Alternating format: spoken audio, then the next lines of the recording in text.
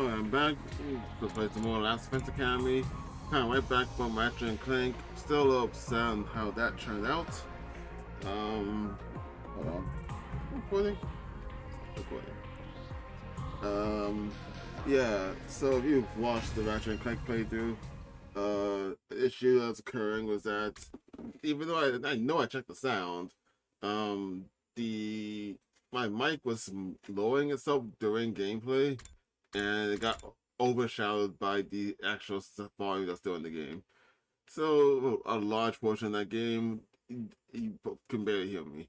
I didn't realize this until like much later when I went back to play it sometime later.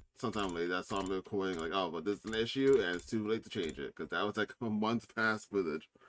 Anyway, coming back, I'm gonna finish up the extra routes, the extra like branches, I guess, in here in the killing game arc, and then see where that goes. And then after that, pick the route where I think you don't join the Invader Hunt, see what happens. Because they already picked leaving the school once saw what happened. So let's see if I kill the baby. I still feel like if you kill the baby, they're just gonna like, once they see that the fire is gone, they're just gonna immediately invade and kill us before we even get on the ship. I'm like almost certain that's what happens. Alright, let's see what happens if we do a post-birth abortion. Let's see how this works.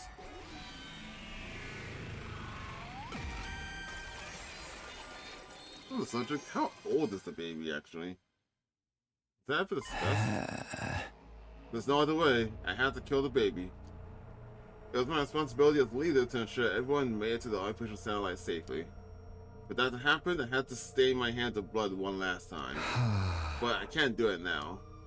Someone was bound to notice me walking to the defense room in broad daylight. I don't want anyone to see me doing this. I decided I would do it secretly in the middle of the night, away from the watchful eyes of others. Okay, but how is that going to work? You do it at night, kill the baby, bring it over to the rocket, and then you fuel it with his cryptoglobin. But like everyone's asleep, how are you gonna wait until the morning to wake them up for it? I feel like that's gonna be way too late.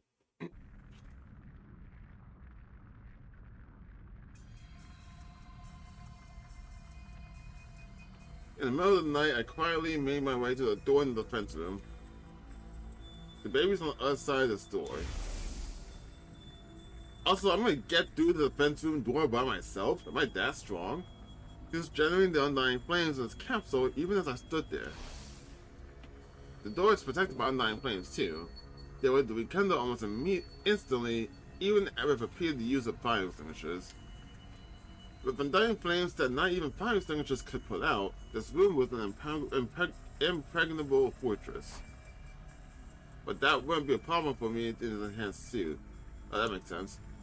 The suit Hiroko retrieved was at the cost of her life, and the suit Ato left behind. Commune combined the materials of both to create an enhanced suit that could even withstand the heat of the undying flames. If the undying flames can't hurt me, this door is no longer unassailable. What is that? And this hydraulic hammer should be more than enough to break it down. Guys, I'm going to guess what we need. The cryptoglobin we need to launch the escape pod. As I mumbled those words under my breath, I took a step closer to the door. And then he showed up. Yeah, you're about to kill him. What the? You! The ghost boy suddenly manifested in front of the very door, protecting his physical form. He chose a really bad time to show up after such a long absence. Why are you so surprised? Aren't you here to kill me? No, of course not. You don't need to hide from me, Takumi. I have a good grasp of the situation. You need to kill me for my cryptoglobin to power the escape pod you found on the ground, right? How do you know? I thought you weren't feeling well enough to move around. To inform you about something, I will keep it short. I'm not feeling very well right now. Not feeling well? In what sense?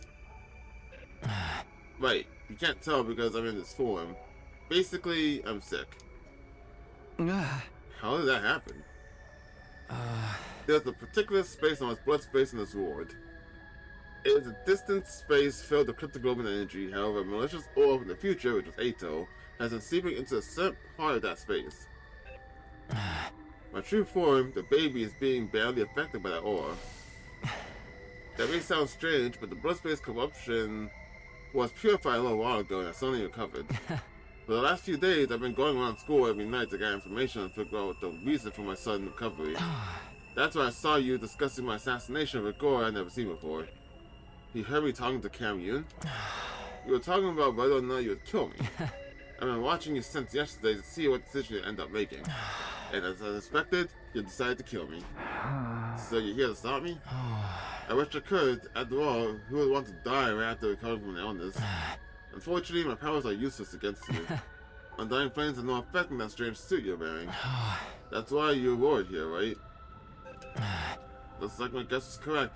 I'm powered to stop you from committing this crime. Yet this is an actual crime. Suddenly, something happened to the undying flames protecting the door. You just let it go. They completely vanished. Huh? Did you do that? But why? It's pointless to fight back. I decided to accept my death gracefully. Go ahead and kill me, talk to me. It's okay. It's not okay, actually. The escape pod needs our cryptoglobin to fly, right? You're willing to die to help us? Huh? All of you have been fighting so hard to defend my body from the invaders, after all. It's only right that I do something for you in return. I was touched to my core by the baby's kind heartedness. Now we can go to the artificial satellite without finding a vicious. But I need you to promise me one thing. What is it? I don't mind you using my cryptoglobin to power the escape pod for the others, but... You can't get on that pod, Takumi. Oh. Huh? What? Why not? Think about it. Think about everything you've done. You killed Ato before God damn. You killed Ato before he even did anything on day 2, right when he was about to kill Sue. If you keep ignoring that part, it pisses me off. And now you're trying to kill a defenseless baby. You're dangerous. Letting you on the satellite could cause trouble for a lot of people. Also, I'm pretty sure, like, a lot of people probably wouldn't be good if you talking to me going on there. They probably, well, I say a lot of people, probably mostly Emo, Kako, and Tsubasa, and probably Yakumu too, and Nozomi. Yeah, they pretty much everyone's not gonna like talking to me anymore, and they kill a defenseless baby just to get escape. So I want you to die with me, here on this planet. It seemed like the ghost boy had got the impression I was some kind of heartless serial killer. You're about to murder a baby, what do you mean? But who could blame him? I killed a lot of people, and now it's trying to do the same to him. If you promise me you won't take the escape pod to the artificial satellite, I'll give you my word. I'll let you use me as fuel without any resistance. That's a pointless and very bad deal to make. You have no resistance, but you yourself know this is real. You can't fight back because of the suit. So it's like, I won't put up any resistance if you don't go in the suit, just like how I won't give any resistance if you were going to get on the escape pod because of the suit. Like, your logic makes no sense. Did I want to stay behind on Earth by myself? Of course not. I have my own dreams. I want to see how the others fulfill theirs as well.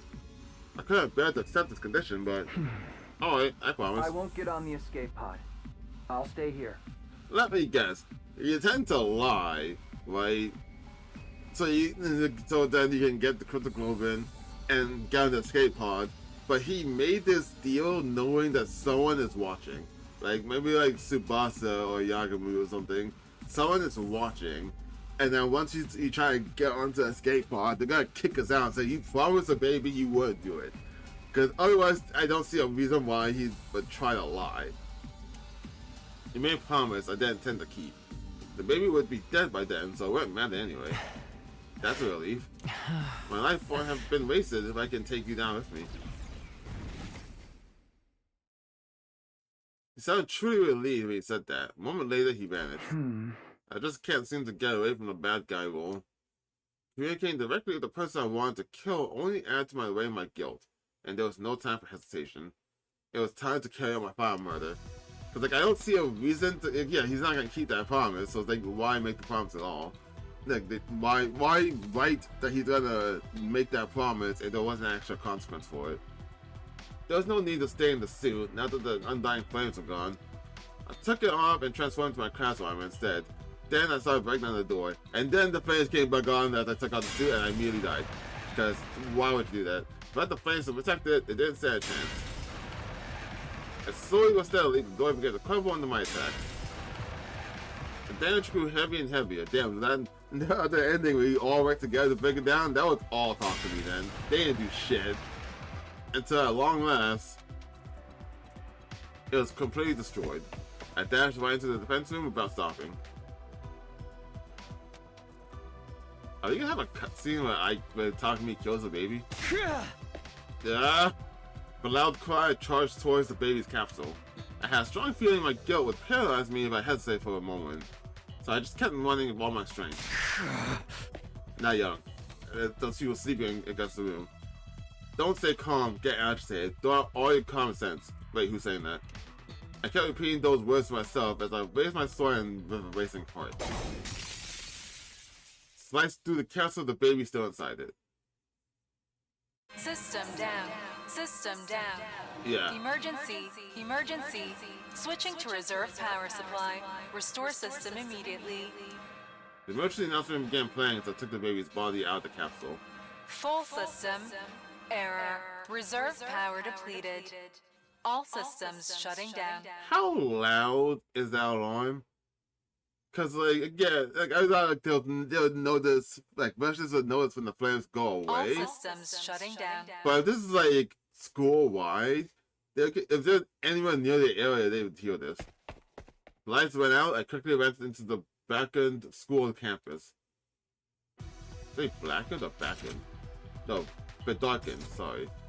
I handed the body over to Cam Yoon, who has been waiting in the storeroom. Takumi, you did as I asked. I am sorry you always had to be forced to take on the painful responsibilities. I'm truly sorry. Never mind that. Just get the escape pod ready. I'll go call the others. I ran up the stairs to the school towards the roof. Yeah, everyone's gonna hit you. There's no fucking way they're gonna be fine with this. Wake up, everyone. Head to the escape pod hangar right now. Wake up. The escape pod is ready. I pounded every door in the roof to wake everyone up. Huh? What happened? Is there an enemy attack? Just head to the hangar, now. Everyone, wake up. I ferried my confused friends towards the underground hangar. Everyone crowded into the escape pod. What's going on? I thought we couldn't use the escape pod without Veshness's cryptoglobin. Did you find a substitute? Who in the world could sub for Veshness? Hey, wait. What do we do about the Invader army? I glanced out of the window as we were running here, and the wall of fire was gone. Yeah, that's the issue. The school's completely defenseless right now. Isn't the wall of fire powered by the baby in the defense room? If the wall is down, something must have happened to the baby. And here's the escape pod suddenly ready to take off. Does that mean the fuel being used to power this pod is... Takumi! You didn't! The jig was up. My friends had figured out I'd done the unforgivable once more. I closed my eyes and kept silent, fearful that they would tread on me, however. Sebastian and Yakumo each took one of my hands into theirs and squeezed hard. Tightly, without saying anything. I'll share your guilt with you. That was what it felt like they were trying to tell me. I'm sorry, Takumi. You did that despicable deed? For us? That makes us accomplices. No, it doesn't. You guys didn't do anything. You should have just let me tank bad guy roles like this. One by one, the others started commissary. Oh my god, what is that? Commissary thing with me? Never heard that before. The moment it hit me that they were going to despise me, tears of relief started running from my eyes. I thought they would. It made my desire to go to artificial satellite with these people even stronger than before. Commune? How long until takeoff? Just a little more. The takeoff sequence is proceeding smoothly. We just have to trick the AI into thinking today is day 100. As soon as she said that, the inside of the pod started shaking, making it difficult for us to keep standing. To your seats! This is gonna be a rough launch. Expect at least 8G. I don't believe this is working. What This the can't heck's work. 8G? I didn't know phone tech was that advanced already. Sick. All I right. think she means the gravitational force pushing against our bodies when we take off. How strong is 8G? Too strong? Strong enough to rip your heart out of your body if you don't strap down. Get to your seats, everyone. We quickly found our seats and buckled up. And at the same time, An omnidirectional attack will launch in 400 seconds. what? Leading up to the omnidirectional attack, all defenses will be rerouted to the intercept system. Special defense unit members, please board the escape pod in the schoolyard immediately. The announcement that was supposed to play on day 100 blurred out from the hanging speakers. Commune had successfully hacked the system and tricked the AI into thinking it was day 100. Okay. So what's gonna happen since he broke the promise? My heart was racing, my breathing became faster. Finally returned to the artificial satellite. All dreams are going to come true. Wait. There's no way, right? Like, before, in the original timeline, I remember that the baby was still alive. For his visage, his avatar was able to talk to us after, like, Ato killed him. That was because we absorbed him. We absorbed Ato, this has also absorbed him, so he's able to talk for some bit, right? I'm just saying, like, if he was able to do that because we absorbed him, wouldn't he be able to still do that if he's in the escape pod, right? So I'm like, what if he really hates us for breaking our promise and he just, like, self-destructs the ship? Like, I don't believe this can work. This has to be a bad ending. This has to be a bad ending. I don't believe this will work normally. Like, something bad's gonna happen. Make something like this for the street kids once we get to the artificial And satellite. now they're flashing back in everyone's dreams, and it's not gonna happen because something, either Vesh's gonna come fuck it up, or the Ghost Boy is gonna fuck it up. One of those two entities is gonna fuck this thing up. There's no way this is working. Feeding hungry kids on the streets is going to be our way of atoning for what we've done. Either way, it's Next Taku's time, fault. I'll be on the life-saving side. It's the only way I can atone for what I've done. Maybe my story can even be something that brings comfort to others. Then I'd be just like Mistress Hideko. Why is that voice? I tend to do for Camu and everything my mom couldn't do for me. It felt like so long. Yes, but everything is over now. Once the next announcement plays, this pod will be ejected to the schoolyard. After that, it goes directly to the artificial satellite. An omnidirectional attack will launch in. As the second announcement played, the shaking of the escape pod became even more intense. It's finally time! Let's go!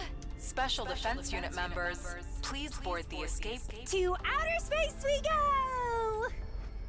Vesh's army is on schoolyard, aren't they? Wow! I'm actually starting to get They're excited!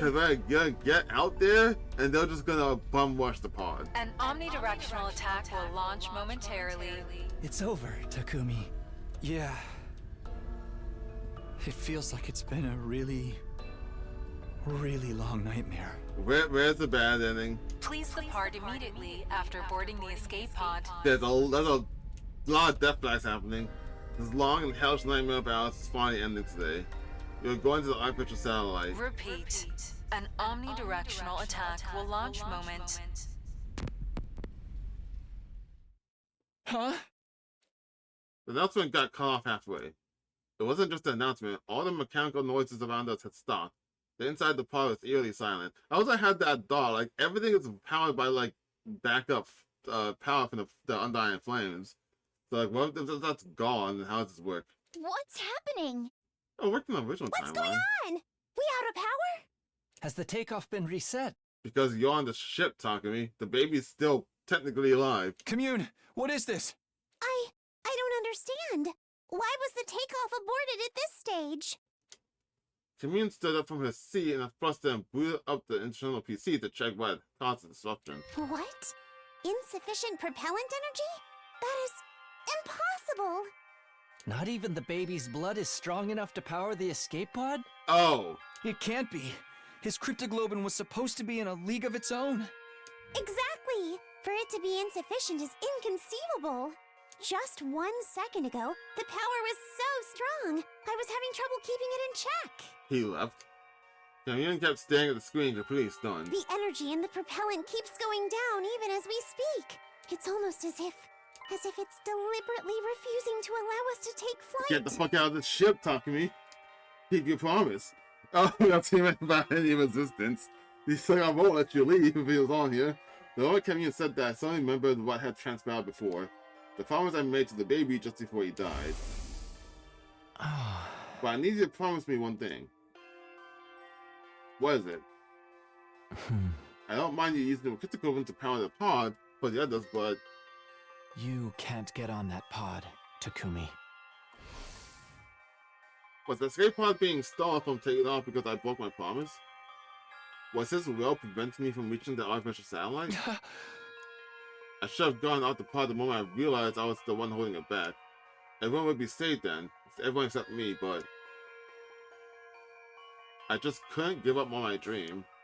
Becoming roommates with Tsubasa, Yagumo, and Dorumi on this artificial satellite, happily living day to day despite being dirt poor. I did the unforgivable so that we could all attain that dream together. Killing all those people would be for nothing if I died here. No, would it? If you died here, they could at least get to experience that dream, just so you wouldn't be part of it. I couldn't bear to get off the escape pod. Weighing down by my hopes and dreams of the future, my body simply refused to move. Isn't there anything we can do? We just need cryptoglobin, right? Kill me and take mine! Mine too! I'd gladly die to make sure Mr. Tsubasa stays alive! What the heck are you two suggesting? That's not happening! Calm down, brother dearest! No, I should be the one to get off. A leader shouldn't cling to life so disgracefully. It was my duty to sacrifice myself and save the others. Get off! Get off! Get off! Get off! Get off! Get off the stupid pod, Takumi! But I still couldn't muster up the resolve. Thought that I'd never see my friends again paralyzed me. Nozomi, Ima, Kako, Dorumi, Yagumo, Kamune, and I would never see Tsubasa again either. I mean, you're never gonna see him again once they invade. The announcement over there does that time is up. Echoed through the inside the pod. Intruder alert. Intruder alert. Unauthorized personnel detected on school grounds. Defense mode initiated. There it is. Specialists must have mobilized our army to attack the school after noticing the wall fire disappeared. I don't call that. There was no time for us to escape anymore. A big gamble had failed. All because I shamelessly tried to survive alongside the others. We quickly rushed out of the pod to take on Vashnis and her troops, and died. The Invader army wasn't as large as I had imagined. Vashnis must have organized the troops in a hurry to seize the window of opportunity while the wall fire was down. We were more or less evenly matched with a hastily drawn squad to get a squad. Invaders came swarming into the school from all directions, and all we could do was kill. Kill, kill, and kill. By around daybreak, we had virtually annihilated all invaders except for Vashnis and her main force. All that remained was the Supreme Commander herself. If we could take her out, we could survive this. We were so close to a miraculous victory, but it wasn't meant to be. Our greatest weapon, the Ravamatic, broke down from overuse. Unable to come back to life, we started losing our lives one after another. And in the end, though we barely managed to beat Vashnis, she took out each and every one of us down with her. Jeez, damn. That sucks.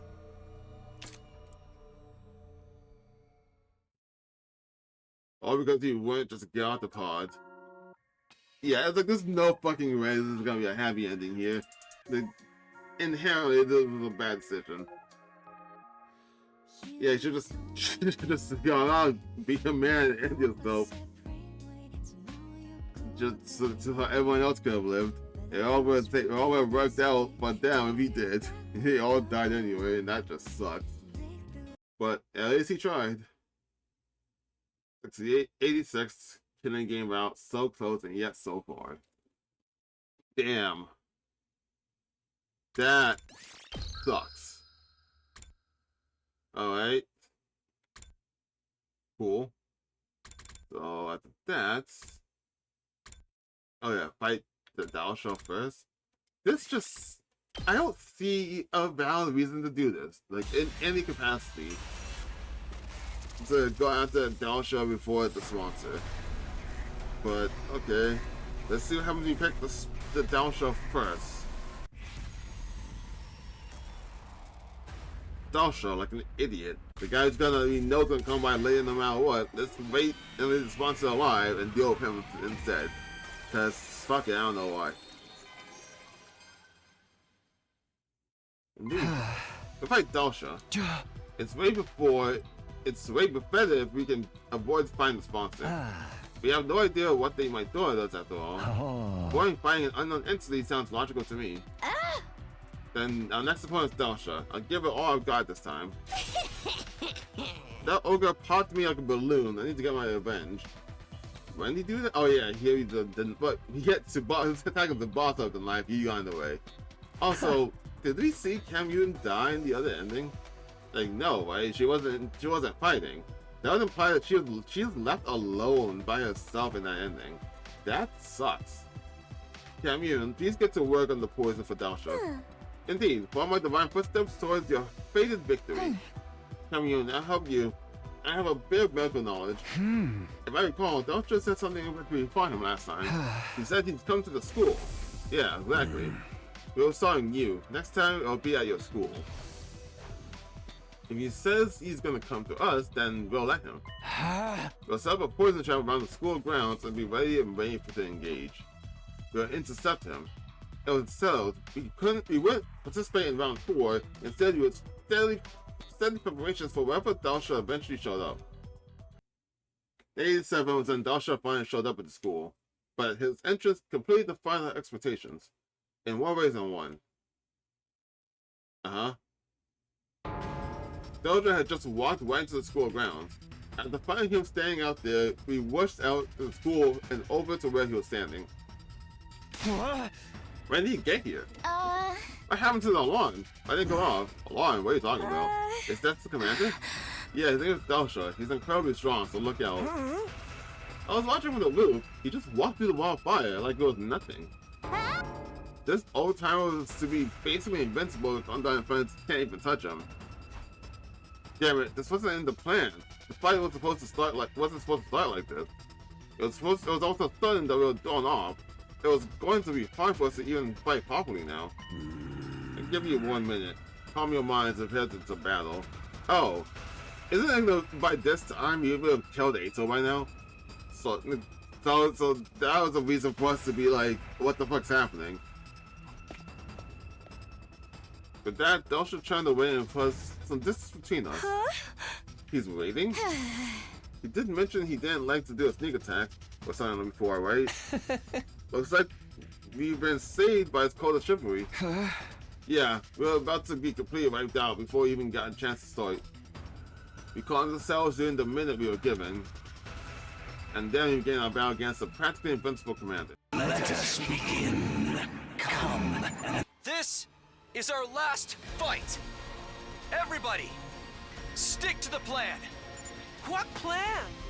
Nobody told us anything. Yeah. We have traps buried around the school grounds. We just have to get him to step on one. Reckless attacks will get you killed. We're going to need to use our wits for this fight. You actually left Iman conquer the dark for this? That's fucked up, guys.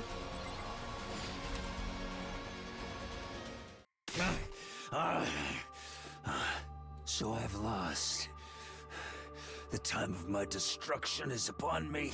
But I have no regrets. I die a warrior. Also, doesn't Veshtas come take the kill? So how are you gonna... Well, I guess that's hindsight, I guess. Because like, there's no way we can actually get the pod, the cutter globin from him. I still don't get it. Deep down, doesn't everyone want to keep on living? In this world, sometimes death is more constructive than continuing to live. When I defied that woman, I was ousted from my position as a hero. Imprisoned. I despaired of dying in that emptiness. I am truly grateful you all appeared. Because now I can die on the battlefield as a warrior. This is the same lines as well. I just like Dalsha's ending. Thank you for fighting honorably. You could have massacred us if you'd opted for a sneak attack instead. Yeah. I'm glad you were the last enemy we had to face. It was an honor to have you as my last opponents as well. true warriors. Now, finish me off like the warriors you are, and enjoy your reward of life. The best is to kill. If we could get down to the cryptoglobe, we could take the escape pod to the artificial satellite. Have my sword over my head, ready to end Dasha's life. Before I could say anything in response, here goes Veshnis. Oh. What? What's the speed to send up furiously from above? That's new. Oh, right. Because by this point we would have killed the sponsor. What are these insects?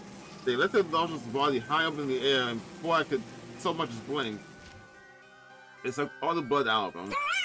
A truly incredible victory! Beating an unfair boss like that means you really are top-class hunters! Good job, guys. You let the guy who does this all the time alive.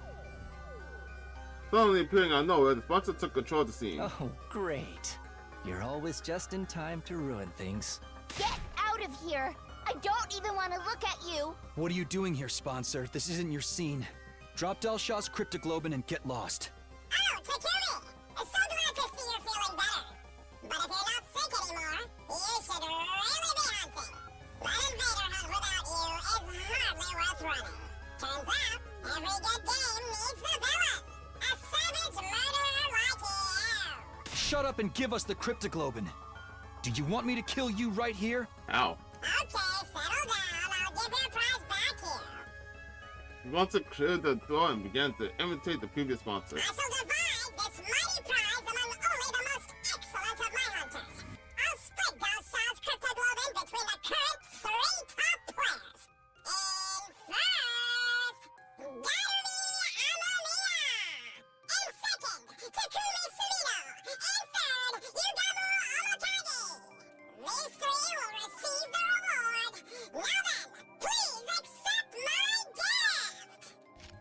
I mean, he split it between you 3, but he still took the most of it, didn't he? The sponsor used the beast to distribute stone and just filled the Dasha's cryptoglobin to the 3 top hunters. All of Dasha's cryptoglobin ended up in the hands of our team. In other words, wait, it was all of it? I thought he just he took 50% and gave the 50% to us 3. Like, the 50-50. Well, I guess we all get, like, I don't know how you split 53 ways, but you know what I mean.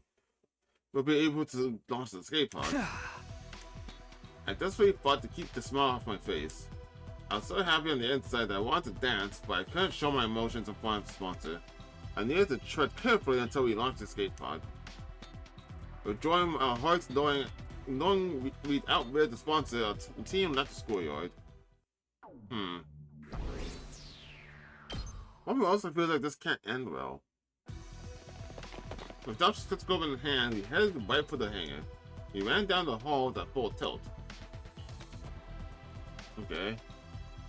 We arrived at the gym, then through the hole out, heading outside the loose floorboard. Did you all make sure that the sponsor's not following you to figure out where the fuck you guys are going?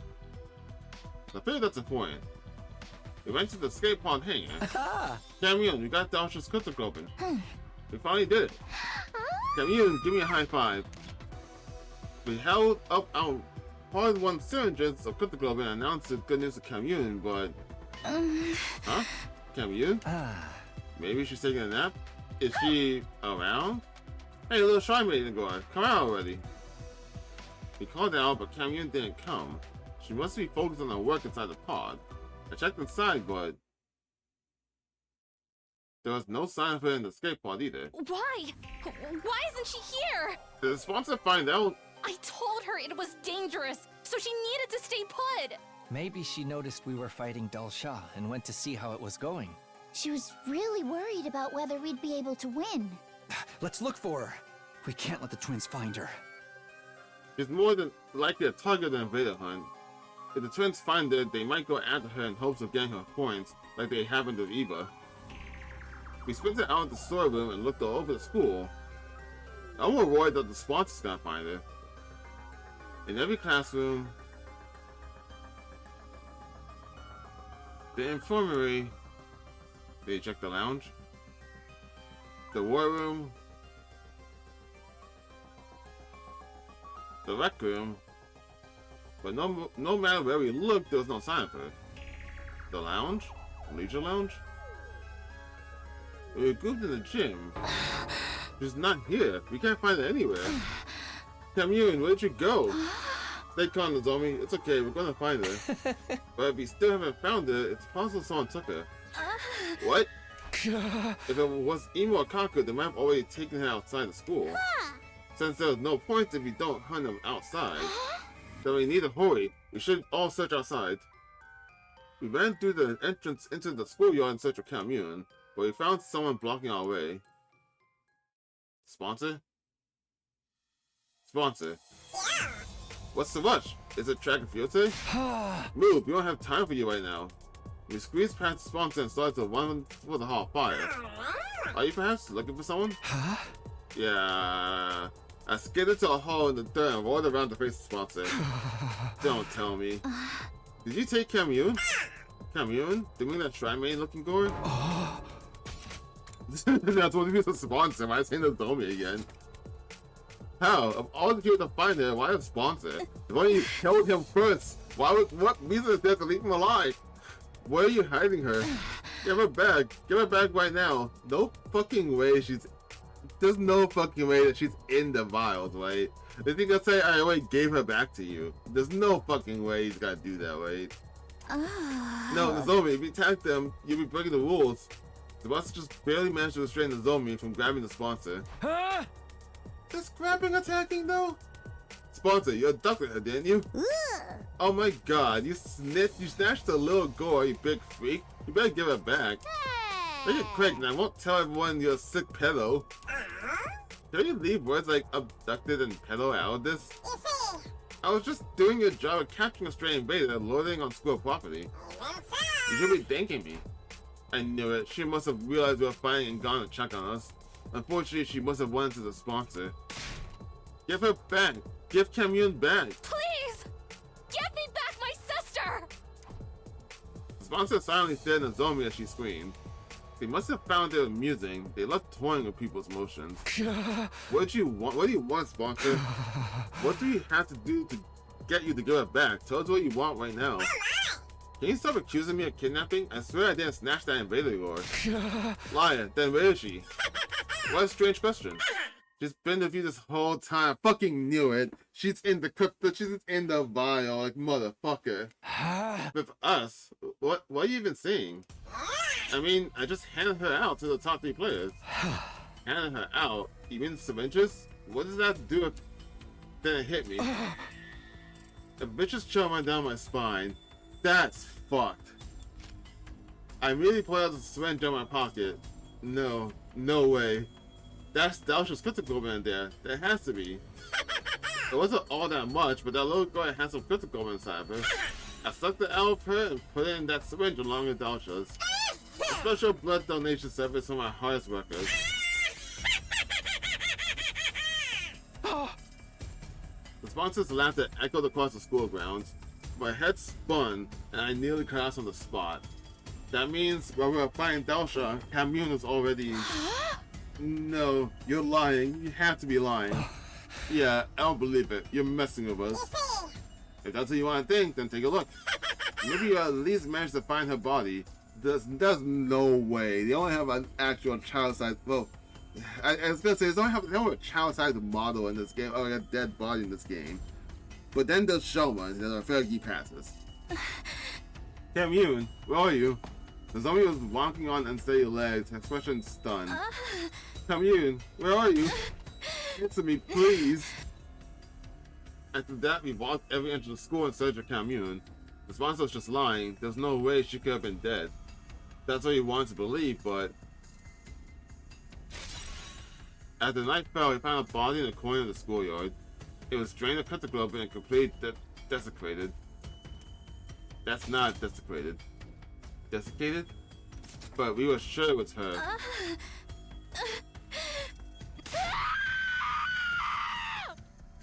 That sucks. Wait, there's Obi!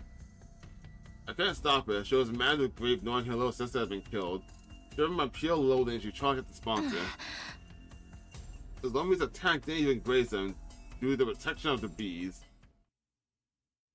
And as punishment for violating the rules, she was executed. Damn. Yeah, like fucking why keep him alive? There's not a single valid reason to keep him alive. I didn't think Cameron would die, but there's not a reason to keep him alive.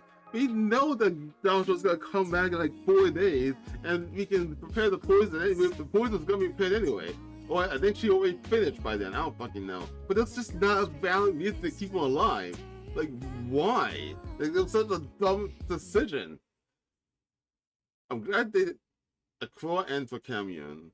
I'm glad they didn't show her get executed. And they had to do something to her. I'm glad that wasn't what they did. But still, fuck. After the invaders are, so that's for sure. So Tsubasa dies. And then, what's this? Oh, I can also do the rest normal thing. I guess I can also do that. And then say the movie or not. Okay. Just makes no sense, man. I don't need your help. I'll find more school invaders myself. But first, I'm gonna save, because I haven't done that in a bit. Like actual saves and save all the clear data everywhere.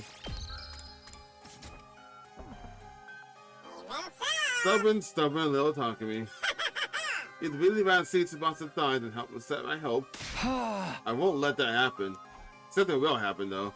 As the firm turned down the sponsors offer for help, I walked out the leisure lounge. Then I returned to my room and waited for more to come.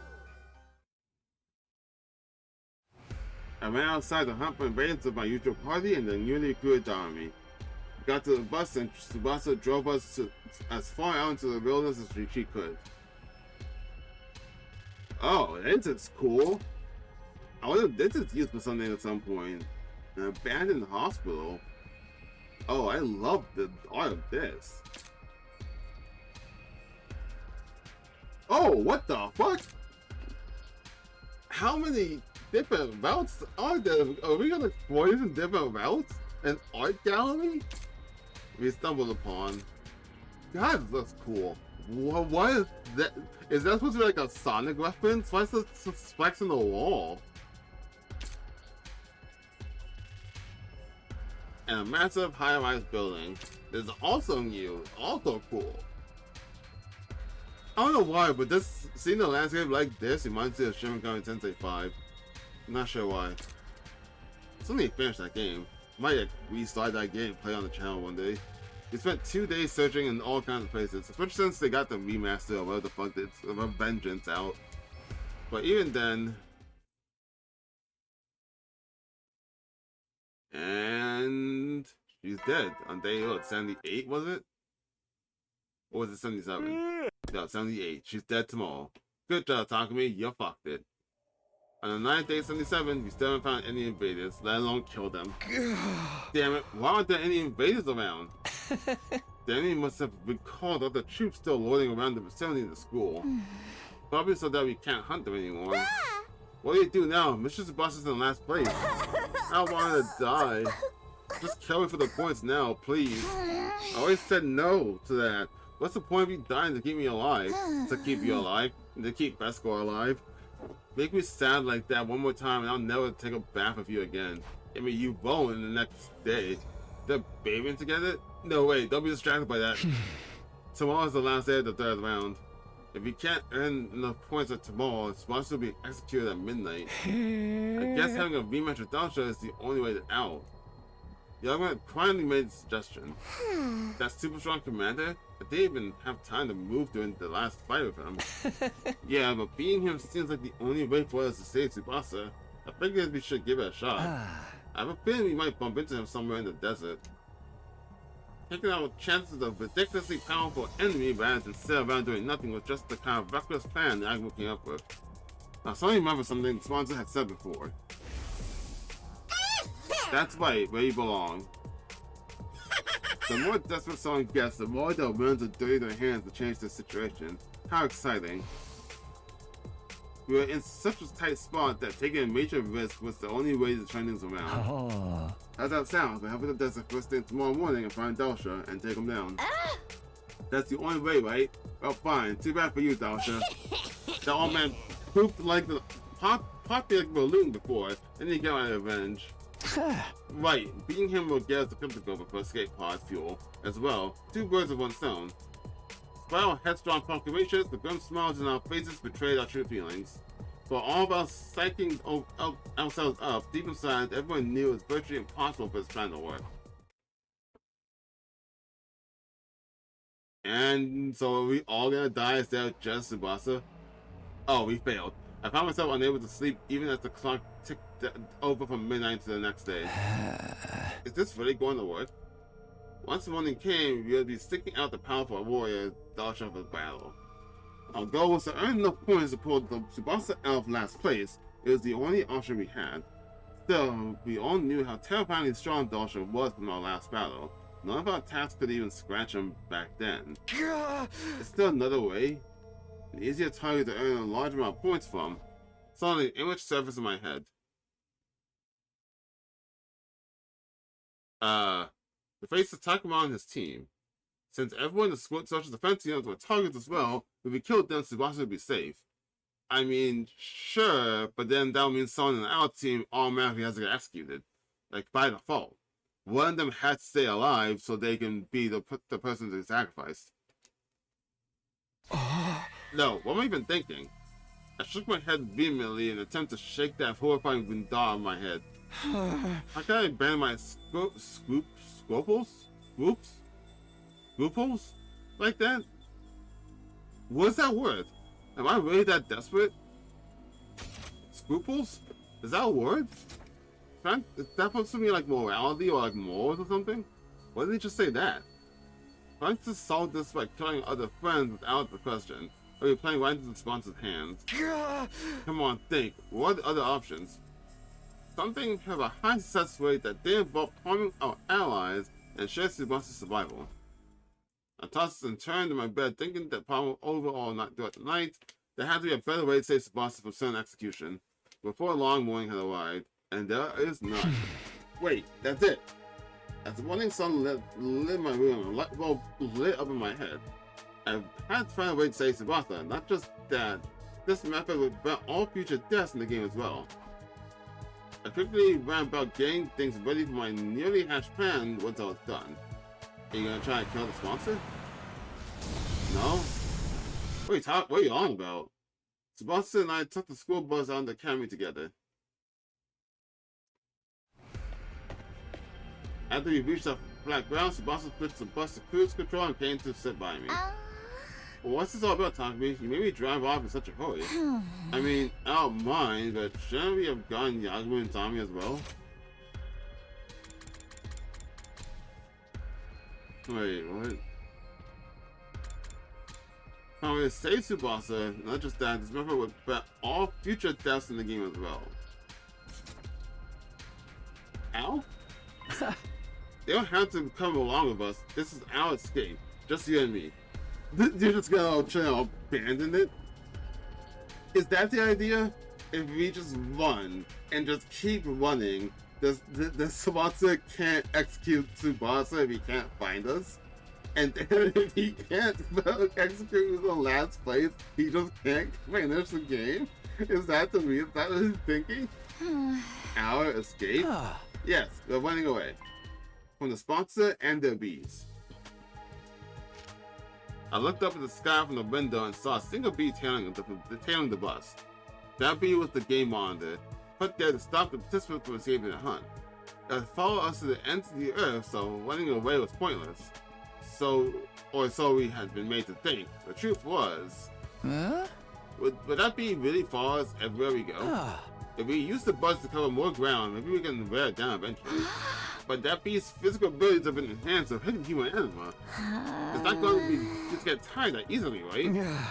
I have no idea, but it's worth a shot. No one's ever seriously tried running away from the game before. If we do manage to get away safely, you'll be safe. Not only that, but no one else would need to be executed in your place either. Because according to the rules, only the person in the last place of each round gets executed. If Sparta kept running away while she was in the last place, nobody would ever be executed again. That was how the game would have to go, according to its own rules. But doesn't that mean we'll never be able to go back to the school? Yeah, but don't worry. I stocked the bus with more than enough food, water, and fuel to last us for a long, long time. It's not the food I'm worried about. Why are you here with me? Now you can't go back either. Me? Ah, don't sweat it. Just like that? Shouldn't you think this through a little more? What's there to think about? Tsubasa was the most important person in the world to me, so I chose to go with her. It was as simple as that. Takumi, you really are an idiot. This is actually kind of sweet. I also don't think it's gonna work out, but this is kind of sweet though. She smiled, looking a little exasperated with me. You're so reckless. Or maybe daredevil was a better word for this case. What were you expecting? Love is blind after all. Love? Hell, you sound like some sleazy pickup artist. The rest of ran back to the driver's seat with a bright red face. After that, we continued to drive the bus, never stopping once. Sebastian taught me how to drive so I could take over on roads with fewer obstacles. A few hours after driving around the shift, I looked out of the window and realized something. It's gone. It's gone. The bee that's been following us is gone. Really? It finally gave up? What if just like if it could catch up with the bus? Like, I'm thinking like, what if like instead of like following us, it like decided to land on the bus and it's just on top of it? Yeah, but we can't assume anything yet. We should keep going, just to be sure. We got on driving the bus for a few more hours. Eventually, it became dark outside. I can't see in front of us at all. Are you sure we can't use the headlights? I don't think that's a good idea. Bugs are drawn to bright lights at night, aren't they? There are too many obstacles lying around here for us to use cruise control. I guess the safest option is to stop for now. Yeah. I don't see the bee anywhere. We'll stop here and rest until the sun comes back up. I don't see it's working. We found a spot behind some ruins where we could park the bus and nap until morning.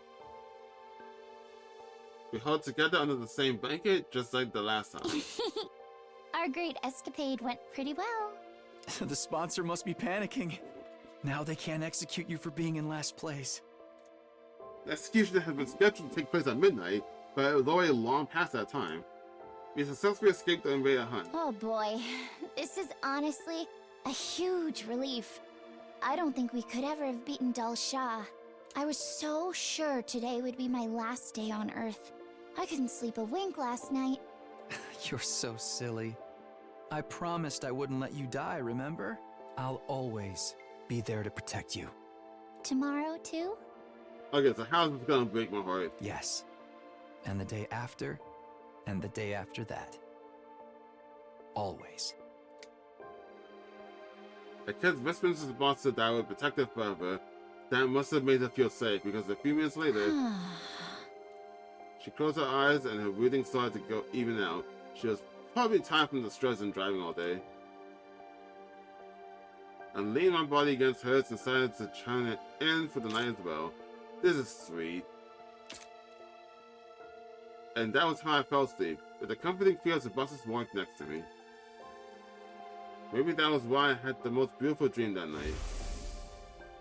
A dream I was having was a nice peaceful breakfast back home in the Telfield residential complex. Mom was smiling happily, Kara and I were smiling happily.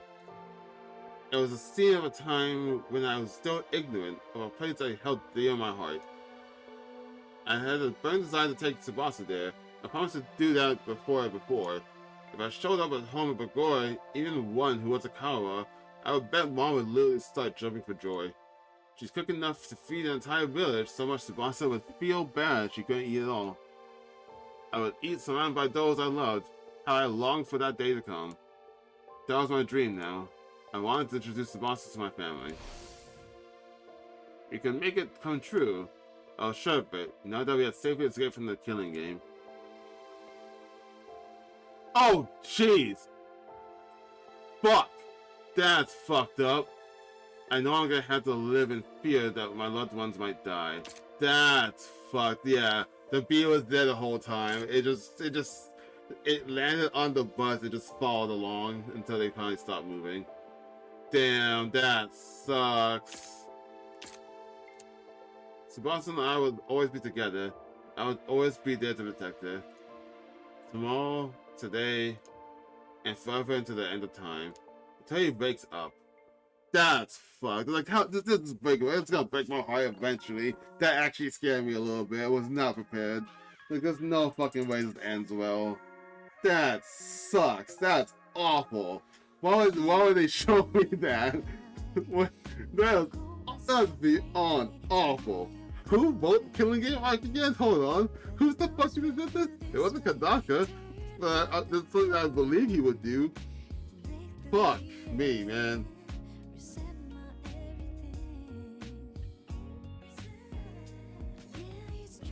I think that ending just depressed me the most.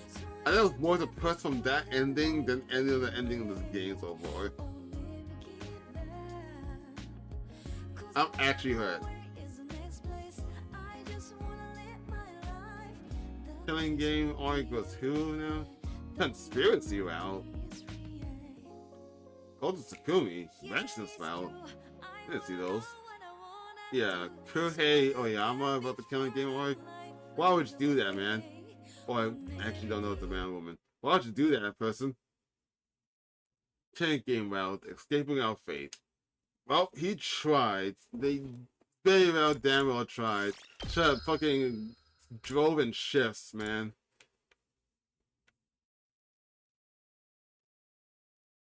Well, yeah, I'm still fucking sad. Save the Rumi or not? Team up Yagmo or not? Okay.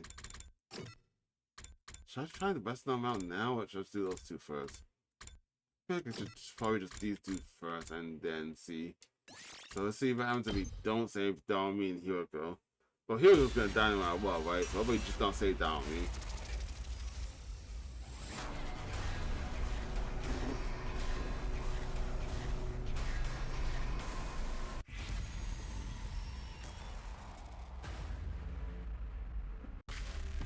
No. She stole the first gets from best score before I could. Oh no.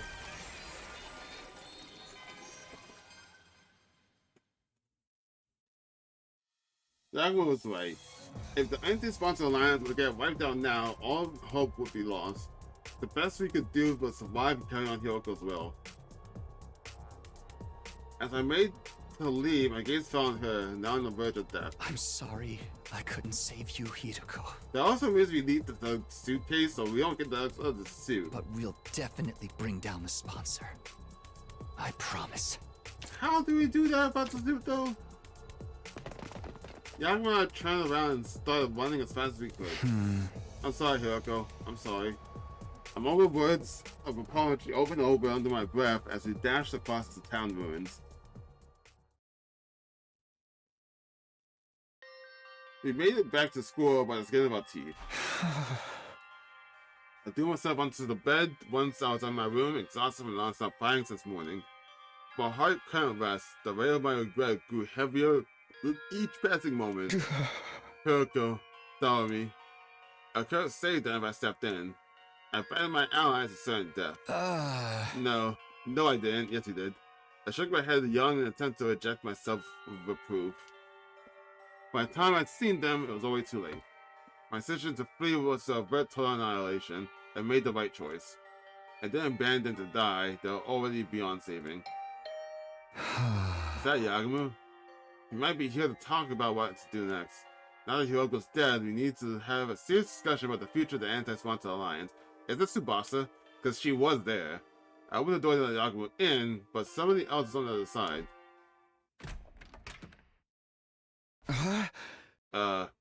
Hi there. Takumaru, Ima, and Kako too? What do you guys want? What do you want? Wait, were you guys there? Quit playing dumb, you freaking scumbag. Sakumaru grabbed hold of me and a rage look on his face. What's this about? Why are you so angry? Why wouldn't we be? Two of our friends just got killed. Two? You mean Hiroko and Daomi? We checked the rankings just now and saw they died all of a sudden. That didn't seem right, so we did some investigation of our own. And guess what? We received eyewitness reports that confirmed you committed the crime, Mr. Sumino. Tsubasa fucking lied and threw us under the bus? What crime? Nozomi saw you leaving the horde of Hiroko and Daomi this morning. Two people you were hanging out with suddenly dropped dead. What do you think that means, such genius? Oh, okay, they're just assuming it. I'll tell you what it means. It means you killed him. I did it. It wasn't me. We went out to hunt invaders together, but then the squad lead commander showed up, and then I explained what had happened without going into much detail. I told them about Hyoko, the army, Yagumo, and myself forming a team to carry out a certain operation. When the commander suddenly showed up, he killed Dami and Hyoko. Yagumo and I had no choice but to escape. Duh? That's a lie, if I've ever heard one. It makes a lot more sense to think you're the one who killed Miss Amamiya and Miss Suzuhara. Those two occupy the top positions in the makings. You must have set them up so you can take that place. Who would kill another person for that? I get it, you don't trust me, but you can check with Yagumo, can't you? He can attest to the fact that I wasn't the one who killed him. I don't believe a single word that Roberta Clown says. Besides, you might just be colluding with each other. Therefore, I'm afraid we have found you guilty on the basis of a long string of circumstantial evidence. And now you're under arrest. Enjoy your stay in the courtyard cage. Don't forget to make friends with Eva. Huh? No, stop! Let me go! Let go of me! Calm down and stop resisting. The calm restrained me before I could say anything more.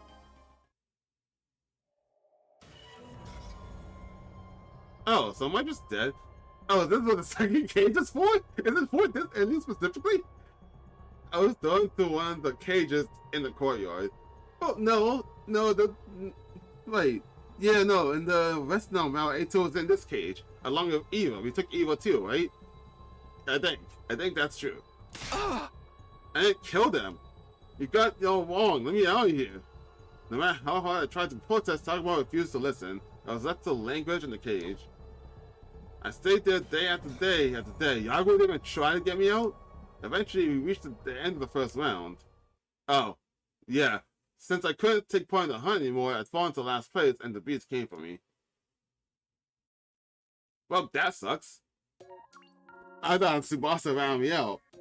She saw what happened. She still didn't say anything. Couldn't give out round one loser. I guess, yeah, because she had the courage to talk to us after she saw us go out to save, try and save Dami and Hyoko.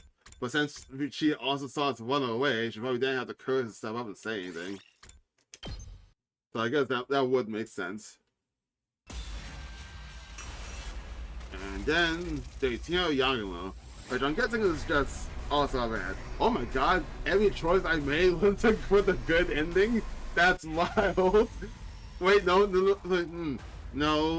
I picked to save Eva before, and that was bad.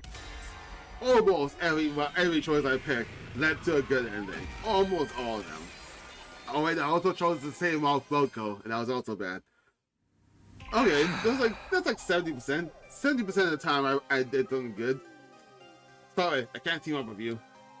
I was convinced Yagumo had to be plotting something, given that he ran out of his way to approach me after I had been ostracized. I can't say that word. Ostracized.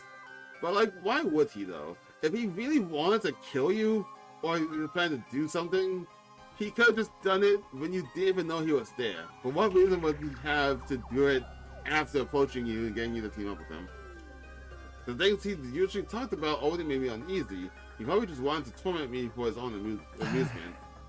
Oh, for the love of murder, you're a conscious one, aren't you, Takumi? Putting me down is good as having a death wish, you know? Unless you have someone else in mind. No, I'm not going to team up with anyone. I'll survive by myself. What, you Kirito? So stop following me. With that, I ran away.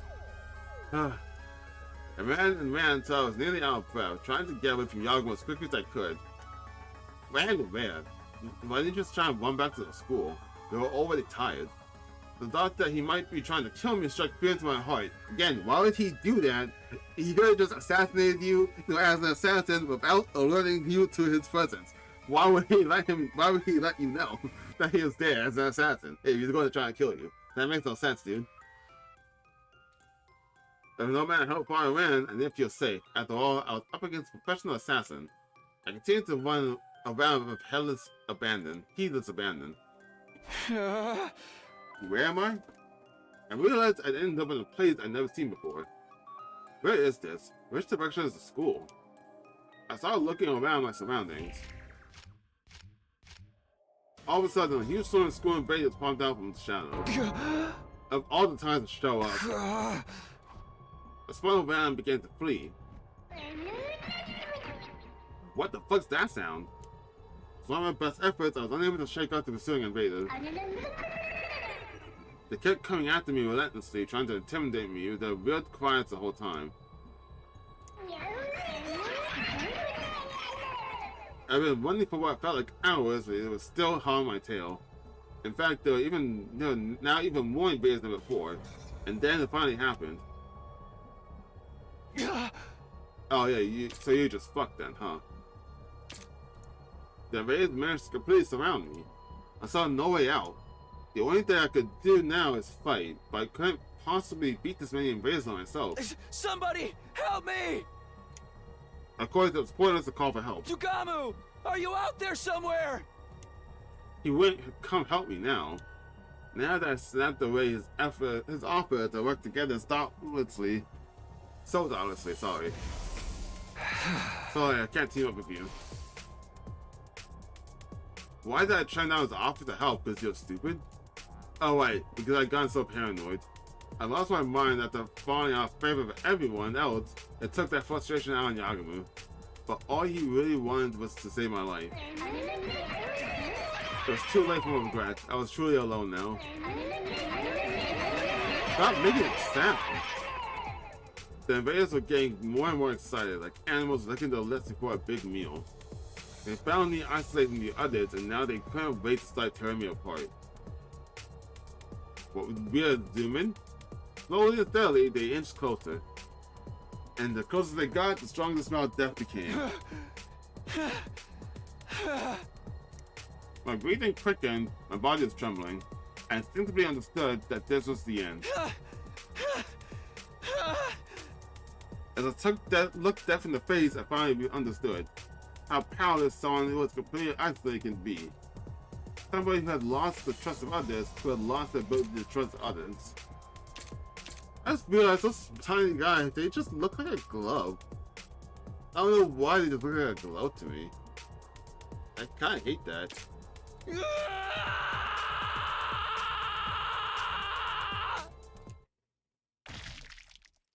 Somebody like that was already as good as dead. Well, that sucks. And that's the last thing to kill game out. As good as dead.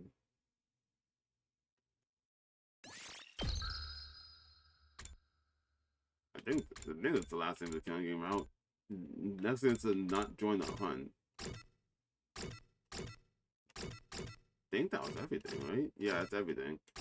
Okay. Before I guess I do the rest now route then, because I didn't do that one. Yeah, I did do this one split. Okay. Going way back to the first route I did. Let's revive Vestom as it is and see how that works out. I'll revive Vestom just the way it is. Woo! Oh, are you sure about this? The legend talk about Vestom creating the ruby tier. It's not its human host. And we have other legends about the creatures that tell us what to expect. With this method, we have a much better idea of the risks and rewards involved. Bringing it back inside someone would be too risky. There's no telling what might happen. By Marie, we can keep it like a pet. This would be so cool. Always wanted an animal critter friend of my own. I can play with it and teach it family tricks, and train it to be my accomplice and lock the room toward murders. You should probably just ignore her. Anyway, that's my decision. Will you give us Vestom now? Very well. Here, take this. Inside is this world's last Vestom. You need only remove it from the bag to break its seal. And when the seal broken, it will live again. It's in here. Awesome. Let's head home, Talk. Thanks for the help, old timer. I'm the one who should be thanking you. I feel as if a great weight has been lifted from my shoulders. I pray that this choice will lead you and this world to salvation. I pray that most sincerely. With that final cryptic remark, the old man walked away. I didn't see where he went. It looked like he simply melted into the darkness and disappeared. Why do I feel so uneasy all of a sudden? What's up, Takumi? Why'd you go quiet? Oh, are you thinking about having a way of me here in the dark? He has hanging out with me finally stoked the desire to a burning point? Knock that off. It's nothing. Let's just go. We made our way up to the surface and trekked back to the academy. There in Dami's room, we held a ceremony to finally release Vesnam's seal. Does it have a model? Okie dokie, let's open it up. Come on, little fella, smile for your uncle. Huh? Hey, maybe we should rethink this. I mean, once you open it, there's no telling. A real man never goes back on his words. Oh! The moment Dami opened the bag, a small dark form shot out from it and scampered away in the one corner of the room. This is Retsnum. What the fuck am I looking at here? I hate this. Oh, it's so small and cute. I love small, cute things. Oh. Hey, is it just me, or does this little guy look frightened to you? Yeah? Yeah, it's definitely acting a little cagey. If this thing gets away, we'll be in big trouble. How do I bring the situation under control? I need to make a choice here. I guess I should. There's another choice? What the fuck? I just made a choice! Okay. I didn't think this was gonna branch out again. Is the Retsnam route actually longer than I thought it was? What do you do with Retsnam? Capture it or calm it down? Calm it down, I guess, right? I don't have any doubts for what either or. I just think, I guess, the most prevalent one being calm it down. If you try to catch it, it's just gonna run away. Maybe it's like a cow or a dog. We should try and calm it down. Wait, we're keeping it as a pet. Might as well treat it like one. Hey, little Retsnam, don't be scared. We're your mommy and daddy. Hey! I didn't mean like that. Hey, how about we give it some food? Maybe then they'll start to like us. The old man said he can eat anything, right? Maybe we can start with the notebook that I've read all my most embarrassing secrets in. Why do you have something like that lying around? Just be careful, okay? We don't want it biting the hand that feeds it. You worry too much. What's this little being gonna do? Nibble my fingers? Totally unconcerned, Dami extended her notebook towards Retsnam. The very next moment... Oh! Is she just dead? Tarumi! Get away from it!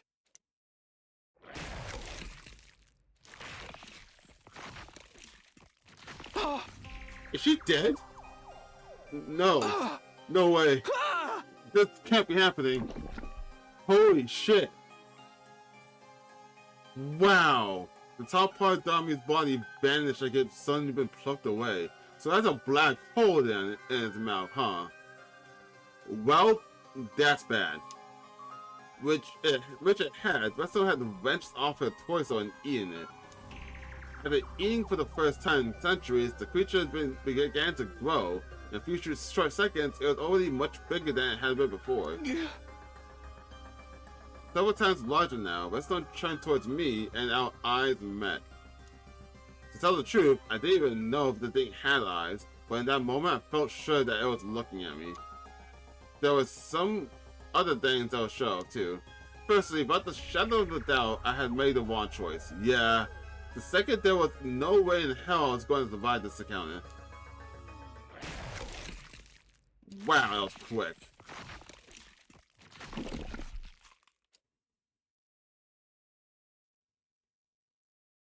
Huh. Yes, don't calm it down then. That went bad so fucking quick. Rest of them out. Too late for regrets. Wow. Okay. Cool. Shit. Okay. Why don't we calm it down?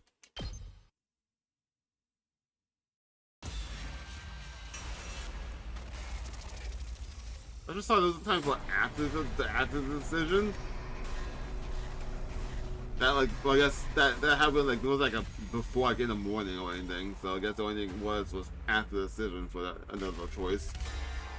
Alright, so how the hell do we capture it? Yeah, fuck this thing.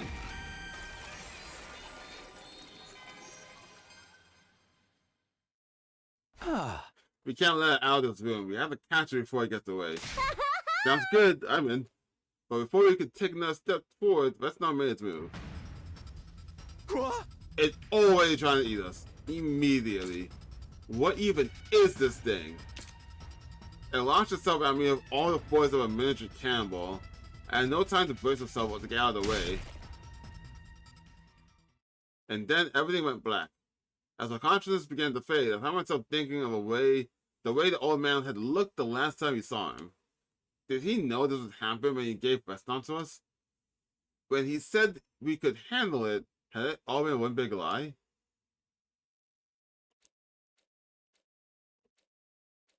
Takumi! Takumi, wake up! Huh? That voice. Suddenly, I was wide awake again. What happened to me? Last I remember, it was, ow. My head felt like it was going to split open. That pain brought it all back. Vesnom had headbutted me and knocked me out. Talk to me, we're in big trouble now. Tommy came rushing into the room. Her face was pale. Even underneath her makeup, something had clearly gone terribly wrong. Oh, did it escape? What's the matter? What happened? Where's Vesnom? It knocked me out right after it got you. I only just woke up myself. Oh, why did it just eat us? And when I looked outside to see what's going on, I saw... What? Is something out there? Fighting through the pain in my head, I got to my feet and staggered out the room door to see for myself. Oh, it had eaten everyone. Holy shit. This thing is an awful monster. Jesus. What the? What is that thing? I don't know. I don't know. What do you mean you don't know? That thing roaring is what woke me up. I stepped out onto the roof, and then I saw it. It was just there. Where is everyone else? Where's Siri? And that, I guess. I don't know. I keep calling out to them, but there's no reply. Except when I looked in their rooms, there was blood everywhere. It ran every room and ate everyone one by one. What? Ah! That thing is Vesnom, isn't it? I mean, it has to be, right? Do you think it ate the others? Is that how it grew so big? Ah! If it is, then all this happened because of us. It's our fault, isn't it? Oh, I don't know. I had no idea how much time passed since we released Vesnom. One thing was clear, though. The nightmare unfolding before me was no mere dream. It was really happening. That was cold, hard reality. Apart from that one fact, I was totally in the dark.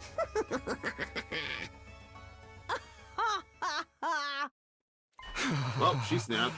Tommy? It's hopeless. You're done for now, Takumi. This is what you get for hanging out with a hopeless case like me. Huh? I'm always coming up with bad endings and saying how cool they would be. Looks like someone finally granted my wish. I never really meant any of that, but it came true anyway. The gods sure have a sick sense of humor. Suddenly I understood with perfect clarity Tommy and I really were doomed. It wouldn't be long before Vesnom attacked and consumed us as well. Had it left us until last just to make us suffer because we were the ones who released it? Maybe. Maybe not. Who knew what was going on in the mind of a bizarre creature like that? The fact remained, I had messed up. I'd made the wrong choice and it had cost us dearly. My friends were dead and Dami and I would be next. Takumi, that monster's gonna eat us anyway, so would you kill me first? Huh? This is my fault! Bad stuff always happens when I'm around. Tell me you blame me for all of this, that this is what I deserve. Then I'll be able to pass on without any lingering regrets. Killed by the first person I ever really... liked. I don't think my soul will ever want to come back after that. Yeah, hell no, I'm not doing that. She was wrong. This didn't happen because of me. The choices I made were what I had led us to this disastrous conclusion. The army had done anything wrong. There was no doubt in my mind that this was my fault, not hers. And so, I did the only thing I could to atone for what I'd done. I granted her last request. You actually did it? This is all your fault. You actually did it? What an asshole. Okay, well, both of those were just awful. But at least I got out of the way. It's all your fault. Jeez. Alright, every bad ending is actually, it's honestly gone really awful. Well, fuck. Okay, cool. Also weird that's happening like side by side to the Killing Game route though. Like they're right next to each other. That's really weird. Alright, so both the Killing Game route's done and the West Nile route's now fully done. Now let's see what happens if I don't join the Invader Hunt. Do this for a bit and then probably stop whenever it feels right. Just because I should try and get something to eat. Also try and get some sleep because I have things to do later. So before the decision, does not do the Killing Game. So how is when does Ato show up? Because he does come back in time and eventually becomes a sponsor, but like when does that actually happen though? Is he here the entire time? If he's here the entire time, or at the very least the sponsor's here the entire time, how is he gonna fuck with us if we don't do this? Actually, would this even lead anywhere actually? Guys, here's what I think. I'm not going to join this Invader Hunt thing. Like, I was assuming this would lead to a different like route, just because of how it looked. Like there's like usually like a little split here. There's one route here, one route here. Like up here, it does that. One route there, one route down. It just kind of continues. So I just assume it's going to do the same thing here, but there's a chance it might not. Right, of course not. Rational decision. Hope you can all follow my lead in this. I know I will. There's nothing to be afraid of if we all reject it together. Hey, wait, isn't Gaku dead still? Yeah, Gaku still died. So we still don't know who killed him. But he just eventually just gave up looking for who killed him. I think we just assumed it was a sponsor, but he never actually said yes or no. In fact, I think he said yes and no, which I'm not sure what that means exactly. Hey, don't speak for everyone just yet. What, you mean you're joining? Of course, I'll never get a chance to live out my fantasies like this again. Besides, the name Invader Hunt makes the game sound like it's going to be an absolute blast. It really wasn't that.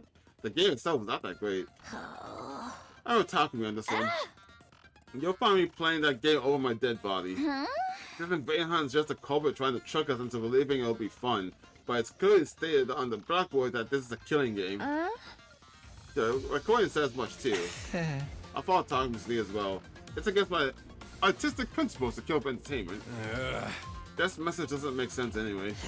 The sponsor said those nine in the game will be eliminated, but he'll still be eliminating sooner or later if you did join. Could be stupid. Nobody has to die if you win, right? Right? That was the point of a killing game, what? Dom, are you listening to yourself? Huh? You're taking this love killing game persona a little too far, aren't you? I'm not. I'm just saying what I really think. But you're not. You don't actually think that, though. Dami's pigtails swayed as she vigorously shook her head in denial, but there was definitely some uncertainty in her eyes. What about you, Hiroko? You haven't said anything yet. Either choice is fine with me. What do you mean? I'm not interested in the game at all. I am, however, interested in finding out the sponsor's identity. They'll make their move eventually, whether we join the city game or not. That's when they'll swoop in and bring that sickle down, right? That's more or less what I was thinking. Then we have an answer. Yes, we're not going to join the Invader Hunt. Dami, you don't have mine, do you? How's it gonna go then? I do mind, but it's not like I can play a killing game by myself. Fine. Fine, I'll go with the majority. I don't remember if she really wants to do a killing game or not. I know that like 60 or 70% of the things she says isn't what she really means or really believes. But like I don't recall if she really wanted a killing game or not. After that, we decided to stay together until the stipulated time. We didn't know what might happen, and there was always the possibility the sponsor was actually one of us. Staying together meant we could prevent the sponsor from trying anything. I didn't tell anyone about that second reason though. They all seemed convinced the sponsor was an outsider who had infiltrated the school. Well, they were acting like they thought that anyway. Skycha and Dark as we willed our time away. Finally, it was 7 PM, the time mentioned on the voice recorder. That was when I threw the doors of the Leisure Lounge open. Why'd you still go in there though? Not because I wanted to join the game, of course. I was there to declare as team leader that none of us would be joining. Eventually, everyone else stood outside just in case. Turning around, I could see the others trying to peer in through the door, which was slightly ajar. There was nobody inside the room, having a faint presence. After looking around, I lifted my head to the ceiling and shouted, "Hey, are you there? Can you see me? I'm here to tell you none of us will be joining a stupid Invader Hunt." No response at all. Have your way. That's all I want to say. Have a bad night. At that cold farewell, I turned around and stepped out of the Leisure Lounge. Huh, so he didn't show up. Interesting. Oh boy, you really said it, and after the sponsor said they'd kill us if we refused to play the game. Don't say I didn't warn you. Will we be okay? Gaku got killed the last time we did this. But the killer fled and ran outside the wall of fire, right? Most likely, yeah. That's why the sponsor of this game probably isn't one of us. Kaku even said this morning that the head mining was different this time. I can't be completely sure because they used spray paint. If the sponsor wasn't the one who killed Gaku, there's also the possibility this entire thing was just a prank. So we need not be unnecessarily shaken. That's if the sponsor wasn't the killer. The truth of the matter remains to be seen. Everybody felt momentarily silent after that. Question, what's the plan for tonight? Plan? Our sleeping arrangement. Where should we all spend the night? I'm definitely sleeping in my dear sister's room. I'll see you tomorrow. No way. What? Why? You don't trust Takumi. Even after he saved my life. You and me are due, man. Damn! But the secret experience aside, why don't we sleep in our own rooms like normal? Just lock the door and we'll be fine. I kind of forgot that at this point, Takamaru forgave me and decided to trust me. It was only when we joined the Invader Hunt that he decided to hate me again. I agree. There are 13 people here. Making everyone sleep in pairs would leave one person out. Alright, but why not put that person with one of the other pairs? Wait, what did she say? Why don't we sleep in our own rooms like normal? Let's lock the door and be fine. Oh yeah, because of that. Okay. We should avoid having 3 people in one room. It's too risky. Risky? Why? Not again. Our team's already discussed this to death, and now I have to repeat myself? Kind of, yes. Despite her complaint, he could carefully explain to those from the other academy why we decided to having 3 people in a room together was a bad idea. That does make sense. I don't really remember what the reason was. Can you actually explain it so I'll make a reference to it? We should all go back to our own rooms then. Is that a deal because like if there was like 2 people working together, those 2 people were gang up on the other person? No, you just triggered the most mother of all death flags and you don't even know it. Well, anything spicing things up around here. That decided we all returned to our room to sleep after dinner. Is there a route where Daomi is the first and only person to die? I don't want there to be, but I wonder if there is one. Even insists on sleeping in Kako's room, but nobody protested on that point. Okay. Day 26.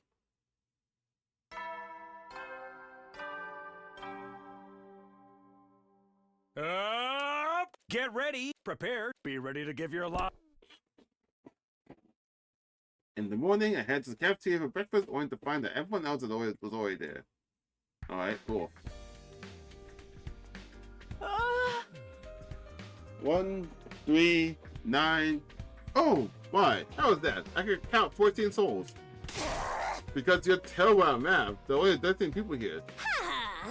You see, nothing bad happened. So it's just a prank after all? There's only 14 of us?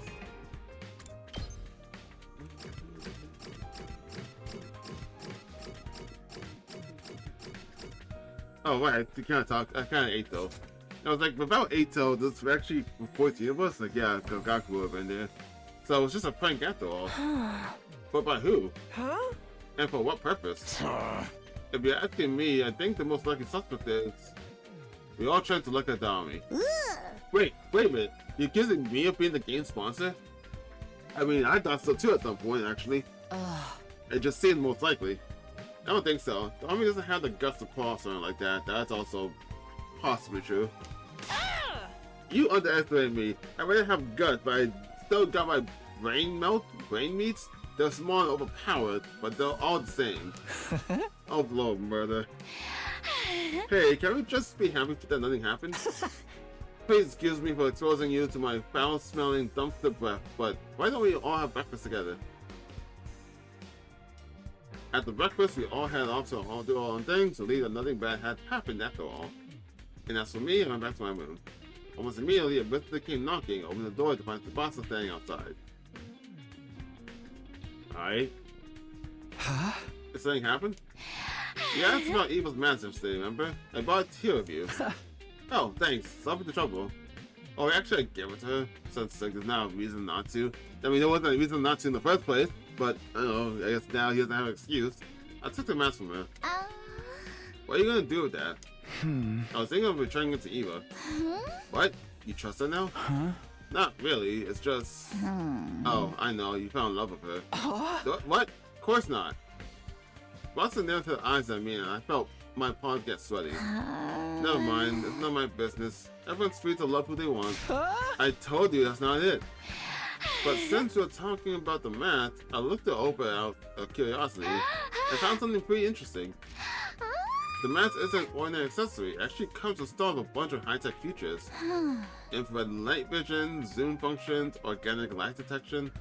Organic life detection? There's even a miniature air tank inside that allows it to turn into a gas mask.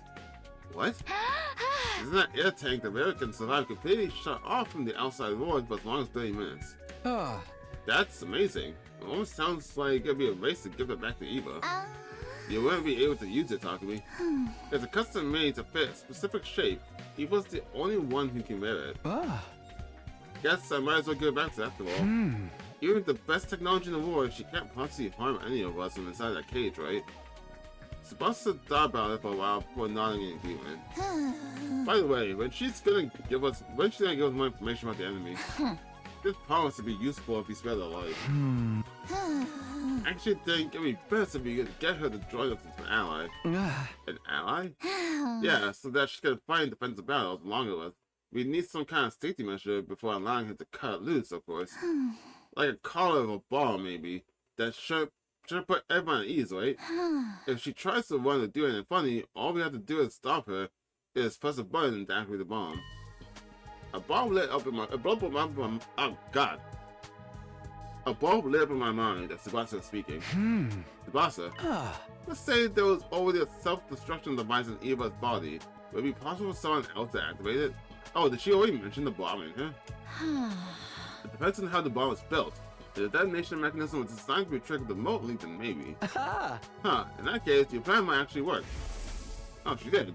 The detonator is in the joint of my left hand pinky finger. Whipping in a particular motion triggers the explosion. Wait, you were being serious? You weren't just speaking hypothetically? Do you think that's something you can do? You want me to create a detonation device for a bomb inside it? Yes, once it's done, we'll have the perfect safety measure. And then we can allow Eva to join us, huh? Alright, I'll give it a shot. Fucking Tsubasa can do anything. Awesome, I'm counting on you. Fucking I said Tsubasa can do anything, and the fucking image of her getting killed in that ending just sparked in my mind. Fucking hell. After Tsubasa left, I went to look for Yoko to get the key from her. The key that would open Eva's cage. I walked into the courtyard with her mask in hand.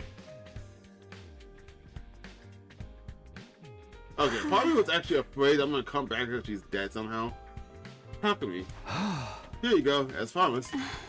That's my mask. It sure is. I opened the cage using the key Hiroko gave me. After handing Eva's master, I closed the door and locked it again. I'm wondering if that signifies something. I'm not sure why they had to go do that. I don't know. I'm overthinking that. Thank you, Takumi. I don't know what to say. No need. Just keep my promise. Well, I'll be seeing you. I turned around, giving a casual wave as I walked away.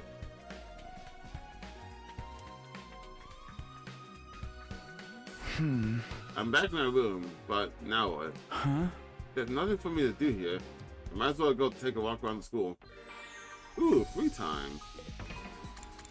This route might always be shorter, because that's 15B, huh? The last route took so long because there was like no free time. There was nothing but events.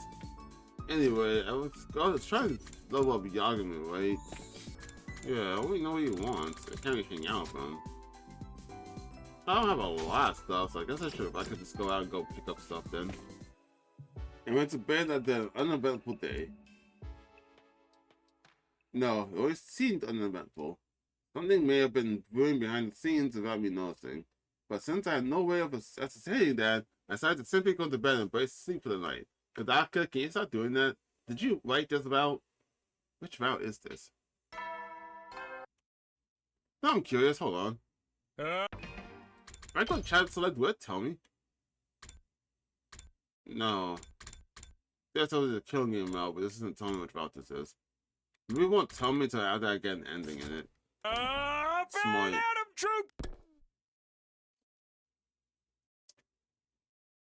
Woke up as the morning Natsu played. I had barely finished when a piercing scream resounded in my ears. I jumped out of bed and dashed out of my room. Shoma? Hiroko, Tsubasa, and Takuma were out on the roof already. Was that Shoma just now? Yeah, I came running when I heard it. I was already here when she was out. When she came out, the scream came from the back of the building. Are you sure? Trust me, I got a dog's hearing. Okay. Why the detail you have now? Okay, let's go. As a saying, sure, but like this is the first time I heard it. I'm like, why would you say that? We made our way down the stairs as quickly as we could and headed for the back of the school. It didn't take long for us to reach our destination where we saw. Whoa! Holy shit! Whoa, why is Shoma like the next thing that everyone hates? The guy doesn't deserve it. Shoma! It's annoying, sure, but goddamn. I watched over to check his pulse and breathing. Nothing. He's dead. Yeah, of course he's fucking dead. No way! By the time other team members had come running as well, it was Nozomi, Moko, Kyochika, Yagmo, and Kawara. They gasped and their eyes went wide when they saw Shoma's body. How come they was Ima and Kako? They weren't part of that. Shoma! Impossible! Just goddamn. Got brutalized. What is this? Is he breathing? No, unfortunately. Get your act together. It's too early to give up.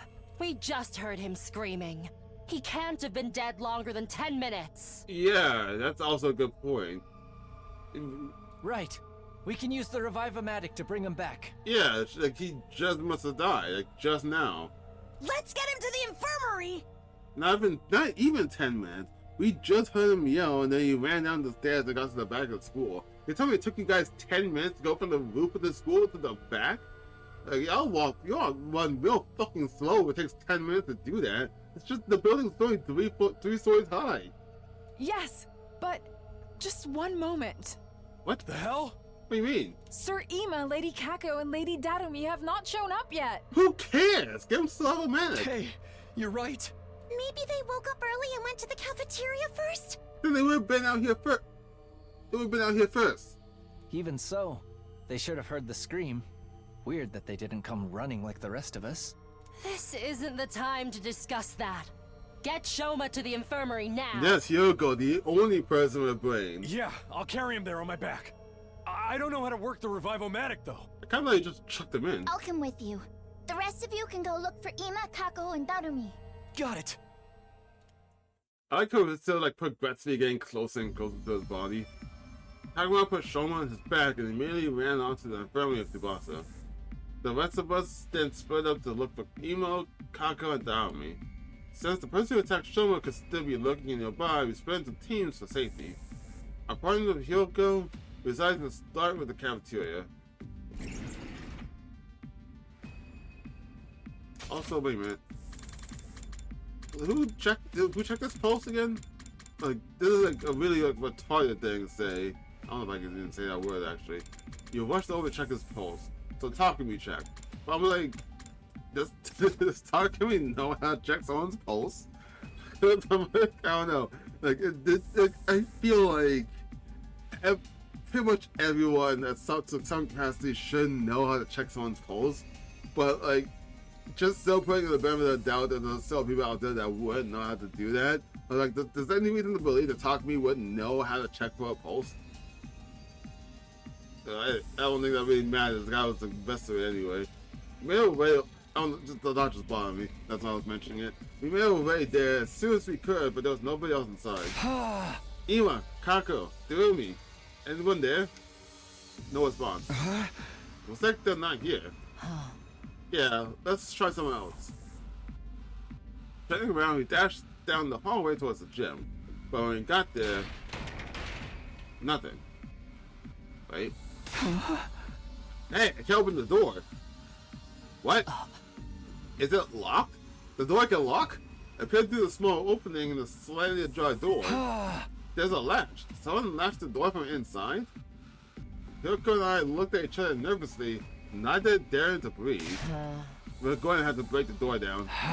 You're right. 1, on 3. 1, 2, 3. One more time.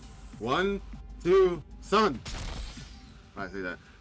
The door refused to budge, even after we threw ourselves against it numerous times. Soon the noise we were making started attracting others to the gym as well. We need some help here, guys. What we were trying to do was obviously enough that we didn't have to explain. Everyone nodded, took a couple of steps back, and prepared to charge the door. Ready? Go! The latch broke apart with a cracking sound, and we all tumbled into the gym together. Along the floor in front of us. Kako! What is happening this route? She, drank poison or something? What's she holding? This is unbelievable. I ran to Kako and put a finger on her neck. There was no pulse. She was deathly cold. Hyoko came from behind me and started examining Kako's body. Once she had finished, she turned to look at the others and silently shook her head. But it's okay. She couldn't have been dead for too long, like Shoma. Well, we know that Shoma couldn't be dead for long because we heard him scream right before he got killed. So we know that that's why he hasn't been dead for too long. But they said that she was deathly cold, which would imply that she's been dead for probably like an hour or so. Oh, I don't actually know the time of death, how long it takes for someone to be dead for all the body heat to leave their body, if that's the process. But like, it's probably been hours for her. I just don't know why she's holding a vial. Then we should take her to the infirmary now! Yeah. Somebody ran over to Kako and let her up. As she did, something fell out from Kako's right hand. TTX? What's this, a medicine bottle? Is that like poison? By the time I noticed it, Nozomi had already ran out of the gym carrying Kako's body. And as the rest of us started to leave, Hyoko suddenly spoke up. Wait, Yagumo, you go with Nozomi. Moko, Kyoshka, Kurawa, continue looking for Ima and Dami, and Takumi, you stay here. What? Why? Just do as I say for now. I'll explain later. Alright. Let's be honest at once. This feels more like Danganronpa than the Killing Game. They all nodded at each other and then ran towards the hallway. I'm trying to think about this. It does feel like more Danganronpa-ish, but like, so this started with us finding. This all started because we found Shoma at the back of the school, like the cuts and everything, and we wouldn't have known. We never like had any. Yes, we said we had no inkling that anything was wrong if he didn't scream. But when we got there, there was no killer. Yeah, sure, whoever killed him could have like got back inside the school and hit somewhere before he got back downstairs. Sure.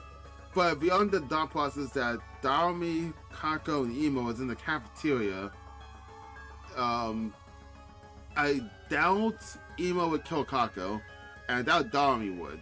Who said that the way they were in the cafeteria? Who said that? Oh, this is like Vaughn. Who said they're in the cafeteria? Oh, I'm trying to like see if I can break this down to see like if there's like anything suspicious here. I think it was Yagumu that said they were in the cafeteria. Yes, again, the thing, but moment they haven't showed up. Koala made the suggestion that maybe they woke up early into the cafeteria first. So it's not that someone saw them do that, it's just a suggestion. So that's not, it can't be said as a plausible theory that those dudes in the cafeteria. So, I'm trying to think about trying to think of this. As if this was like Danganronpa, this would be like we just saw a murder, right? So we just saw the murder of Shoma, and then we saw the murder of Kako. So those two are dead, or at least from what we believe, that one of those two are, both of them are dead, or we believe. If we go with the thought process that both of them are dead, the only people that we can say about Shadow of a Doubt doesn't have an alibi would be everyone that woke up. So everyone that was asleep, they don't have alibis. And also Ima and Donna don't have an alibi because we all know where they are. So no one has an alibi. So everyone is a suspect. Now I'm trying to think because like they've done this before in Danganronpa. In Danganronpa they've done this before for someone that's faked their death or faked they either faked their death, made it seem like they're dead, or faking their death, like the same thing, or try and set up a situation in which they could say they have an alibi because of this situation, but in reality they were still the killer. And going with that thought process, if Shoma comes back, right? If Shoma comes back with a Revival-matic, I want to say he's also a suspect, and probably the most likely suspect, because none of us would have even believed that there's a situation if he didn't scream. That's what caused this whole thing. And then, just like, even if like, assumingly he screamed because he's getting attacked, the person that attacked him would probably, we likely would have ran into them trying to go downstairs. There's a possibility they probably got hit somewhere else because we're trying to hold it to get outside. Sure. But I want to say that, like, realistically, someone somewhere would have saw them. So I'm saying that out loud because I'm pointing out that Shoma pretending to have been killed is a possibility. Just because it makes him screaming and to get everyone out there likely. Also, if he's working together with someone, that also makes it likely. Like, say if he's working together with the Rumi or something, because Ima wouldn't want to kill Kako, right? So, like, if he's working together with the Rumi, like, I'll scream and make it seem like I'm actually hurt or injured, so they'll come for me, so you, the Rumi, can go do something else. That's my current thought process. That if Shoma comes back, he is a suspect on my mind because of this theory, is what I'm saying. and we find Darumi, she's probably also the most likely suspect. Do this theory. If not, I don't have any extra clue. Just nodded at each other and then ran towards the hallway. Leaving only Hiroko and myself at the scene of the crime. Why only me? There's only one exit here and it was the last shot. Oh. Yeah, that's a good point. I tried to look at the exit lying on the floor nearby with a moth that had broken into 3 pieces. So, are we trying to imply this is a suicide? Because if there's only one way in, one way out, essentially it's a locked room murder. So unless someone found out about the hidden latch going downstairs to the ship, if no one found that, then, well, assuming we don't know that even exists, this is likely a suicide. Because then how else could they have killed Kako and got away, right? Mop hand had been used as a makeshift latch. It would be impossible for someone to latch the door like that from outside, which means this incident happened in the locked room. Assuming this is true, there are 2 possibilities I can think of. Can't guess what they are. Either Kako committed suicide, or the person that actually did this was still inside the room when he broke down the door, and then they just pretended to come in with everyone else. That's why she made sure that like everyone else to go and leave in groups, and only us 2 stay here because we saw each other. So we know neither of us are the ones who did this. I answered hesitantly. The first possibility is that, as much as I hate to say it, Kako killed herself, right? Oh. Yes. Look at the bottle that dropped from my hand. What does the label say? TTX. Which also could have just been planted there to make it seem like she killed herself. Because she was also bleeding from her mouth. I don't know what that is. Tetrodotoxin. Tetrodotoxin. It's extremely poisonous, so only just 1 or 2 milligrams is fatal. Are you saying Kako drank this? I don't know, but we'll have time to think about that later. The other possibility is more it's the more pressing one. Because if Kako didn't take the poison herself, that means someone killed her. It didn't take me long to make that connection. The killer is still hiding somewhere in the gym. Okay, that's not what I thought. I was thinking like the other general about that the killer just came in and then, or the killer was still hiding in here and they were joined the group acting as if they just broke in. Because everyone's in a rush trying to figure out what's happening, they just bust down the door. There's the idea of that no one really checked to see who's who. They're just like, oh, you're breaking down the door, I see why, let's break in. Because that's a plausible theory before. And I think Danganronpa 2. Yes, if there is a killer, that is. That's why I told you to stay behind. Alright, let's look around. Okay, I was on by the second one. Hiroko and I searched the gym as cautiously as we could. I'm in detective mode now. This is my time to possibly shine. Despite leaping no stone unturned, we didn't find anyone hiding anywhere. That makes it clear that Kako took her life. Does it though? Sean was found sliced up in the back of the building around the same time.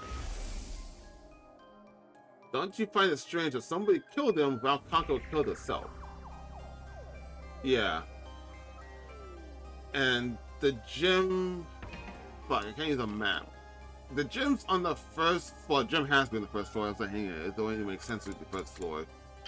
So I'm guessing, I feel like the next line reason they would probably consider is the idea of Kako killing Shoma, getting guilty, and then running into the gym on the first floor where everyone's coming down to lock herself in and then kill herself.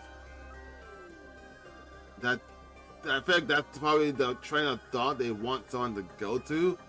And if that's true, that's already wrong. Inherently, that's wrong.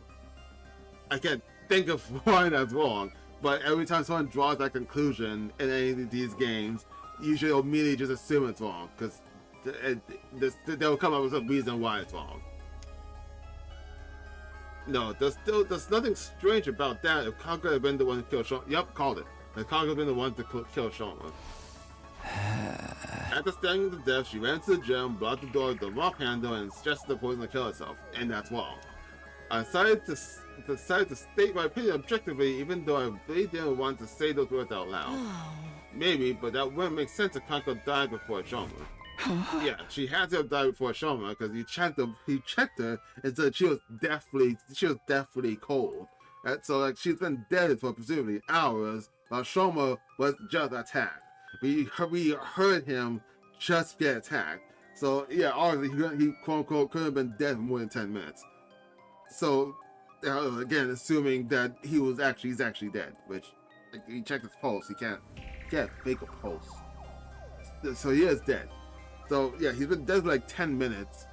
So there's no way that she could have done that and killed herself hours before. Like, that's not possible. Remember how Kako felt when he touched her body? Yes, she already gone completely cold. I noticed it too. It's probably been several hours since she died. So Kako killed herself sometime last night, and then somebody killed Shoma sometime this morning. Yep, duh, that's why it doesn't make sense. I said it before, I already called that reasoning out. I couldn't think of why it was wrong. Yeah, that just makes sense. Oh, Kako was also murdered. That's a possibility as well. How is that possible when the door is latched from the inside? Wait, there's something more important here. Kako has already been dead for a few hours. Yes, I'm afraid it's already too late for her. Oh no. So what's Ima doing? Darumi? My brain is in overdrive. I can't sleep now. It's about sudden the Zomi and Yagumo were in that family when Hiroko and I arrived. They were standing around with brave looks in their faces. How's Shoma and Kako? Well, we managed to successfully revive Shoma. Okay, so he's now a suspect now. I'm putting that pretending to we revive.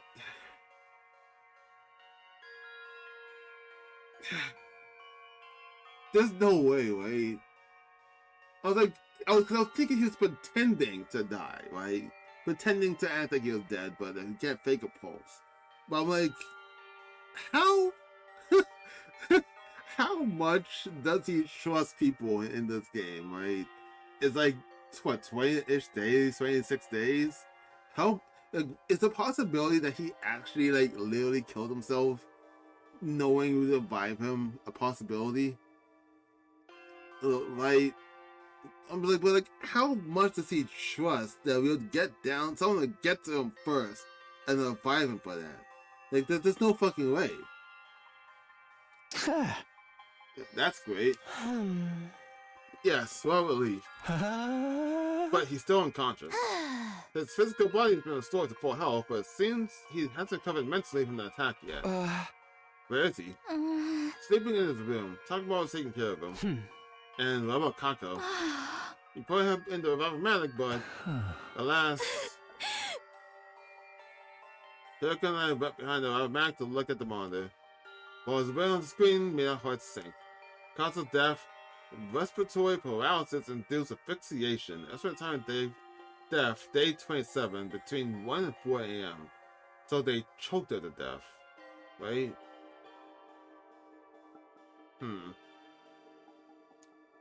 Traces of TTX detected in body. All intake of TTX presumed to have led to respiratory paralysis-induced asphyxiation. Okay, so no, they made her drink it. Why was she bleeding then? No showing injuries found on body. Too much time had passed since death. Impossible to revive. The silence of the room was broken by a door being torn open and 3 people running in. Okay, well, that's Dami. Where the fuck is Ima then? Dami, you're safe. Where were you all this time? In the rec room, playing slots. You were doing what? You can't blame me. I overslept this morning and didn't see anyone in the cafeteria. But you're an insomniac. I mean, you're usually up throughout the night. And then, what? How long did you sleep? It was still morning. So how do you oversleep? Okay, that's suspect to me. Moving on. I just assumed everyone was out doing their own thing. Yoshika and I found him in the back room and dragged her here. We already told her about Shoma and Kako. Still, we didn't yet know if they'd been successful or revived, so here we are. Did it go well? Just then, two other people barged into the room noisily. There's Ima. Mrs. Suzuki told me what happened. I fell asleep in my dear sister's room last night, but when I woke up, she was nowhere to be found. She left. I've been looking around for her ever since. I saw him running around the hallway to get headless chicken and brought him here. Where's my dear sister? What's happened to her? Boy, you're not gonna like this. This is the second round this game's fucked you. I explained the situation to everyone who had just arrived. News that Kako could no longer be revived hit everyone like a ton of bricks. Tears started running up in Moko and Kyoshika's eyes while Kara was sniffling away under her mask. The army alone shed no tears. She had a vacant look on her face as she stared absently into space.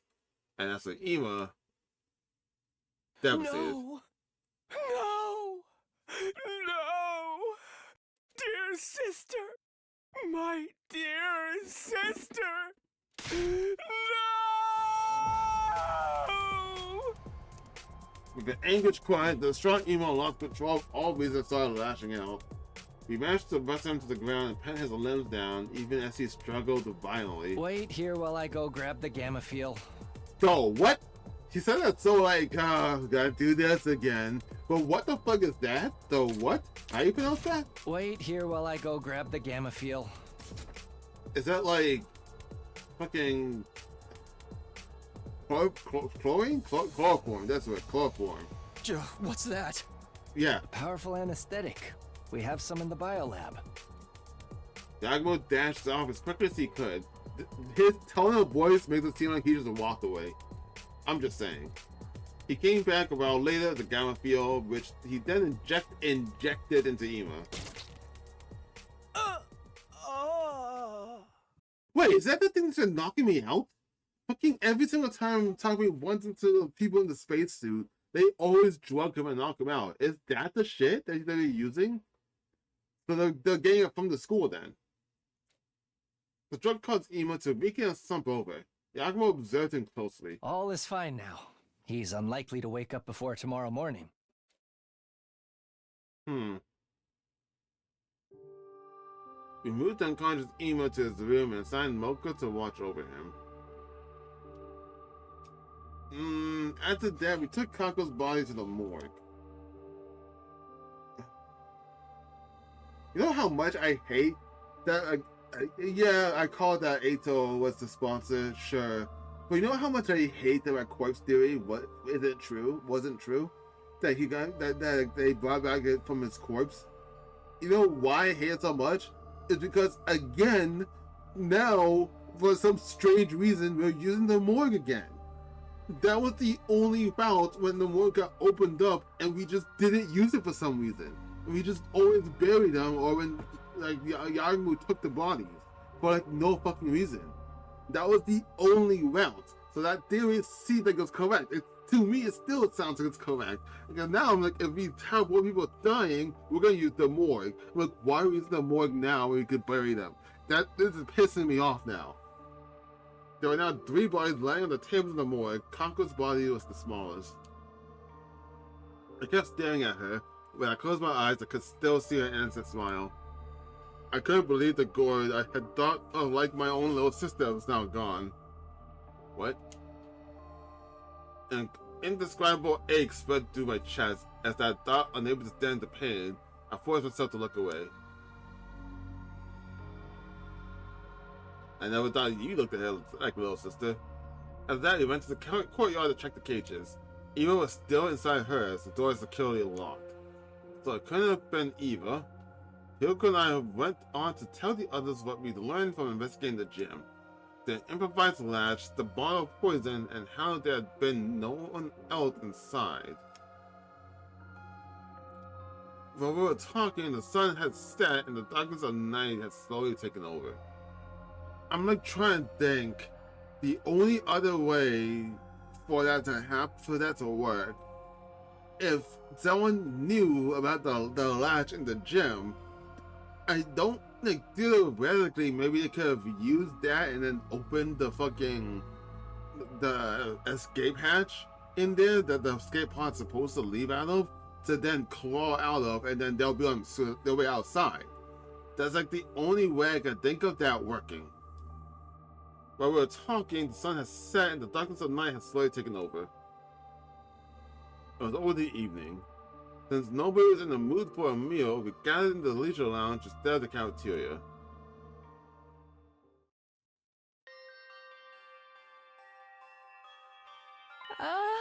Sir Takamaru, were you not supposed to be attending to Sir Shoma?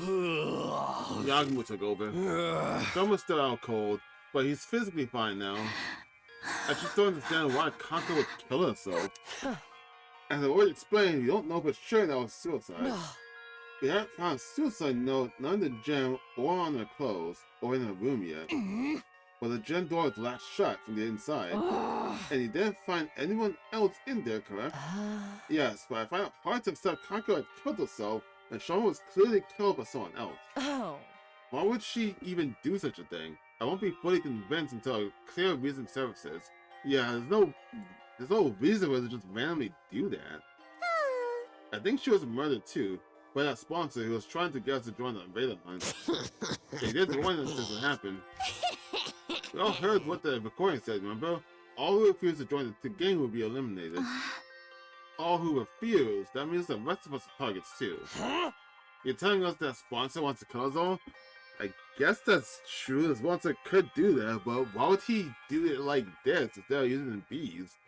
That's like his MO, why would he not use them? The first threatening message said something about everyone dying too.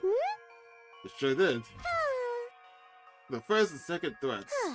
We assumed they were written by different people because of the handwriting. But I'm starting to think it was the same person after all. We were against the first note. What? We went against the first note.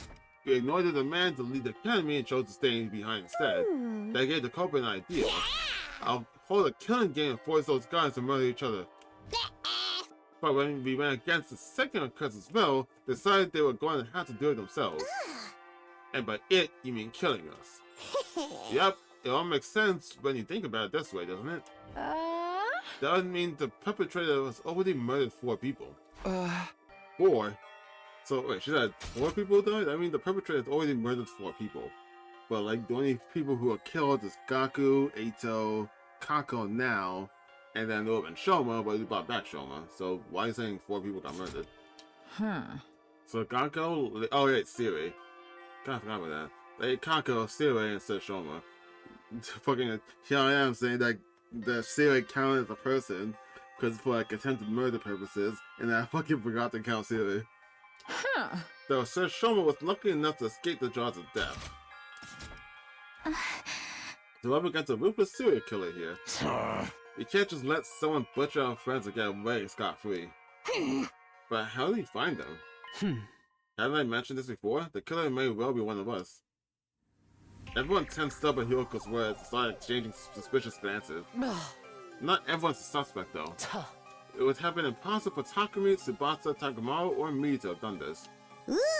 How can you be so sure? Oh, that's right. The 4 of us met each other on the rooftop this morning, immediately after hearing Shoma scream. Oh yeah, I guess that is a good point. So we have an alibi because we couldn't have been down there attacking him. He was standing at the back of the building. Even if we could have teleported, there's no way we could have appeared on the rooftop right after slicing him up that badly. He wasn't thrown down from the rooftop after being stabbed either. His body hadn't taken any fall damage. How do you know, I guess? Just a moment? What if all 4 of you were working together? Yes, it would definitely seem possible from your point of view. That would also mean 1 in 3 of our team are killers. I don't think the SDU would be worth much then. That line of reasoning isn't strong enough to prove your innocence. Fair. Anyway, what were the rest of you doing at the time? I remember those who came after Nozomi, Kyoshika, and Karawa. Moko and Yagumo too. Though they weren't here right now, where did the guys come from? I ran from the entrance hall. I simply found myself in a group as I was heading to the back of the building. How did you know to go there? Well, I heard Shoma scream, but I chose to wait in my room first before making a move. What? So the Zombie was in the entrance hall, at the entrance hall already. So I assumed that she heard the scream from the entrance hall and started running over. Kyoshka was she just happened to find herself in a group when she was running to the back of the building. But like, you couldn't be in a group with both of them. Because according to Kawawa, she was waiting in her room on the roof when she heard the scream. But how did we get from the roof and down before the Zombie and Kyoshka even get down there? None of your stories make sense. What? Then I overheard you guys talking outside. You said something about the scream coming from the back of the building, remember? Well, suspect. I mean, I guess that could make sense for why she needed to go to the back of the building. Yeah, if she was in the room, then yeah, she could have heard us talking about going to the back of the building and then chased after us after we already left. Okay, so actually no, that does make sense. It's how Kyoshka somehow ended up. What, did the Zombie stay in the entrance hall after they heard the scream? Why would she not just go outside? She's closest to the door, and we would have to go unless there's I never noticed that there's a back door to the school, but assuming that there isn't, the entrance hall is the only way out. Why wouldn't the Zombie just wait in the front at the entrance and not just immediately go out? That would imply that she like waited until other people waited and then hid, because we would have to pass it first, and then once we passed it, she then started to run out with Kyoshka. That doesn't make sense. If there is a back door, that would somehow I kind of feel like that's makes the Zombie feels a little less suspicious, because then she either would have heard this yell, or if she heard the scream at all, she had the one said they heard it or not. But assuming that she did hear the scream, she'd have to run to the other side of the building.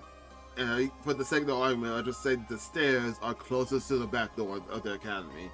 So we would have naturally gone to the back door first, and she would have to run over. Depending how big the school is, run over from the entrance hall to the back door.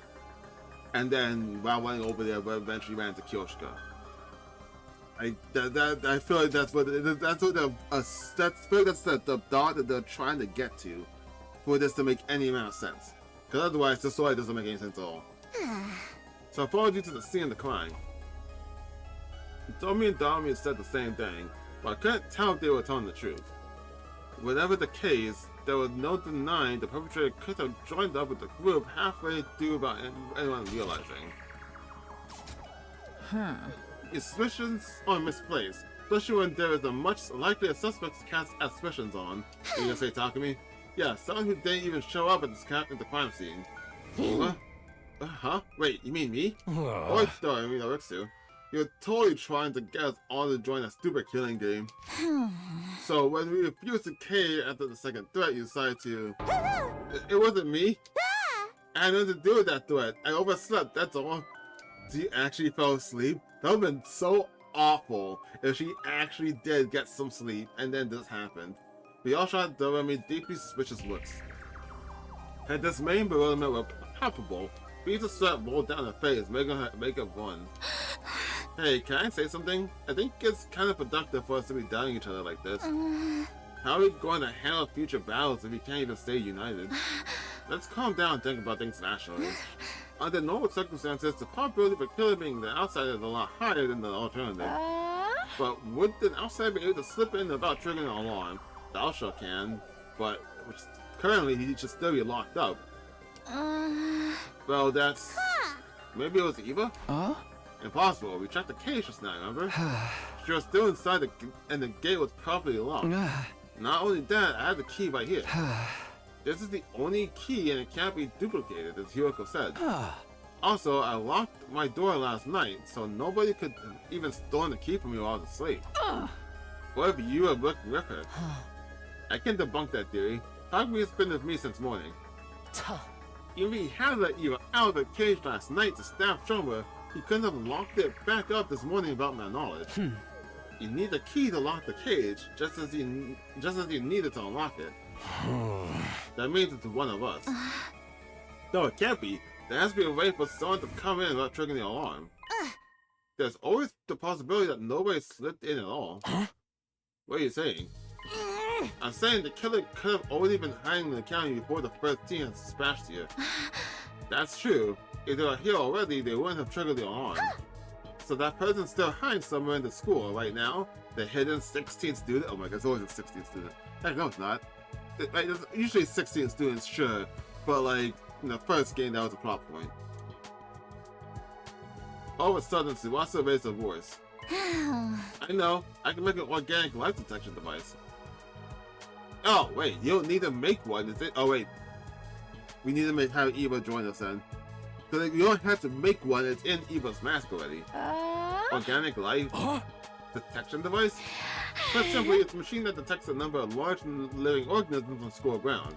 It won't be advanced enough to pinpoint the exact location, but having a precise number should tell us if there's really an outsider hiding here. Also, this will be the second time she makes this. You can make something like that? I found a similar function while investigating Eva's mask 2 days ago. I took the opportunity to study it thoroughly. Oh, that's a good idea for how she made it the first time.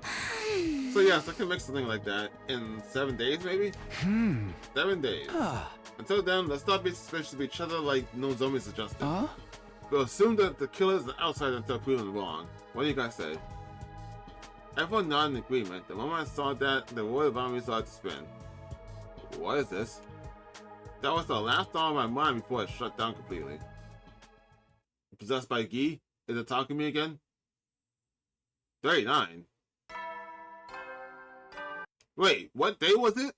What was that last save? 20. You was out for 12 days?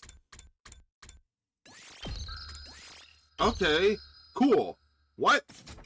I woke up to the now almost familiar sight Nozomi sitting right in front of me. It was deja vu time. She noticed right away that I was awake and screamed. And left to her feet with an ear-piercing scream. She scuttled frantically around the room a few times more, then the last before finally coming to a stop. And then she just stood there in a daze. I watched the entire scene play out before me, saying up. What day is it today? Day 39. I fainted on the night of day 27, so I've been out for 11 days. I mean, yeah, night, true. Yeah, we're almost out of emergency feeding drips. Why did I lose consciousness? I didn't get stabbed on day 27, and my old room didn't reopen. There's only regarding me with a somber look on her face as I mumbled to myself. Then she gave me the diagnosis. We think you have the fainting disease? The what? Fainting disease? Also known as psychogenetic. Oh my god, what? Syndanosis. I cannot pronounce that word. There's so many words I can't pronounce. Pseudonoscopic? Fucking what? A disease that causes you to suddenly lose consciousness after being exposed to strong psychological shock or stress. Is that real? I feel like that's not real. Like your mind just blows out. Have a disease like that? Yes, I thought it happened to Shoma and Kako on day 27. Yeah, that's never even happened before. Your mind's having a heavy blow, and even though you somehow made it to nighttime okay, the moment you felt like you could relax, your mind completely shut down, just like that. How could you tell I had the disease? Also, I was out for 11 days straight, right? She confirmed that, yes? Well, for 11 days? Yes. Yeah, she confirmed that we were out. Okay, so we weren't possessed by a Gi and just moving around. Okay. How can you tell I had the disease? This is the third time you fainted out of the blue, right? And it always takes you a long time to regain consciousness. This didn't seem like normal behavior, so we decided to scan your brain. Using the Biomax diagnosis function. I don't remember contracting any disease like that. This is what the machine's analysis said.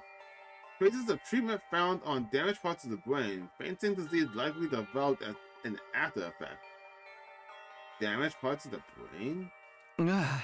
Treatment on damaged parts of my brain? What? When did that happen? I don't know what exactly happened.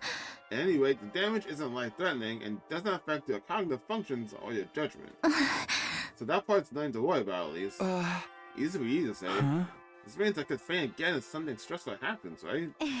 Yes, but I'm sure it'll be fine, alright? As long as we make sure nothing too stressful happens again. Did anything stressful happen? So, has anything changed? Changed?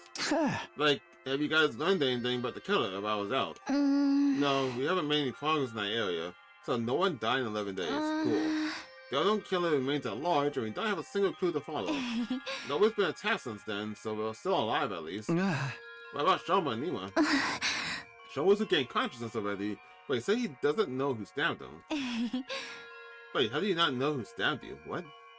You can ask him about it yourself. How do you not know who stabbed you? What? And Ima? He's barricaded himself in his room and he hasn't said much to us. Just a word or two when we deliver food to him. Needless to say, he didn't fight in the defensive battle that happened on day 33. Ima, Shoma, and Darumi sat out the battle as usual. Wait, why did Darumi sit out? Are those three still suspicious of me? Yes, they seem to think you're the most likely suspect, but even if you went to one, it had to be someone from the SDU. That's what those three believe. I guess. Zomi and I head to the cafeteria together, but everyone except Shoma, Ima, and Darumi were gathered. Was the attacker in one of those suits again? When they saw me, they said things like, "You're awake," or "Thank goodness." Everyone was quietly rejoicing about seeing me on my feet again. The reactions were a lot more subdued than before. I could hardly blame them. This was the third time waking up after losing consciousness for several days. At least that was what I thought. Turned out they had another reason to be despondent. Yeah, if no one was attacked or died for 11 days, and it happened after you were unconscious, yeah, it's likely they think that you're the killer. That's just the most likely scenario. The dark gloomy aura that hung over the group indicated there was something more at play here. I finished breakfast and returned to my room. Soon after, Tsubasa came knocking.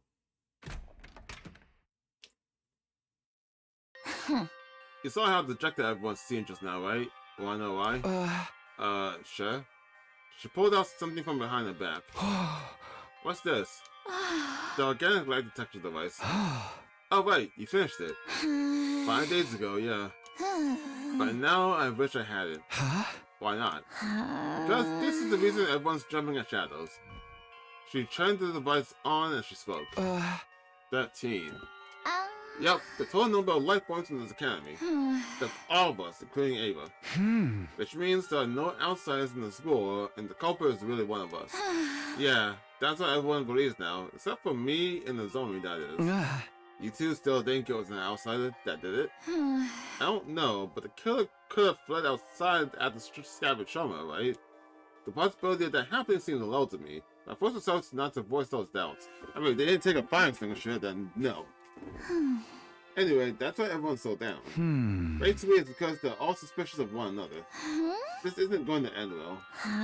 Without trust, we'll be able to put up a united front during the next defensive battle. Can you do something, Takumi? I'll do what I can to help as well. Just tell me what you need.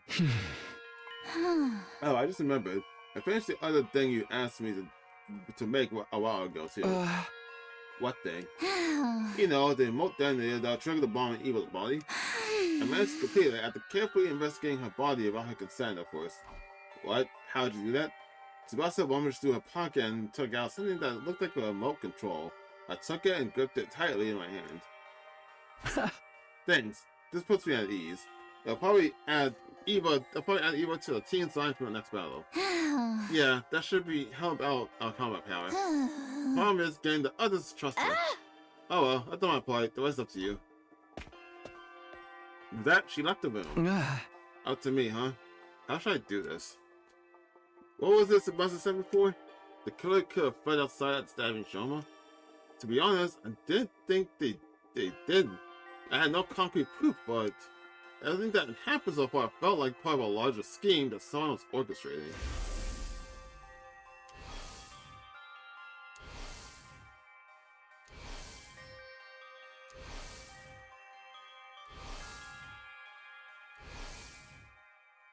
At the very least, I was convinced the culprit wasn't going to stop at Shoma's stabbing. In that case, screwing myself, the killer must be one of the other 12 students of the academy. Or it could just be me again. I just don't think or know how you could have stabbed Shoma. I think you couldn't have. No, wait. Shoma was a victim. If Kyoko, Tsubasa, Takuma, and Eva were also innocent, that leaves just 7 suspects. Dami, Nozomi, Kyoshika, Yagumu, Moko, Ima, and Kawara. I don't see why Nozomi would do it, but I also don't see why she'll be at the entrance hall. Probably closest to where the scream would have been. Well, the scream was in the back of the school. But like, if she heard the scream, she should have been the first one out, so I don't see why she wouldn't have. And Kyoshika, I don't believe Kyoshika's story either. So I feel like those two are the most suspicious. But then there's also Ima that's suspicious too. Just for the sake of like, let's talk about Shoma specifically. Because if Ima was in fact inside of Kanko's room, he would have, unless he's like a heavy sleeper for some reason, he would have heard Shoma scream. Because Kawawa heard it in her room. So it's not like the room's a soundproof or anything. So like he would have heard that, right? I'm not actually sure, like, I know Kanko's room is like in the back of the room area. But I don't know if that back area is like facing the front of the school. I don't know if it's closest to the front of the school, closest to the back of the school. Actually, it doesn't matter. It doesn't actually matter, actually, because Kawawa's room is on the same set with Kanko. So if she heard it, Ima should have heard it. So if Ima didn't hear it, then that's going to be that he's either a very deep sleeper, which they never pointed out before, or he wasn't in his room. In which case, where was he? Right? Can't think of anything else, but my suspects right now would be Kyoshika, Nozomi, and Ima. I never willingly chose to treat any of my friends as suspects, but as it turns out, I don't have a choice right now. Well, I guess the suspects would be Ima, Shoma, Nozomi, and Kyoshika. Just because I feel like my day about him like pretending to be dead could be real, but he did in fact indeed died, which means for that theory to make sense, he would have to have believed he would have actually for real killed himself by stabbing himself after screaming. Maybe he was screaming because of the pain of it, and then believe that someone would come in time to revive him, which fucking I feel like that's a stretch. It's like really stretching to try and paint him as a suspect, but like that theory is I don't need to. There's like a 2% chance that makes him a suspect, but 2% of that theory. But other than that, like it's probably Ima, not or Nozomi. Not exactly sure why yet, but I feel like those are my strongest theories right now. Won't gain everyone's trust until I identify the real culprit. If I don't have that trust, the SDU would fall apart, and everyone would be annihilated by the invaders. The only way to prevent that from happening is to reveal the identity of the killer. You must solve the future case yourself, Takumi. That was what the boy with the undying flame said. He must have known something like this would happen. Anyway, this was the only way of resolving all this that I could think of. I also the thought... Well, no. I had a thought, like, cause Eito came back in time, and so did Hiroko. I'm still thinking about like the theory of Shoma. I don't know why he's going with Shoma, but like, let's say hypothetically, because in the fucking which route was it? One of these routes, the Gi possessed someone and came back in time. So, and then from that, they were still able to possess them and still kill. Shoma, no, we didn't get to possess Shoma's body. But let's say in a different timeline, Shoma got possessed and he came back in time. If Shoma learned what's happening, because he'll just try to kill himself. Like, oh, I know I'm gonna get possessed by this thing eventually. I'll just end my life here. And he wasn't intending to be revived. Could that be a possibility? Like, he just really wanted to kill himself, didn't want to be revived, but we ended up reviving him anyway. And then now he's like hiding in his room, trying to barricade himself out of fear of being controlled again. But I don't see a reason for him to believe that he was possessed. I would also believe why he could travel back in time, but fucking if Eitan Yoga can do it, for all intents and purposes, fucking every single person could do it. I just don't know which route it would come into play. I guess by the same logic, even Kaku could came back in time, remember something awful and killed herself, so then she's gonna go to a different timeline. Fucking, I don't know. Moving forward. Anyway, this is the only way of resolving all this that I can think of. I had to find the culprit no matter what. I clenched my fist and resolved to devote myself to the investigation. Okay, that's enough brainstorming. I should try and get some sleep, because I do have something to do later. And the sooner I can get some sleep, the sooner I can try and sleep later, so that I can get to work tomorrow. Alright, I'm back. I didn't get any sleep because my body hates me. I think I'm starting to develop insomnia. Back down on me and basically a lot of them in my mom's side of the family. Sucks. I'm gonna miss going to sleep at normal times, but that's how to live with it. So I'm getting information for what now? I try and find the culprit. I rang the doorbell. No answer. I tried the door now, but it was locked. Anyway, I know you're inside. Can we talk? Hey! I'm trying to track down the culprit, but I need something to go on. At that, a voice called up from the other side of the door. You're awake, Mr. Sumino. Unfortunately, there's nothing I can tell you. Come on, there's gotta be something. You see, I'm suspicious of you too. I think you may have been the one who killed my dear sister. What are you talking about? Yeah, I kinda saw that coming. I didn't kill her. And in the first place, Kako, she killed herself? Is that what you're trying to say? A preposterous suggestion. There's absolutely no reason for my dear sister to do such a thing. She had no worries, no sorrows. Even if she did develop any, she would have told me about them. My dear sister did not kill herself. I have no doubt she was murdered. Like I told you just now, I suspect that the killer may have been you, Mr. Sumino. The only reason I haven't exacted the vengeance yet is because I'm not completely sure it was you. Accidentally killing the wrong person would be playing right into the hands of the real culprit. But I might lose my sense of reason if you continue to speak much longer. Can you please leave now while I'm still in my right mind?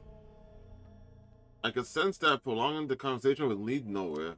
You might refuse to respond to any further attempts to talk. Alright. Cool talk. Alright, Shoma's not in there. Okay. I would assume he would think I was the killer. I don't know what talking to him would lead towards. Nozomi? Huh? Oh, you're still in the cafeteria. Don't talk to us now. We're in the midst of a very serious discussion. Nozomi just refuses to listen to reason. What's the discussion about? I still don't believe the culprit's one of us. I'm trying to tell everyone to stop being so suspicious of each other. You saw that the bites total for the number of life points in the school? Yes, but that doesn't prove the crimes were inside jobs. The culprit must have fled outside the wall of fire after stabbing Shoma. And we're trying to tell you that it's not possible.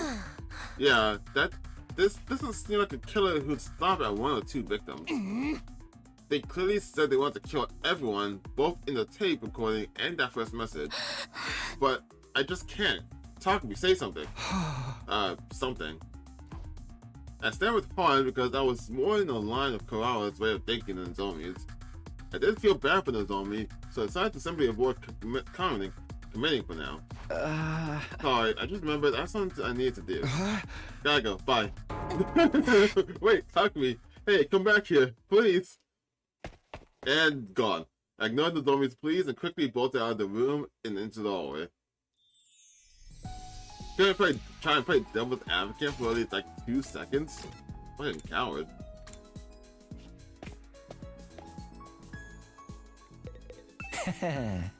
Medicine, one of mankind's most eminent inventions for sustaining life and dealing death. How can I help you today, Takumi? I told you I was investigating the case. Does that include Kanko's death too? Yeah, the suspicious circumstances of her death bother me as well. Oh, is that's supposed to be? I thought there was blood down her mouth, but went down her mouth. But was that supposed to be like the medicine or like the poison? I guess. My main objective was to solve the attempted murder of Shoma, but that didn't mean it was my only concern. Any information that might help solve Kako's case would be more than welcome. There are other cases to think about as well, like serious destruction and Kako's murder. But I haven't found any further clues to those cases, despite my thorough investigations on day 24. So I decided to focus on Shoma's case first, while the trail was still fresh. Also, I just thought about it, like the stabbings on Shoma and Gaku are basically the same. Is there something bothering you about Kako's case?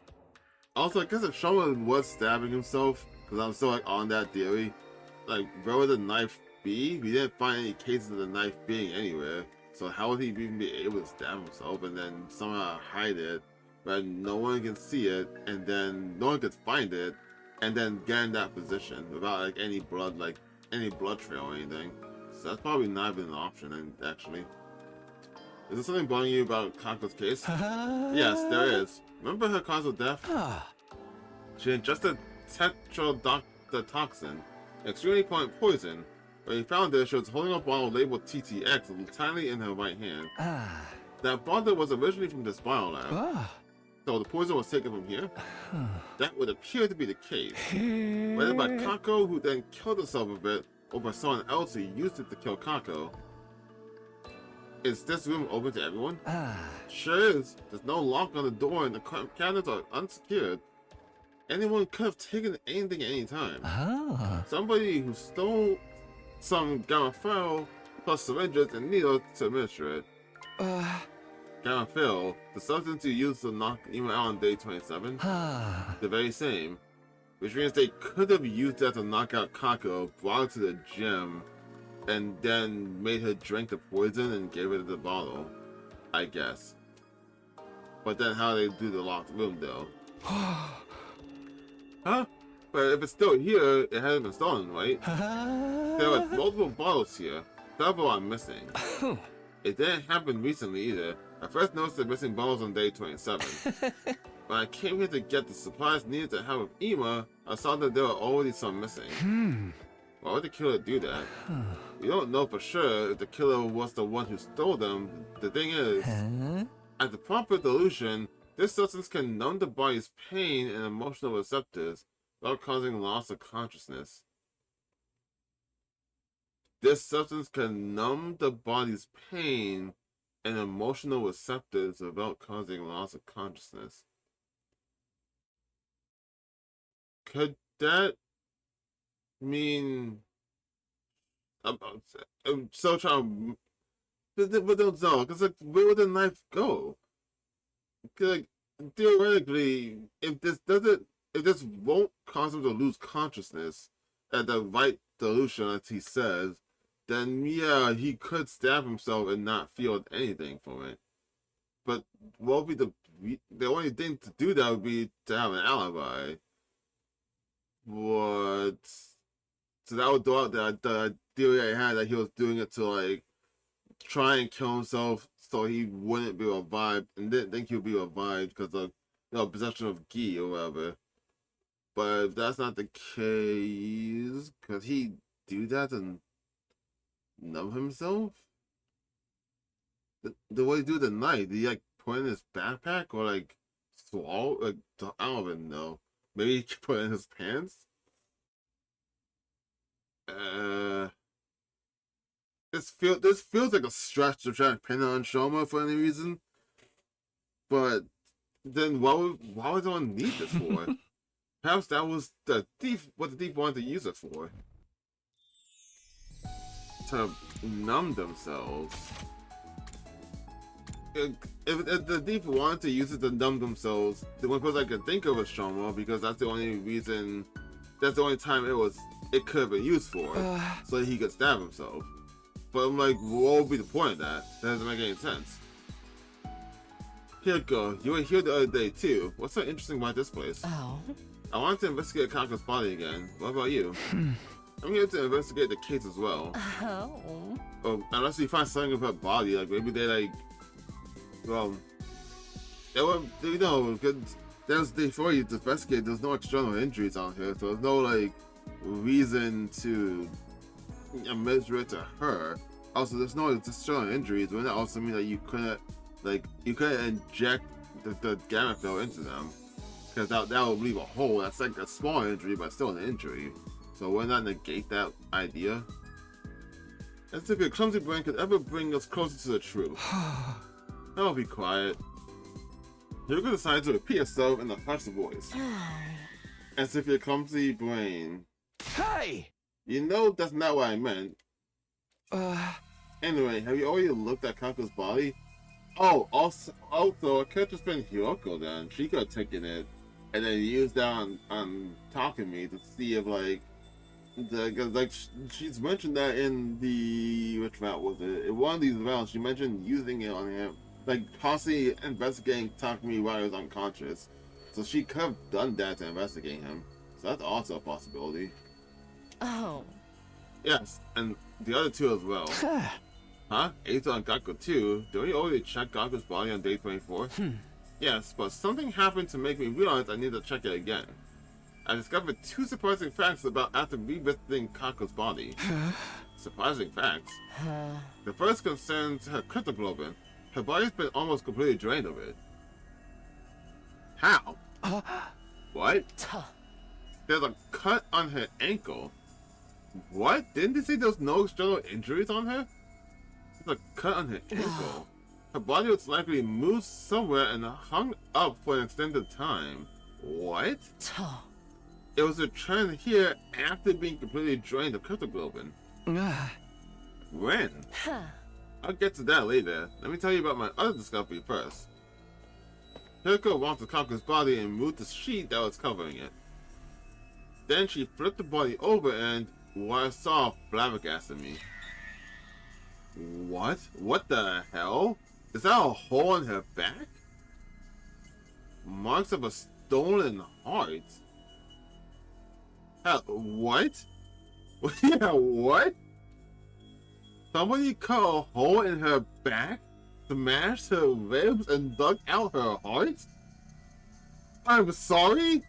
Fucking Mira? Is it you? Are you in this game now? Why would anyone do that? Before we talk about that, check the other bodies as well. No way, did they all have it? And then as I was told to flip Eito and Gakko's bodies over, only to see the exact same marks on them? What? A large empty cavity on their backs? Wait a minute. What's going on here? What indeed? Why is he so calm about this? Their hearts have been removed from their bodies. I know. That's what I've been trying to tell you. When did this happen? When you investigated Gakko's body on day 24, his back was still intact. Oh, so they came back after? It still was on day 27 too. I checked Eito and Gakko's bodies when he moved Kanko's body here. Nobody had holes in their back at that point in time. That means it must have happened sometime after the night of day 27. The perpetrator likely did the deed to all three at the same time. They may have been what they extracted Kanko's cryptoglobin as well. Who? Simple logic dictates that the culprit behind the series of events did it. But why? How should I know what the culprit is up to? But I would say I'm simply a lunatic who collects hearts as a hobby, or a gourmet who enjoys a spot of grilled myocardium with lemon on top. That's disgusting. Both examples are crazy. There's just one thing I can't seem to figure out. Why would the hearts extracted from the back? Making an opening in the chest would make moving them so much easier. Why would they go about it that way? And they have to smash the ribs too. I guess the ribs are in the way of the heart from the back? Yeah, but they would be, yeah, but like, why? Neither of us could come up with anything feasible, so we decided to investigate the bodies again, but there was not a single further clue to be found. What the hell?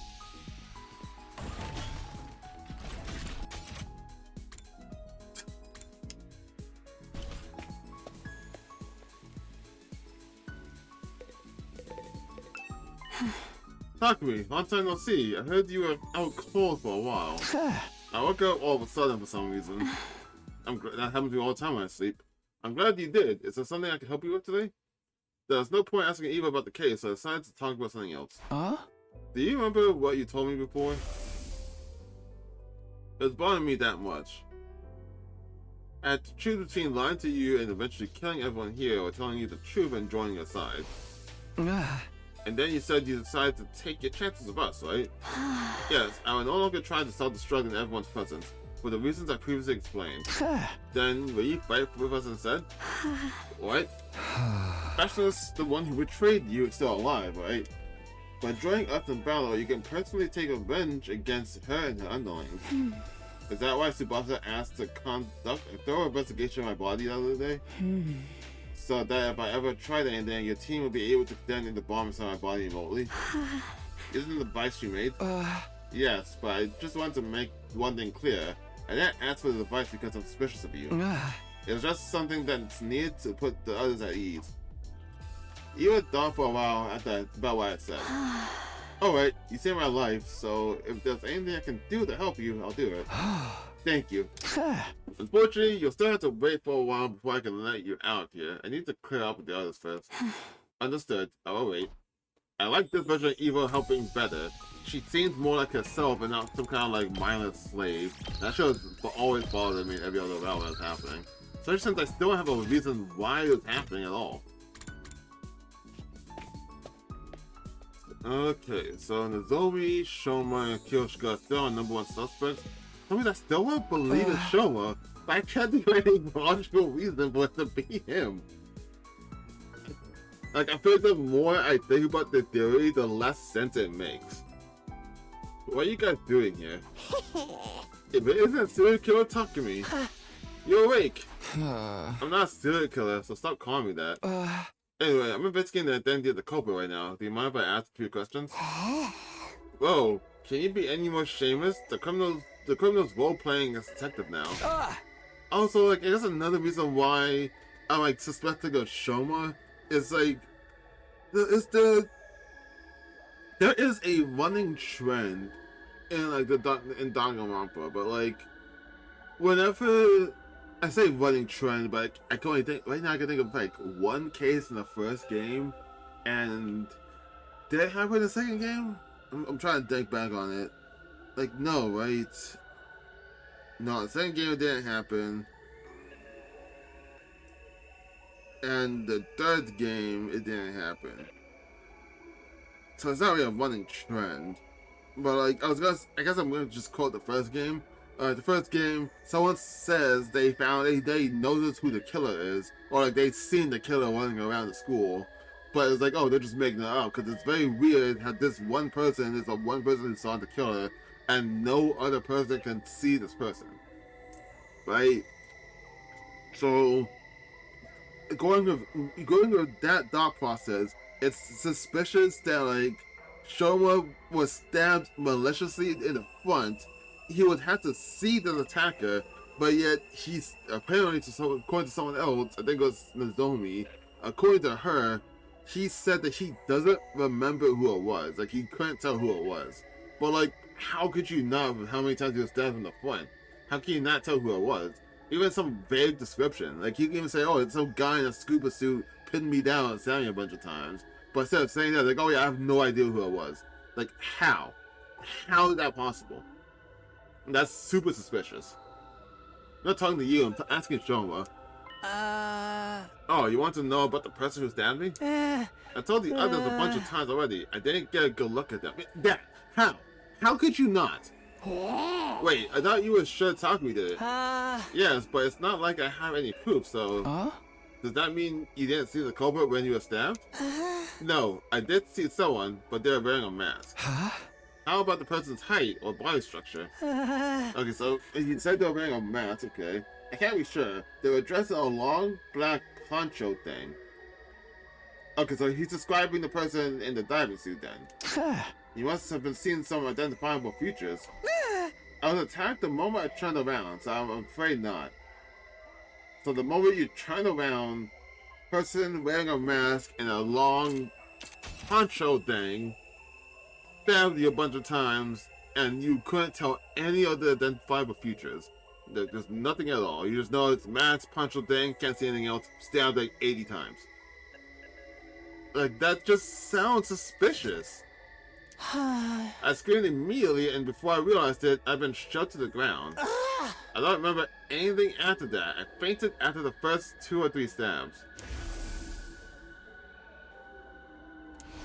I mean, he does faint when he's, like, in physical conflict, so that probably matches, I guess. So you don't even know if it was a man or a woman? No. Did they say anything? Actually, I did hear something as I was being stabbed. The person kept saying, die. Then you should have been able to recognize the voice. The thing is, I didn't. Why not? The voice had been changed to a voice changer. A voice changer, huh?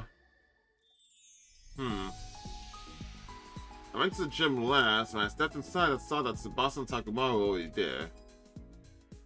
It just sounds really shady. Like, how could you not? But then at the same time, like, why would if he's not telling the truth, then he had to stab himself like a bunch of times. Which, how do you do that? Which I guess the only thing I can think of how he'd be able to do that is again I feel because according to Yagamu, when injected with a certain amount, it numbs pain and gets rid of emotional response receptors or whatever. So I guess maybe that got through that effect he has whenever he's in physical conflict. He breaks up and hides and passes out. So maybe it could get through that. But then it's like, why would he do that? Tsubasa, Takumaru, perfect timing. I have to ask you guys something. What is it? Remember the voice changer you showed me in the garage the other day? Is it still there? Someone told you about the culprit using the voice changer, huh? Yeah, he did. You guessed right, Takumi. The device gone missing. I knew it. The culprit stole it, huh? I think so. But when did you realize it was gone? On day 28, the day Shoma regained consciousness, I went to the garage to check after hearing his story and the voice changer was already gone. Yeah, without anyone realizing. She showed us the voice changer on the afternoon of day 24. So it must have been stolen between that time and the morning of day 27 before Shoma got stabbed. What are you two doing here though? I did a lot of thinking myself while you were out, and I just don't believe Kako would kill herself. Yeah, me too. At first, suicide seemed like the only possible fate on the situation. After listening to Hiroko though, I started to realize how unnatural the whole thing seemed. But if she was killed, how did Cobra get away? That's what we need to figure out. And so, here we are. Maybe there's a secret tunnel or something here that we completely missed, you know? We're all here to do the same thing then. You mean... Yeah, Kako died under such mysterious circumstances that I can't stop thinking about it. Let's check the place out together. Yeah, we can trust each other since all 3 of us are here are safers. Safers? Those of us that can't be safely removed from the list of suspects. Safers. That's true. And thus, we began to investigate the gym. We went around knocking on walls and floors to check for hidden doors. Sometime passed before Takumaru shouted us from the stage. Oh, so we found it. Hey, go over here. I found something crazy. He was standing at the corner of the stage. Boston and I hurried over. What in the world? No way. There really was a secret tunnel. Or should I say, hidden ladder. I checked this place before, but I found nothing. What did you do? Told you. I've got a dog's hearing. What's that to do with this? I knocked the floor and knew right away there was an empty space underneath. Oh. Then I groped around the surface and what do you know? A rotatable handle came flipping out. Grab the handle, hold it, and there you have it. Let's go see what's down there. Yeah.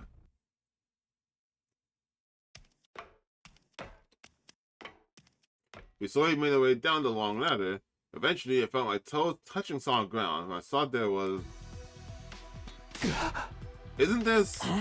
You know this thing? Yeah, remember what I told you before? This is the escape pod that was in the last day. Huh? No way. Damn. Does that mean if we get inside, we can go to the artificial satellite? We ran to the entrance of the pod and checked the door. There was a note pinned to it. The door in this pod automatically opens on day 100. No manual override available. Despite the note, we kept looking around for a way to open it manually. However, we were unable to find anything. Nope, this thing can't be opened from outside. How about we use the crowbar to pry open? Then the pod becomes useless because outer space is a vacuum. So we have no choice but to wait until day 100. We had to give up on the idea of boarding the pod before then. Shit. By the way, have you guys forgotten why we came down here in the first place? Of course not. We were trying to solve the locked room case, aren't we? Right? Yeah, Hiroko and I thoroughly investigated Jim after discovering Kako's body. So this is my thing. Like, the pod won't open until day 100. But does that also mean the hatch where the pod comes out of also won't open on day 100? Or can it open manually? But if the killer had been hiding in the storeroom or the ladder shack at the time, you couldn't possibly have found them. Then after you and Hiroko left the gym, the killer got out and walked through the exit like nothing ever happened. Which means Kako really was killed. We don't have a concrete proof of that yet. However, this does disprove the previous notion that it couldn't possibly have been murder. Okay, so the idea now isn't that the killer got out and then just came back in later. It's that they are already here just waiting until everyone left and then they left too. But then who wasn't there during the time when we found Kako? I don't remember. I thought everyone was there besides Shoma because we put him in the Revival-Matic. So if it's one of us, who wasn't there? Ema wasn't there actually. He found out later and then kept saying that he just he was asleep the whole time. So that opens up Ema as the suspect. So that's one. It could have been Ema. And I think the roomie also was gone. So she's also a suspect. Wait. Assuming for a moment she was murdered, wouldn't that also prove the killer was an outsider? Because when we found Kako's body, Takamaru, Shoma, and I were in the infirmary whereas everyone else was in the gym. No, not everyone. Two are missing. Ema and Darumi, right? That's right, Darumi and Ema. Yep. Ema couldn't have been the killer. He worshipped the ground she walked on. Darumi, though, she said she was playing slots or something. She could have been lying through her teeth. But it's always possible that an outsider did it. You made that lie detector device itself, unless you're telling me you made that number up. I did no such thing. That was the correct number, but the killer could have already gone away by the time I finished making the device, right? Both are possible theories. Just then I noticed something out of the ordinary, and just then I noticed something out of the corner of my eye. An item on the ground next to the cockpit of the escape pod. It caught my eye for some reason. I walked slowly over to pick it up. What? What's that? IT? It? A handkerchief? So it seems. I see something embroidered on it. That reads it. Information technology, like IT? Or maybe just it, as in It-Gore? It-Gore, what? Is that like a reference to like Hit-Gore? Which I don't know what Hit-Gore's a reference to. I don't know about Kick-Ass, but I don't think that's it. Could it be referring to the initials of a name? IT, Ima Tsukumo? Huh? Ima Tsukumo. Is it Ima? Fucking, why would he kill Kako? When we exited the gym, we saw that it was already nighttime. And I asked Hakamon and Tsubasa to gather the others before heading to Ima's room myself. Come out, Ima, I need to ask you about something. Somehow I felt like he would keep hiding if I told him about the handkerchief, so I decided not to say anything for now. We found a clue that might lead us to Kako's killer. I made that assumption even though I had no solid proof she had been killed because I wanted to get him out of the room. A short while later, I heard the door being unlocked. I would be so fucking afraid to see Ima in person right now, I don't know why. And then Ima appeared from behind it. You believe me? But my dear sister being murdered? Yes, can you come with me? Slowly but surely, Ima nodded in assent. Sakumo, Tsubasa, and I took everyone into the storeroom where the escape pod was being kept. We told them how we had found the place and how the pod could only be used on day 100. After climbing back down, we all headed to the cafeteria. Huh? So, what was the clue that you found? Before that, I need to check something with Dami. On day 27, when you found Kako's body, were you really playing slots at the time? Huh? You're still suspicious of me? Then check the machine's play log, then you'll know for sure I was playing around that time. Do they have play logs? And how could I have possibly stabbed Shoma if I'd been hiding in that storeroom the whole time? You had stabbed them, ran into the gym, and hid in the storeroom. Like, it's not that hard, right? Damn, I forgot to check the map again. The only way out of that place is through the tunnel, right? I wouldn't have been able to get out of the gym until the coast is clear. Perhaps we climb out of the escape pod elevator shaft? I'm no Spider-Woman, and that shaft has no footholds. It's impossible to climb. The ceiling of that shaft is covered with a thick wall. It's not something that can be opened by human hands. How about this? You were the one to kill Kako, but not the one to stab Shoma. You're suggesting there were two culprits. Indeed I am, and does the number 2 ring any bells in regards to the situation? When I found Shoma's body, there were 2 people missing from the scene. You're suspicious of me as well? Ima's face twisted into a grimace. I hesitated for a moment when I saw his expression, but I decided to show everyone the handkerchief we found. This is the clue I was talking about. We found it in the escape pod storeroom. The letters IT have been embroidered on it. Are these initials? Wouldn't that refer to Ima Tsukumo? I thought so. This is your handkerchief, right, Ima? And the fact that I was in the storeroom means that Ima killed Lady Kako? Are you out of your mind? Me kill my very own dear sister? That's kind of a use, right? I haven't seen that expression. I didn't think that was possible either. I bet that's fucking weird. I don't think that was possible either.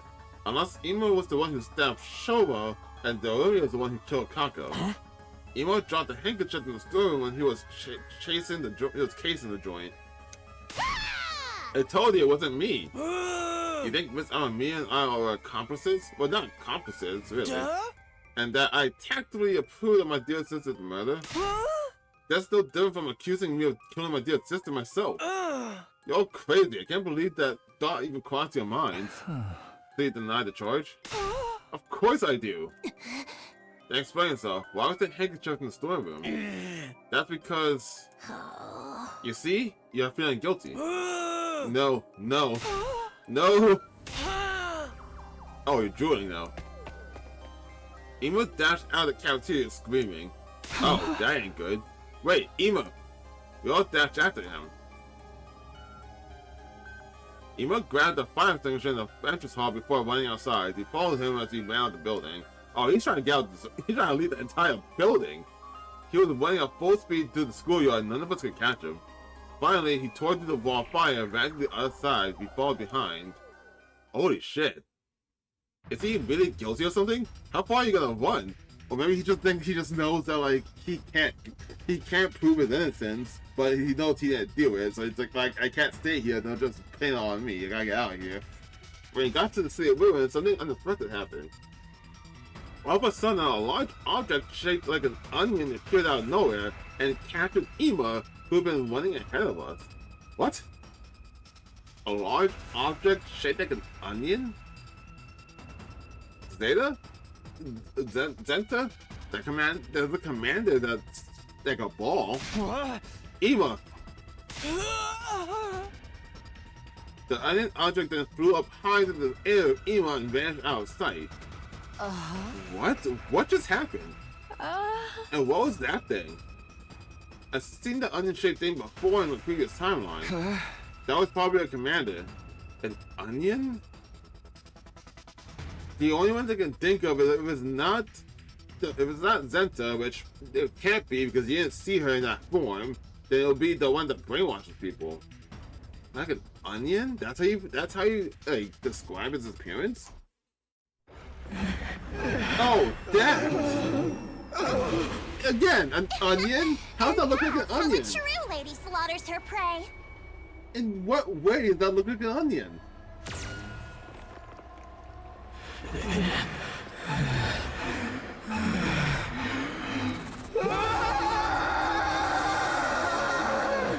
Why was that just hanging around outside to capture him? What? Are you serious? Ima's been captured by the enemy? No way. That can't be true.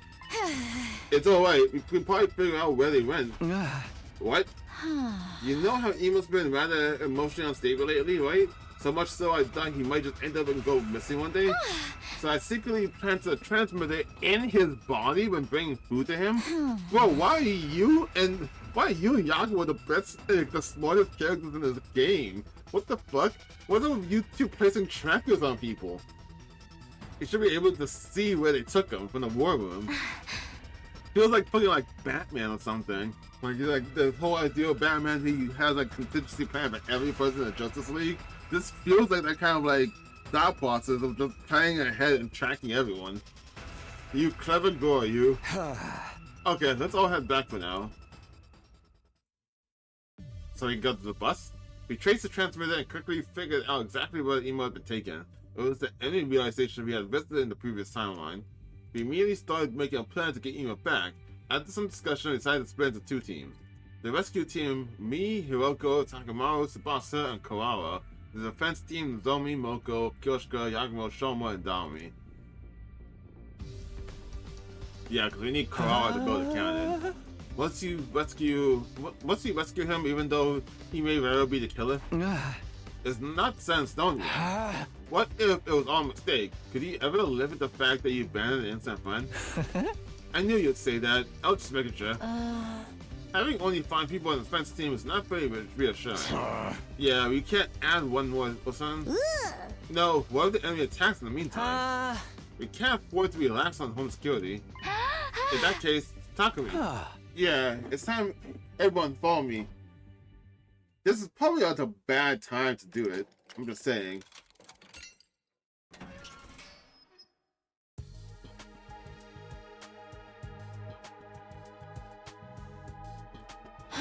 So Takumi, Eva's out and about now. Why have you done such a thing? Yes, as you can see, hello out. But why? I intend to let her join the rescue team. Huh?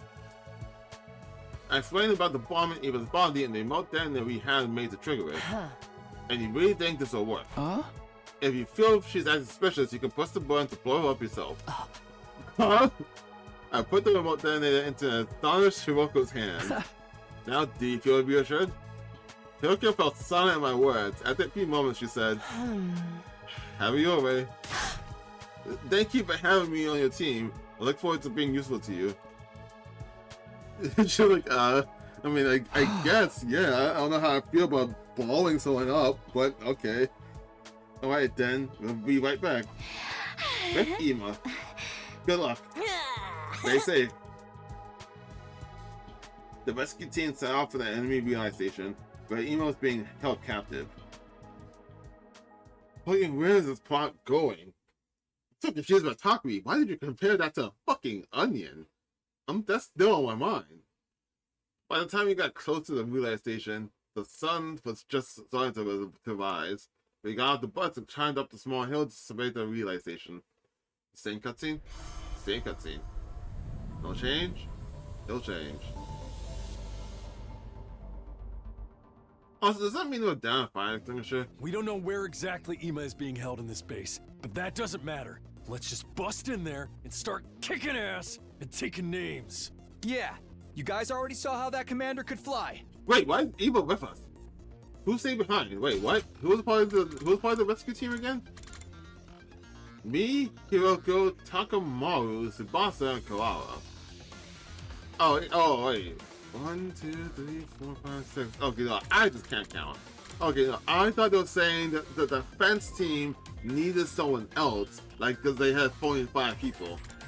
So I was like, oh. Having only 5 people on the defense team is not very reassuring. Oh, no, so I did count that right. 1, 2, 3, 4, 1, 2, 3, 4, 5, 6. Yeah, there's 6 people in the defense team. Why did you say there's only 5 people in the defense team? Is that a typo? I was like, what are you talking about? That's how it wasn't me being crazy. I was like, why is Eva with us when she was in the defense? That's such a massive difference. That has to be Quenzele. Quenzele? Is that his name? Yes, and he's an absolute creep. Feel free to make mincemeat out of him. A flying enemy? Sounds like a headache already. How do we even get to him? We'll be fine with my specialist skill on our side. I'll whip up some surface-to-air artillery and knock him down in one shot. The thing is, I'll have to start crafting it after he actually appears. Why? Can't you just make it now? This particular weapon can only hold its shape for 5 minutes. After that, its internal pressure will cause it to explode. It never did that before. Got it. Guess there's no helping it then. Okay, guys, let's do this. Special Defense Unit, move out! Now, do you understand that I would never betray you? I shall reserve judgment until this entire battle is over. Where's the commander? That Quenzele guy? He should be here any time now.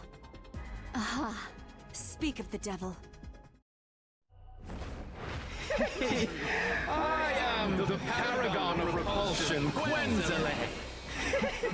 I'll be sure to make it agonizingly painful when I kill you.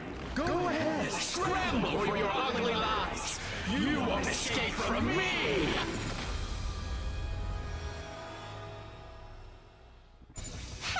He's finally here, like moths to a flame. Everybody, cover Kurata while she crafts the artillery. Understood. Got it.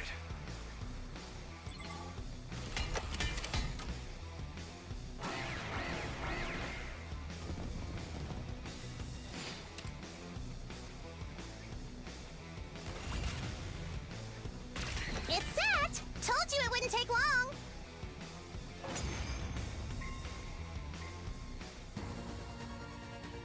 Hey.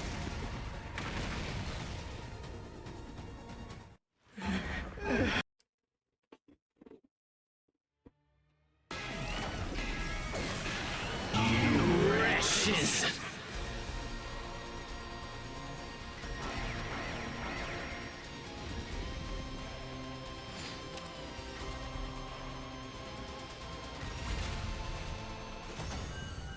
Oh, cool. But who shall avoid from those? The question. The pain.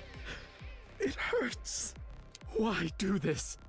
What has prompted this cruelty? Wait, you took one of our allies. What are you talking about?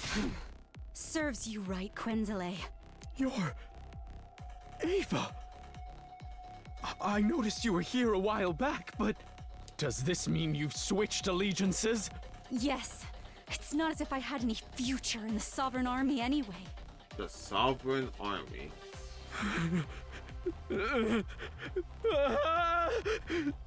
You want such stats too, dude? Kinda want to see what the rest of you guys look like without your mask, but I don't think they have a model under the mask. Suddenly, Quincy broke off and stared at something behind us. Overlord Vashnes! Are you really doing this? Is this the Kree strategy? Oh, Lord Frieza! What? We all turned around at the same time, but... Huh? There's no one there. Oh, Lord Frieza! Fucking love this strategy. Don't tell me. We turned back around, but it was too late. During those precious few seconds, the Speed Commander had disappeared completely. He got away? Freaking coward! I guess you could say that Quenzele has been... quenceled.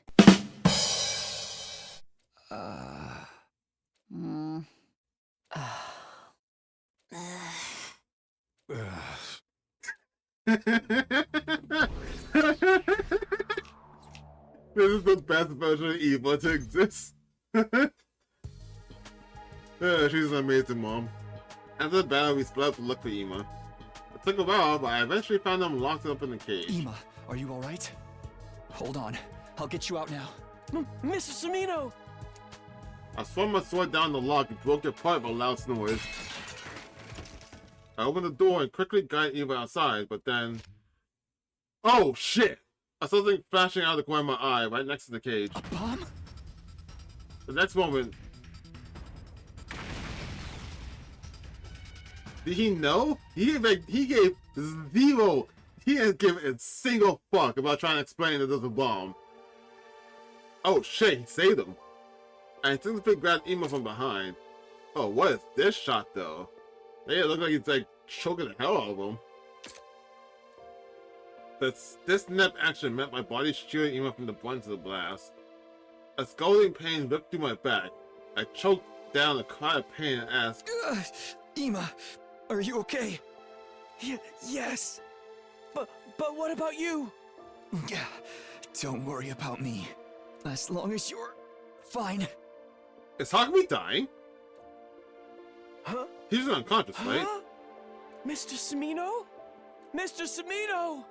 Mr. Samino! What's happening? I forgot to turn off Discord again. Like I always do. He just went unconscious, right? Like, right? Imagine how wild he just straight up fucking died right there. Up and Adam troops, time to rock! Get ready for your 50th day of active service here at Last Defense Academy. You're stepped in Yeah, whatever. I woke up to the expected sign of zombie sitting right in front of me. Okay, yeah, I just went unconscious. For... Fuck, what? How long? It's, what, day 50 now? What was the last time I saved? Was it 39? It might have been 39. Was he gone for another 11 days? I mean, this makes sense. That actually makes sense for why. This time, she wasn't shocked at all. Instead, she looked at me with gentle softness in her eyes. Morning. You're awake now? I didn't have to answer about the date since it was mentioned in the announcement just now. It's day 50 today. Yeah. Oh, don't worry about the feeding drips. We went to the second academy and brought a whole lot back. Was the second colony destroyed by now? Were there any left? Oh. Thanks as always. You should thank the others too.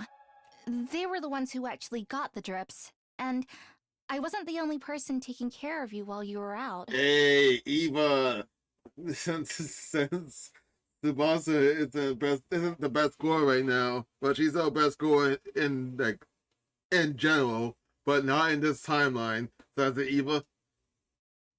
Eva is the second one. I stopped on my bed for some strange reason. I wasn't feeling any aches or pains. Hey, where is she? You seem physically fine. The truth is, the external injuries weren't as bad as they seemed. Which means the real reason I was out for such a long time was because of the fakeness disease. I think so. Has anything changed? You mean the murder cases? We haven't made any progress. Even the women are still denying they were working together. Sebastian and I don't believe they did anything either, but the others, bro, there's no murders for like over 44 days? That's pretty sick. I say 44 because Takumi was unconscious for 11 days twice. 44, right, I'm stupid. That's 22. God. Yeah, this is me without any sleep. I don't know why I doubled 22 for some reason. Something else has changed though. Ima's been taking part in the defensive battles. What? You chilled him back in the enemy realization, remember? He said he's joining the fight for you. I see. That said, he's still as reticent as ever, and hardly ever leaves the room otherwise. Who can blame him though? Other than Tsubasa and me, everyone's suspicious of him.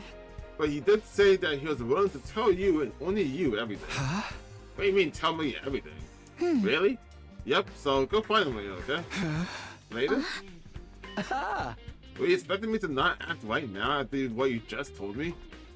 I jumped up and dashed out immediately. It's like, well, what do you mean later? Do that now.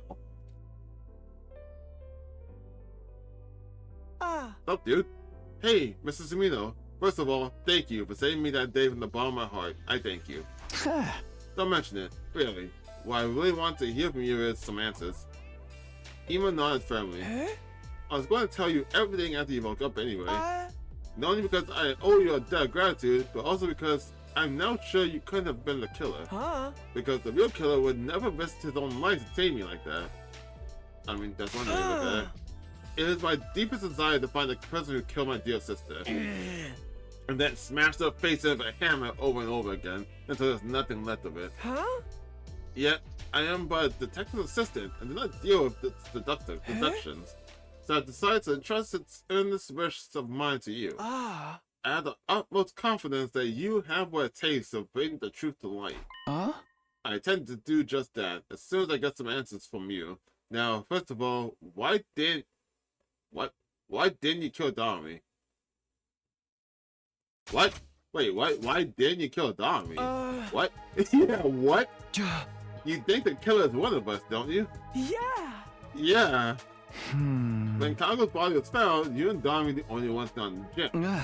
Unless you were the killer, but that can't be, right? Of course not.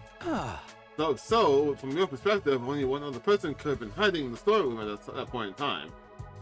I mean, okay, sure, but like you swung that. Oh, I guess why did he kill Dorami after the whole incident at the base?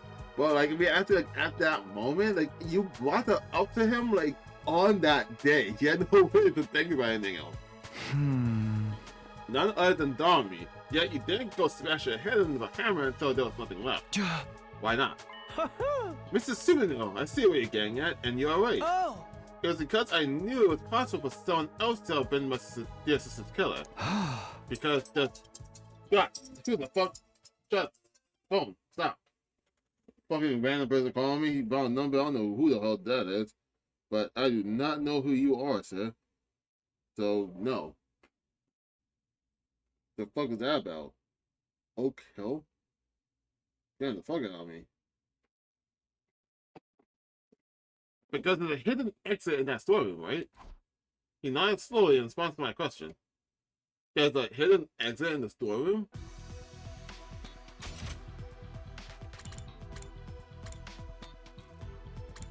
Let's see. Yes, it's possible for someone else to be with this killer because there's a hidden exit in the storeroom, right? Yeah. Opposite the cockpit section of the escape path lay a heap of metal containers. When he moved the heap away, we found a large ventilation shaft. Is this it? Yes. It's big enough for Takamaru and Moko to pass through. Geez, massive then. You're quite right. Have you ever gone inside before? No, sir. I stuck my head into the shaft, but I couldn't see anything in the pitch black darkness. When did you realize there was a storeroom here? About day 10, I would say. My dear sister found the entrance first. She was the one who brought me here. After that, we would secretly visit this place together whenever we had free time. it became something like a secret hiding spot for us. Why didn't you tell anyone? It was a secret hiding spot. I did not tell you before because I thought you were my dear sister's killer. I did not tell the others because, well, promise me you would not get angry. Yeah? Because my sister and I had intended to flee this place together in that escape pod. Oh, they're gonna leave both of them? They're gonna leave everyone behind. Damn. That's not possible. The door can't be opened manually. We thought we could do something about that by tinkering with the control system in the war room. I sighed and continued the conversation. But you kept this place a secret even after Kako was murdered. If you told us about it, you'd been able to accept your assertion that Kako had killed herself. I promised my dear sister that no matter what happened, I would never tell anyone about this place. She had tears in her eyes when she made me promise. I want us to live together in the Tokyo Adventure Complex again. Just the two of us. But we have to get out of this place first. You'll be killed one day if we stay here. Yeah! I believe I may have dropped the handkerchief at that time. When I was putting it back into my pocket after wiping my dear sister's tears away. This place was our sanctuary. We didn't want anyone else invading our space. Even after my dear sister lost her life, I felt like it would be desecrating her memory by allowing someone else in. That was why I told nobody. Large tears started rolling down Ima's cheeks, and I wordlessly held out his handkerchief to him. Ima accepted the handkerchief and clenched it tightly in his hand. He squeezed his eyes shut, and for a long time after that, his shoulders started trembling non-stop. After Ima had calmed down, we climbed back up to the surface. Tsubasa was in the garage as usual when we stepped inside. Ima, you're an unusual sight around here. Even more unusual than me being awake. I mean, I already heard about you from Nozomi. She's been going around telling everyone the news, you know. Anyway, what's up? Just want to know if there's a recon drone around anywhere around here with lights and cameras if possible. Yes, but what do you need it for? It's kind of hard to explain. Can you just come with us and bring the recon drone? We need to solve the case. Tsubasa blinked a few times in quick succession in Ima's words. Alright then, give me a second. Uh-oh. If there's a violation shaft here, that means... Oh, I see how it is now. Yeah, exactly. If Kako is killed, the presence of the shaft makes everybody in the academy a suspect. Everyone except for the people on the... including the safest of Shoma's case. Actually, yeah, I would. Because she was killed hours before Shoma's. Including me? Yet you still brought me here? Does that mean you trust me? Kind of. Sort of. You don't sound very sure. I'll take it though. I mean, that's a... I didn't think about that when I brought you down here. Okay, let's start. Thanks. We used the drone to investigate the ventilation shaft. As a result, we were able to make a few major discoveries. Right. In summary, this is what we've learned. First of all, the shaft bends in a zigzag shape a few times and extends towards the school building. It splits into a grid structure halfway and connects to different parts of the building. What? Oh! Anyone using this can basically exit from anywhere they like? Oh my, wait, fucking... This is like... Oh, jeez, what was it? Well, not specifically, but like, my brother, the best dot is Danganronpa 1 and V3, right? No, not the other one, and also Danganronpa 2 too. There's always one location in all three games where it's like, someone can enter from this point and end up somewhere else. How it's always the case. So it's usually limited to one room to one other room. In like every game, like the bathroom or like the fun house. There's only like one place goes to another place. So that's why my brain immediately went to when I heard about this. Okay. However, the bends are extremely narrow and people outside can't possibly get through them. How narrow exactly? How narrow are we talking about? Because depending on your answer, there's only like one person, right? Is that why Shoma's so fucking short? Is it because of this? Only someone with a body the size of a small child could have gone through them! But why would he stab himself? I'm more concerned about what we found halfway. Yeah, me too. This thing, right? This thing that got caught on the protrusion of the interior wall. What is that? Is that someone's fucking hat? Like, no, right? Is that supposed to be like?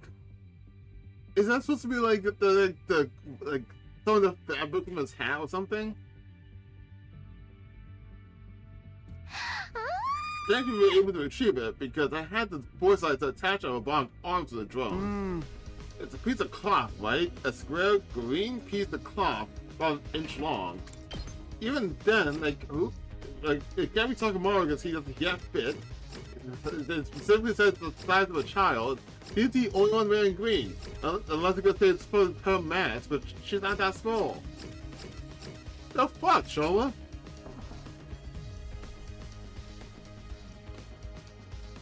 I looked at Ima and then Tsubasa to look back at me with wide questioning eyes.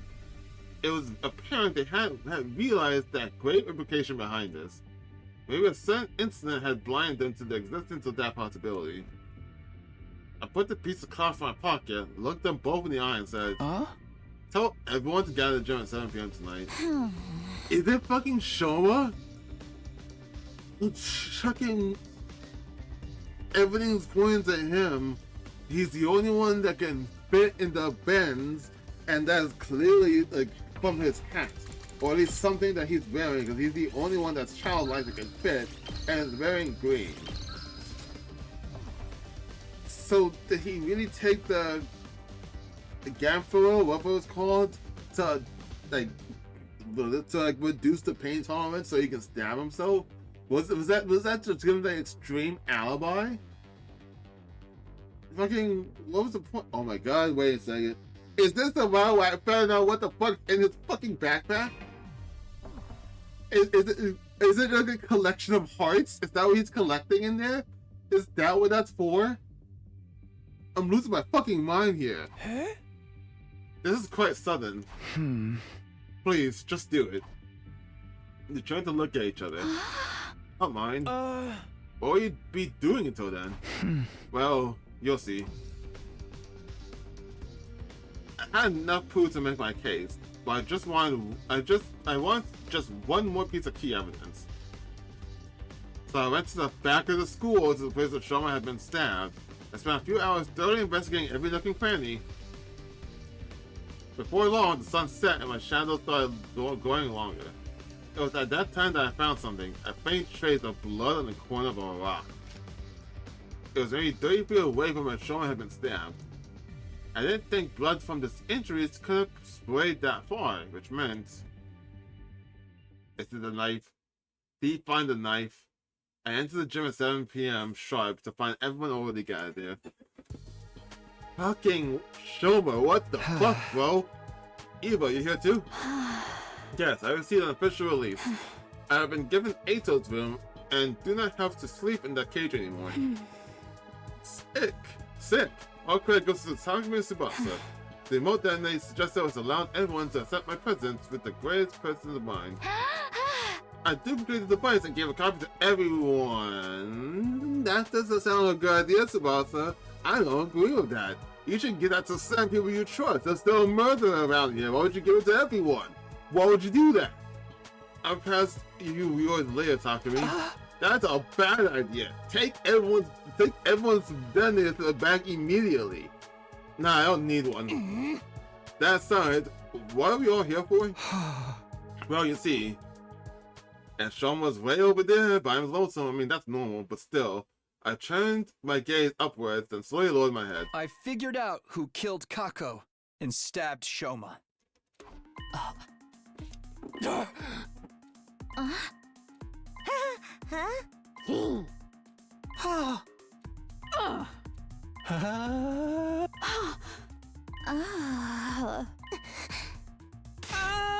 Mr. Sumino, wait a minute, please. You just said with absolute certainty that my dear sister was indeed killed. Yes, the situation points to that fact. Who did it? Get that hammer, Medieval, because I wasn't fucking shocked with you. I need you to promise me something first. Promise you won't lay a finger on the killer when you realize who they are. I won't tell you the truth unless you promise me that. I saw him gritting his teeth with a scowl on his face. Still, he nodded firmly and said, Fine, I promise that. I won't lay a finger on that cussed scum. Technically, a foot's not a finger. Good. All right. Much as I wish I didn't have to do this. Here goes. Oh my god. The person who killed Kako and stabbed Shoma.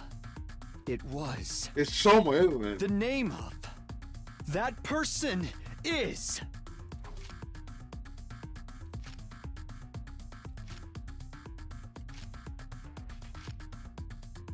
What the handkerchief had to do with this?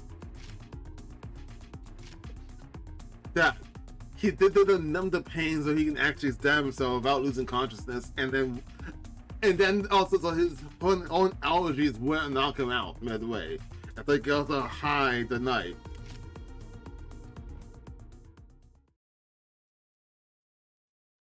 Like, it has to be Shoma, because with the ventilation shot, he is the only person that can fit.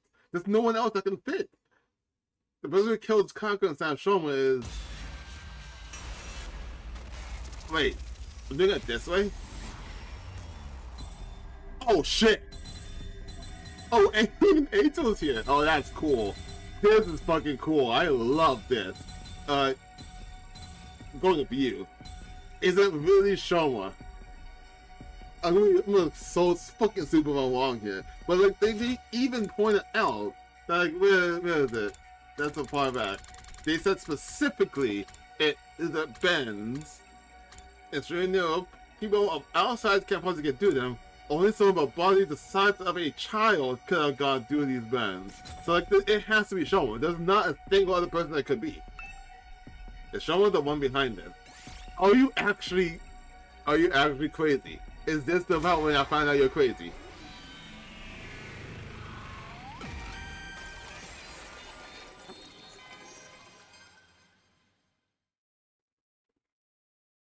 The real killer. Oh, he didn't say it is. I was waiting for it. You! Shoma Genzaki! What are you talking about, Takumi? Have you forgotten that I was a victim too?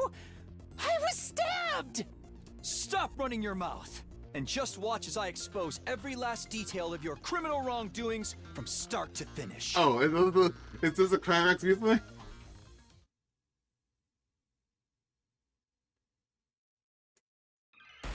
Oh, then this, do persuasion. I'll tell you what happened in chronological order. Let's start with Kako. The estimated time of death is between 1 and 4 a.m. on day 27. But how can he actually wait? I forgot about this detail. I'm so focused on him faking his own like assault or causing his own assault, I guess. But like, how could he stab her? Actually, how could he kill her? Actually, because like, if he stabs her, wouldn't he fall unconscious? Well, I guess maybe the gamma pill, because it always numbs pain and gets rid of his emotions. So like, maybe he could then carry do the murder that way. But like, why would he do that though? He might have prepared before that on day 26. The tower to come to the gym during that time period, of time. So she showed up at the gym as they asked, where you made up some reason for her to swallow that thing. Oh, so you just have to convince her to kill herself. What thing? I don't know what you're talking about.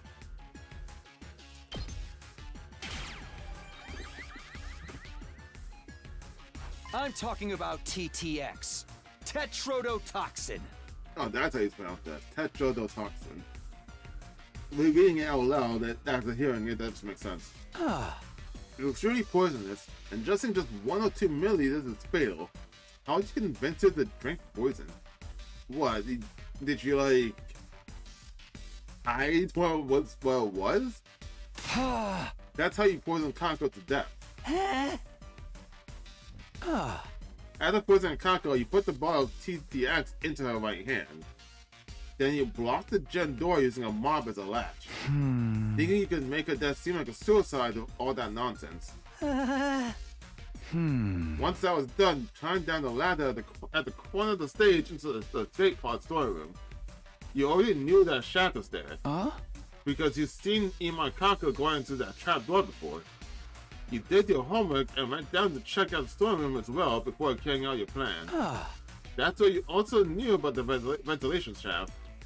And you used that vent to return to the school building. That's the main reason causing me to single you out as a culprit. The main reason? Anyone could have used the ventilation shaft Look at to get back behind. into the school. You can't accuse me of being the culprit because of that.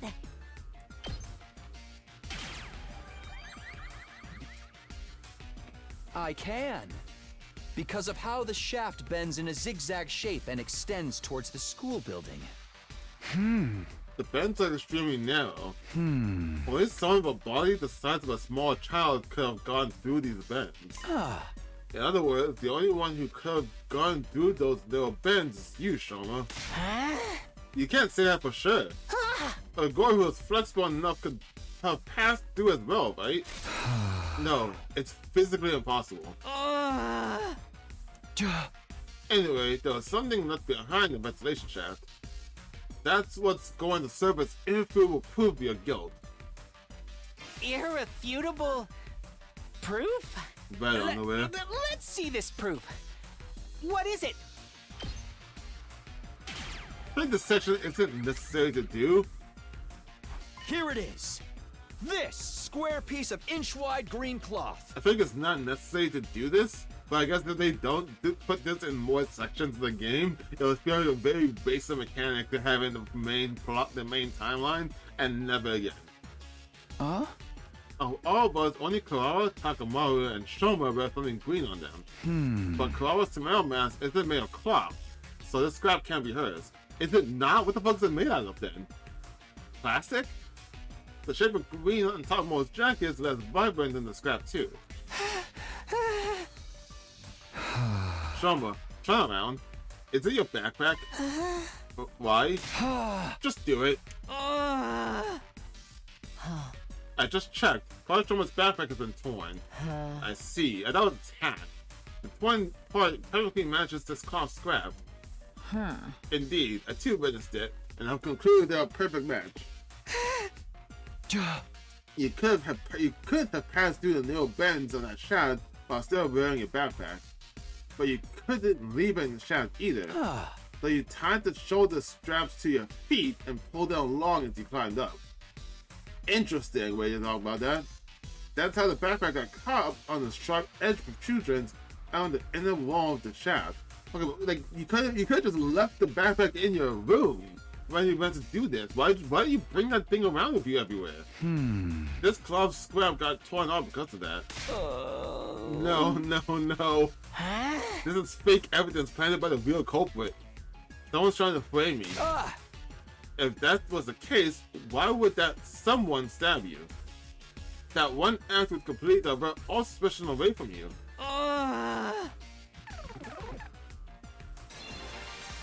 Oh, they've been moving anywhere. Now this is the next part. This next part is all just conjecture. Shoma, you were actually intending to kill Ima as well, weren't you? That plan ran awry because Kako showed up to the gym alone. Oh, what?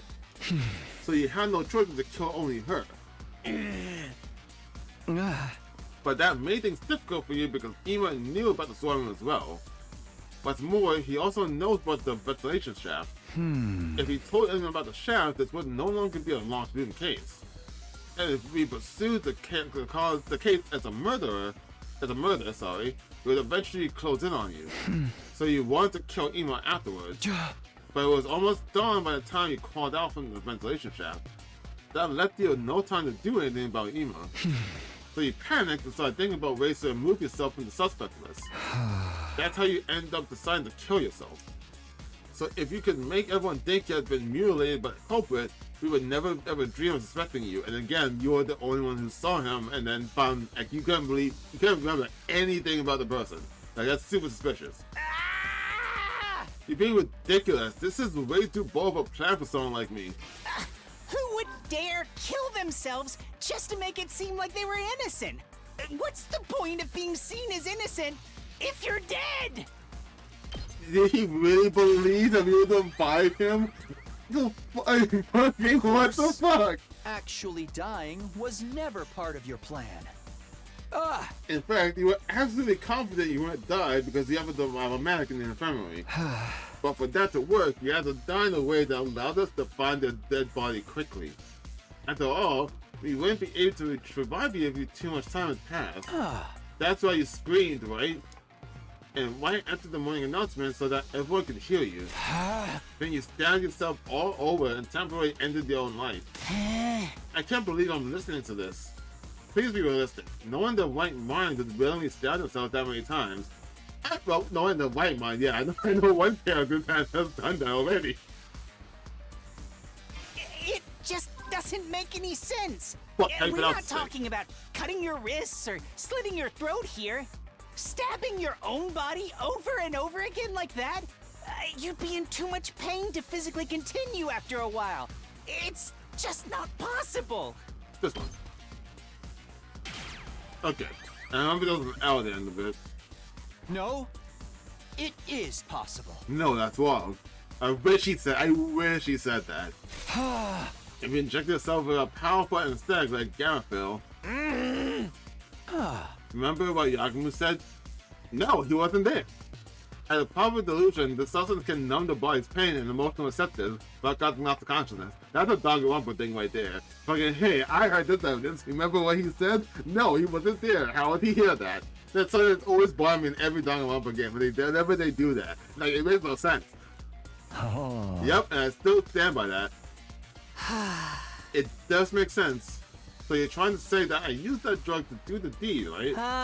But where would I even find a drug like that? You probably stole it from somewhere. Stole it from where? You can't just gloss over the details like that.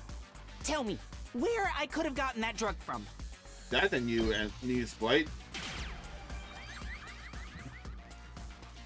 From the biolab. You sound so confident saying it. That room isn't locked and everyone has access to the shelves. Getting the drug from there wouldn't have been a problem for you.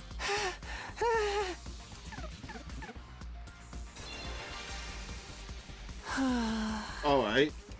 Assuming that I did inject myself with that anesthetic. How did I get rid of the hypodermic needle afterwards? When you found me at the back of the building, was there anything like that on me? There wasn't, right? Toss it away.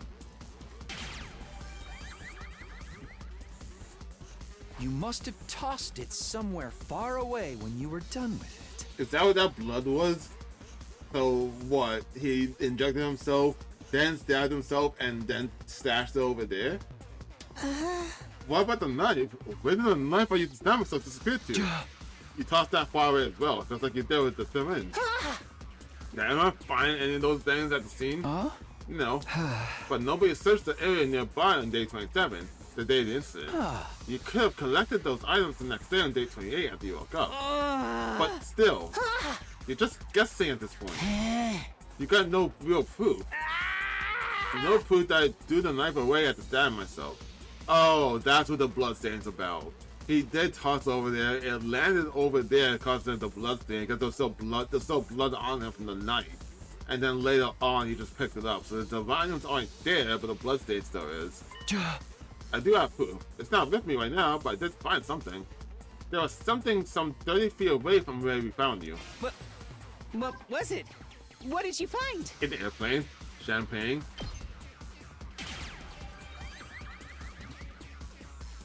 I saw bloodstains. Just a little patch on the corner of a rock. In a place where blood from your injuries couldn't have reached. Those stains through the bloody knife has been thrown over there. That's enough already. It doesn't matter what you're trying to say because you have no solid proof. The green cloth was the only piece of substantial evidence you managed to produce. Anyone could have left that behind to frame me. All it proves is that I could have committed this crime. But it doesn't prove that I was the only one who could have done it. Can I trick him? It's time you stopped playing dumb, Shoma. I do actually have another piece of conclusive evidence. What? The bottle of TTX Kako was holding. Your fingerprints are on it. What? Wait. Wait. Trick, lie, or bluff. They all of them. This could have been the answer of all of them. That's a universal answer. I just realized that. That can't be. It can't be. It just can't. It can't! My fingerprints can't be on that bottle. I was wearing gloves when I... You fell for it. No. That was just a slip of the tongue. I mean, it was just... God, I wish I got Crash Trial in this game. This is perfect for it. Show was the first killer. What the fuck? Anyway, I'm not... Give it up, Shoma. I'll say it again. The person who killed Kako by making her drink TTX. It was none other than you! Shoma Genzake!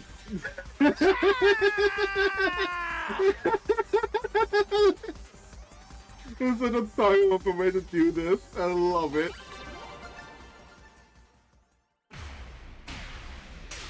So how are we executing him? How are we doing that? Is that an option? Now open your fucking backpack. What is in there that you have to keep of your old times? I swear, the fucking hearts? Takumi, you got a few things wrong, but for the most part, you were correct. It was me. I killed Kako. Back up, Emo, you promise. So, which parts did I get wrong? The entire premise. To begin with, I did not kill her of my own volition. I was ordered to do so by a certain someone. Let's call that person X for now. Stop trying to make excuses for yourself. I'm telling the truth. Please believe me. There's more about this order you received. Just before dawn on day 26, I woke up to someone tapping my cheek. When I opened my eyes, X was there, right in front of me. You didn't lock the door? I did. I think X was already hiding inside before I came in. Under the bed or something. What did X say? X said... I killed Gaku, and intend to make you my next target. Oh my god, it's like talking about it's the fucking naked guy. That's all it's a suspect. But I'll let you off if you follow my instructions. He has different sprite, but it's still the same guy. If you go against me or tell the others about my existence, I'll blow up the bomb inside your body immediately. Let you often follow my instructions. Okay, so if that's true, wouldn't you just immediately die now? Yes. The bomb planted in all of your bodies by that robot known as Searay. Just who is this X person? I don't know. They were wearing a long black poncho. They wore a mask over their face and used a voice changer to hide their real voice. That sounds like the fake stabber you made up to fool us. I mean, it's true, I wasn't stabbed by a person of that description, but that person definitely exists. What happened after that? I followed X's instructions. I didn't want to be killed the way Gaku had been. X came up with the entire plan. They told me about the ladder shaft, escape pod hangar, and ventilation shaft. The tetrodotoxin, it was X who obtained that ball of TTX too. After that, somebody asked Kako to meet using the script X had prepared. What did the script say? To speak to her on the afternoon of day 26. Okay, well, if this is true, you have the script with you. Just give it to us. Kako, I know about the storeroom with the escape pod too. I did some research in the library and found a way to open the cockpit and launch the pod into space. So, would you like to escape from this academy together with me and Ima? If so, come with Ima to the gym tonight at 2 a.m. My plan was to kill not just Kako, but Ima as well. because they were the only other people who knew about the storeroom. Killing them both at the same time in the locked room would make their death seem like suicide. But only Kako showed up at the gym at the specified time at 2 a.m. How are you gonna kill both of them? Why? Kako said this. I haven't told my dear brother what you told me yet. First, I need to verify whether your information is authentic or not. If it's true, then we saw it tomorrow. But keep it secret from my dear brother, alright? I want to surprise him. I hesitated to execute a plan because she had shown up alone. But X also told me, if you chicken out and do nothing, I'll still blow you up. So I passed Kako a water bottle mixed with TTX. Oh, okay, that's how you could do that, yeah. Takumi more or less covered what happened after that until I returned to the school building. Except, I had not foreseen that my backpack would get torn along the way. After returning to the first floor of the school building, I was at a loss because I didn't know what I was supposed to do about Ima. I was going to be difficult to kill him because the sun had already arisen by then. Suddenly X appeared again. Ima probably knows about the ventilation shaft. If he spills the beans, they'll all know Kako didn't die in a locked room. They'll start investigating the case as a murder instead of assuming it was a suicide.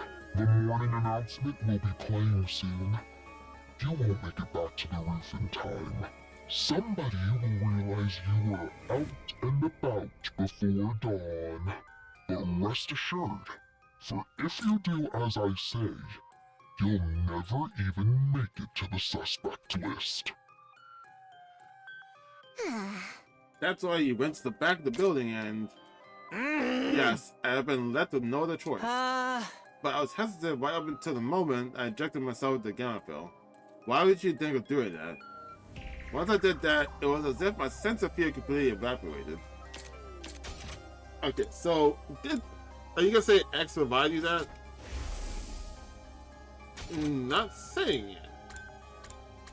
He said that X provided him the TTX, right? But he didn't say. Let's see. Yeah, X came up with the entire plan. X came up with the TTX. Okay. And then I simply asked Kako to meet me there using the script X prepared. Okay. But if he doesn't say that X brought the gamma fill for him, then why did he have that? Suddenly he appeared again, and then okay, I have this other plan that I'm now going to tell you just now of what you need to do, and you won't be a suspect. Oh, okay, yeah, X gave me the gamma fill as well, along with a knife and syringe. I was about to say, like, why would you bring that? I'm pretty sure X must have been the one to collect the knife and syringe that I dropped after I did the deed. Because I know I definitely didn't retrieve them. The story just told, Shoma slumped his shoulders and bowed his head deeply. This is like the day I'm talking about with the case in the first game. That like it's suspicious that you are the only person that's seen or hear about this X person, which then makes you believe that you're making it up. Like this is your last-ditch effort to pin the blame on someone else. The silence that followed stretched out until Hyoka finally spoke up. I just have one last question, Shoma. Do the words back or heart read any bells? Back or heart? No, I have no idea. I have one question. Can I see what's in your fucking backpack? I'm losing my mind over that. Thank you. Reaction was the answer I needed. I guess that's it. Takumi? Yes, X must have done it if Shoma was involved in the particular affair. Everyone was looking at us in confusion. Probably because nobody knew that someone had stolen the hearts from the dead body. Then Shoma started trembling like a leaf, as if he suddenly remembered something. Oh no, that's it. I'm gone for it. I told you about X. The bomb inside me is going to blow up now. Yeah, no, it's not going to happen. Because you made the whole thing up. Nothing's happening. Did this X person lie to you? I think they must have. An amateur can't possibly make a detonator for a bomb in our bodies. Only someone with my level of skill and experience. So, Mr. Kanzaki won't be executed? Yeah, go ahead, Ima. You can murder him now. At the end of the day, even if it was lied to, he still did it. And, yeah, that's not okay. Yeah, I'll do it myself. I'll kill you. I'll tear you limb from limb.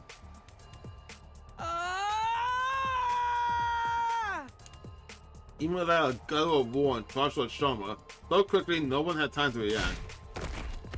He shoved Shoma to the ground, clambered on top of him, and started strangling him so hard it almost seemed like he might rip his head off. Go to hell!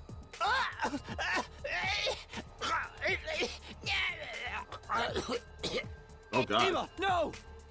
No, he fucking let him. What do you mean? Even if he was coerced, sure, he still needs to be punished for actually killing someone. Like, he could be like, oh, you just put him in the cage for X amount of time. Sure, you can do that. Yeah, that makes sense. But he was still gonna fucking kill the other end of the day. Just get it over with. And ran in a panic and told Ima off. Someone had fainted and was frothing at the mouth. The Agmu darted over and conducted a quick check. He's fine. Just passed out. Damn it! Damn it! Dear sister! My dear sister! My dear sister! As that heartbreaking outburst, Ima simply collapsed on the spot. Nozomi and Tsubasa rushed over and started comforting him. Everyone else without loss, simply staring quietly at Ima as they stood glued to the spot. The sound of Ima's pained wails echoed coldly and endlessly through the walls of the building. Huh.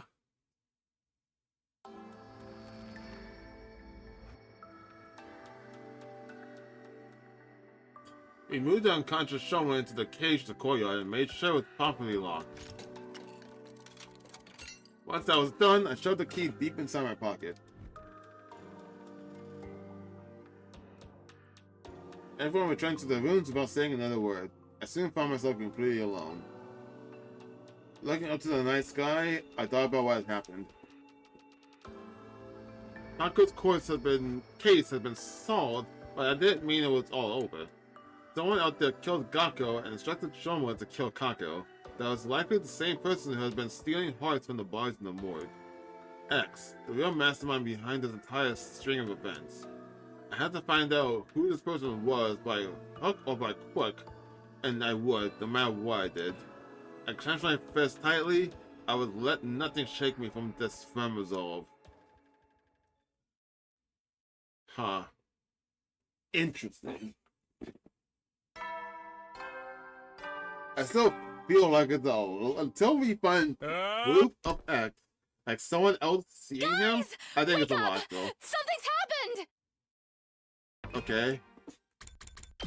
Shit, that's not what I meant. What's happening?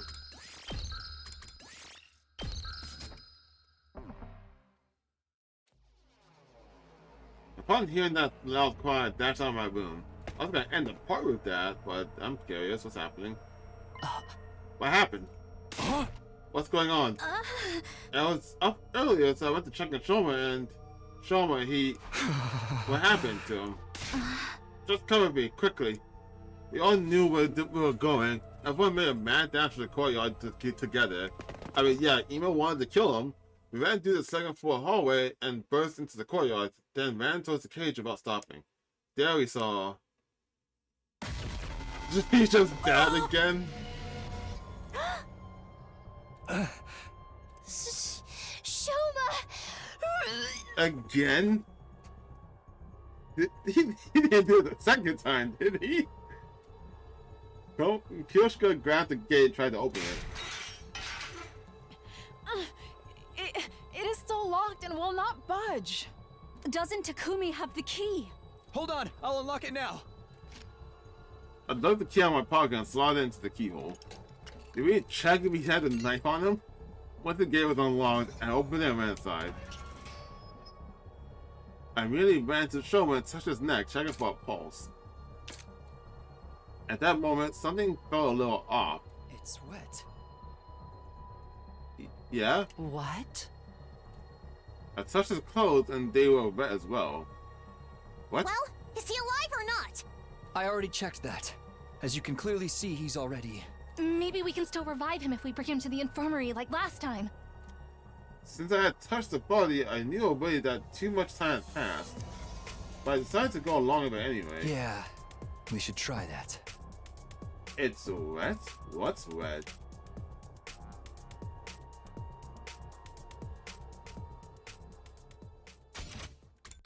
It's wet? Cause of death. Hemorrhagic. I cannot say words. Hemorrhagic shocks. Estimated time of day 51, between 2 and 5 a.m. Multiple stab wounds in the chest and abdomen. The murder weapon is likely a sharp blade about 8 inches long. I cannot say words. Like very specific words I just can't say for some reason. Too much time passed since death, insufficient cryptoglobin present in the body, impossible to revive. After everyone had a chance to view the monitor, the mood in the room became heavier. Huh? The hell's going on? How did the killer get to Shoma when the cage was locked? Talk to me, did you lock your door last night? Yeah, I did. So nobody could have stolen the key from me while I was sleeping. And I know I'm repeating myself, but that key is unique. It can't be copied. Well, that nails down the list of possible suspects to just talk to me, right? Don't you ever get tired of mindlessly repeating the same thing? Are we overlooking the other possibility that he's down himself like before? That time, in a way that would be impossible for us to revive him? I can't think of any other reason why he'd wind up dead in locked cage in the middle of the night. Well then, who supplied him with the knife? It had to be X, right? If it was X, they would have passed him some gaffer mail and his syringe. Yeah, ain't no one strong enough to keep mutilating themselves like that without being drugged the hell out of their mind. I mean, there's one person that was able to, but there was only both the legs and the arm, and also a knife in the same hand that they did the stabbing. But you know, it's very special people that can. He could have used one of the bottles that had been stolen previously. We moved Shoma's remains to the morgue. There were 4 bodies lying on the table there. At Iman's request, we made sure that Kako and Shoma's bodies were not placed next to each other. Iman wanted Shoma's dead body and stared at it for a long time. Then he said, "You got what you deserve."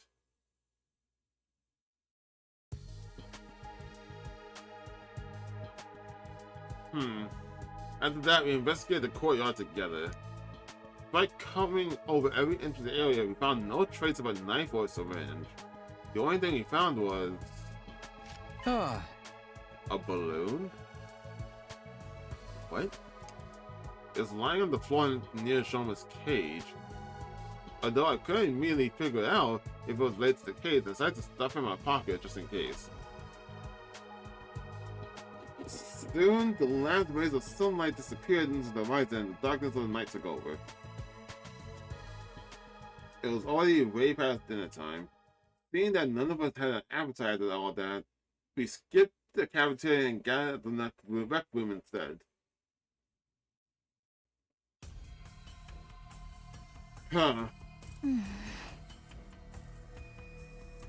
Yawning. This makes it 3 people who have lost their lives because of X. We don't know for sure if X had anything to do with Shoma's case yet. Of course they did. We'd all be in serious trouble if it wasn't X. Because they would mean there are 2 killers of X's caliber running around to free. So what do you think who do you think X might be? Everyone fell silent. This was a question that was draining the most. And it seemed like the others felt the same. Ever since Shoma shared his side of the story last night, we'd all been avoiding that particular issue. But it was time to face reality. I steeled myself and turned to Tsubasa.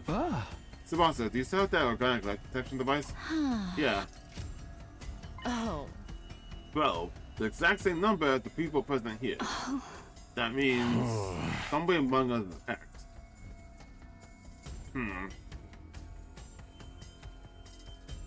Yeah, I don't have a I don't have any clues that could be though. Not enough clues to go off of. Boy, I can't even think of a reason. I mean, the only probably like Tsubasa kind of implicated himself, saying that like no one besides her caliber could make a detonation device for the bombs.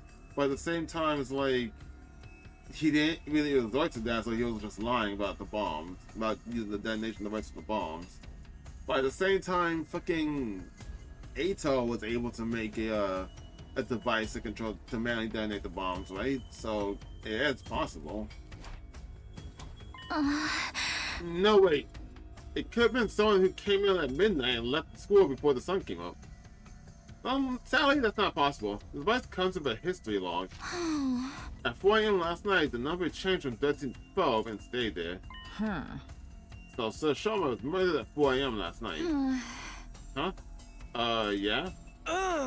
Miss McAdoy, we are discussing something more important here. The number of... What?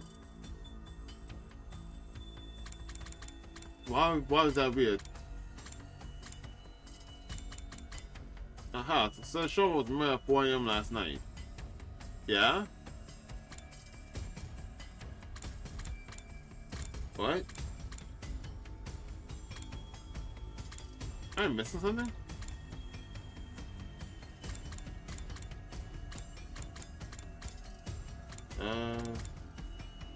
Between 2 and 5 a.m. I mean, yeah, that does match. Okay, I'm confused by that. Like, Tsubasa being like, yeah?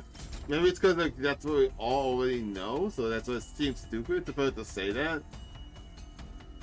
It was like, is that supposed to signify something?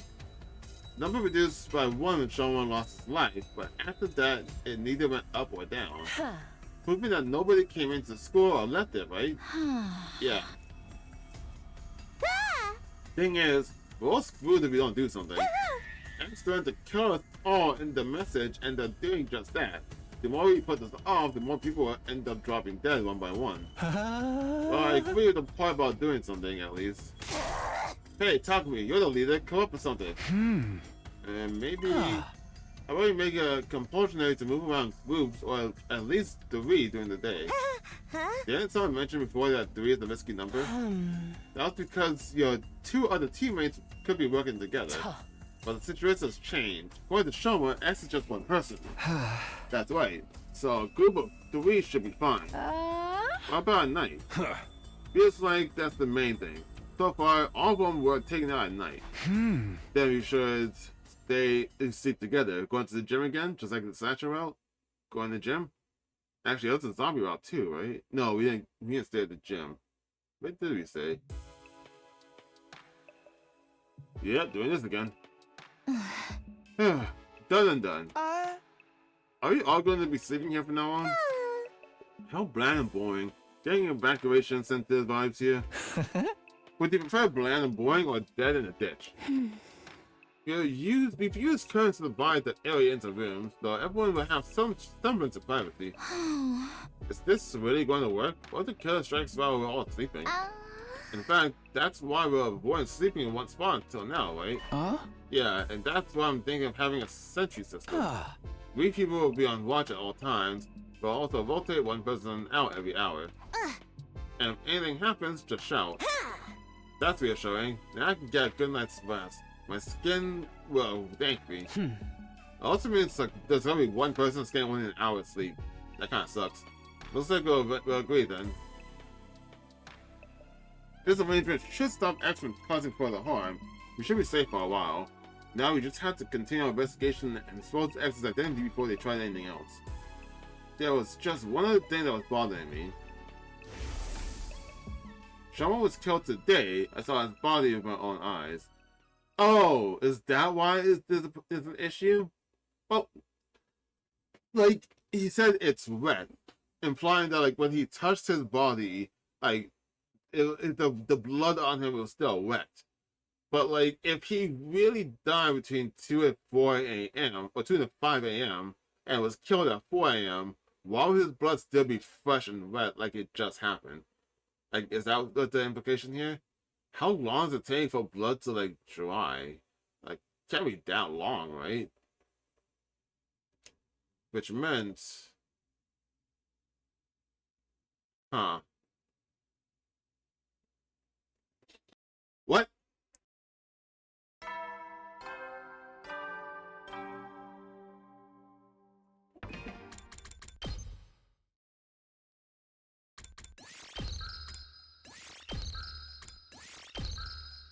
What the fuck? We drove so fucking far!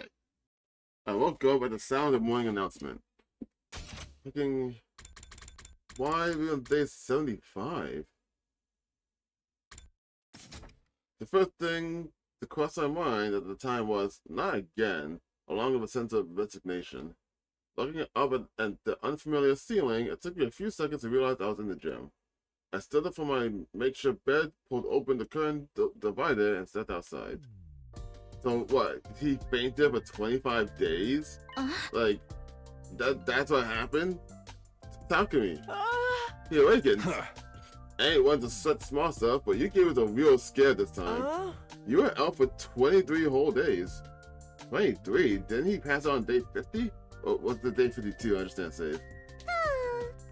Is that you, Beckett? He was in a coma, dude. Of a murder. I turned slowly to look at everyone, then said, everyone's safe. Thanks to your last words. My last words. For us to move in groups during the day and sleep together at night. Remember? Those were the instructions you gave us on day 51. We've been able to survive all this time because of them. X hasn't had an opportunity to strike. The other means X is still... Yeah, we still don't know who they are. If we did, we would have thrown them in a cage and tossed away the key already. Now that I got a better look at them, I saw signs of fatigue on everyone's faces. Everyone's getting tired. X is among us. I'll be killed if I walk around with only one other person.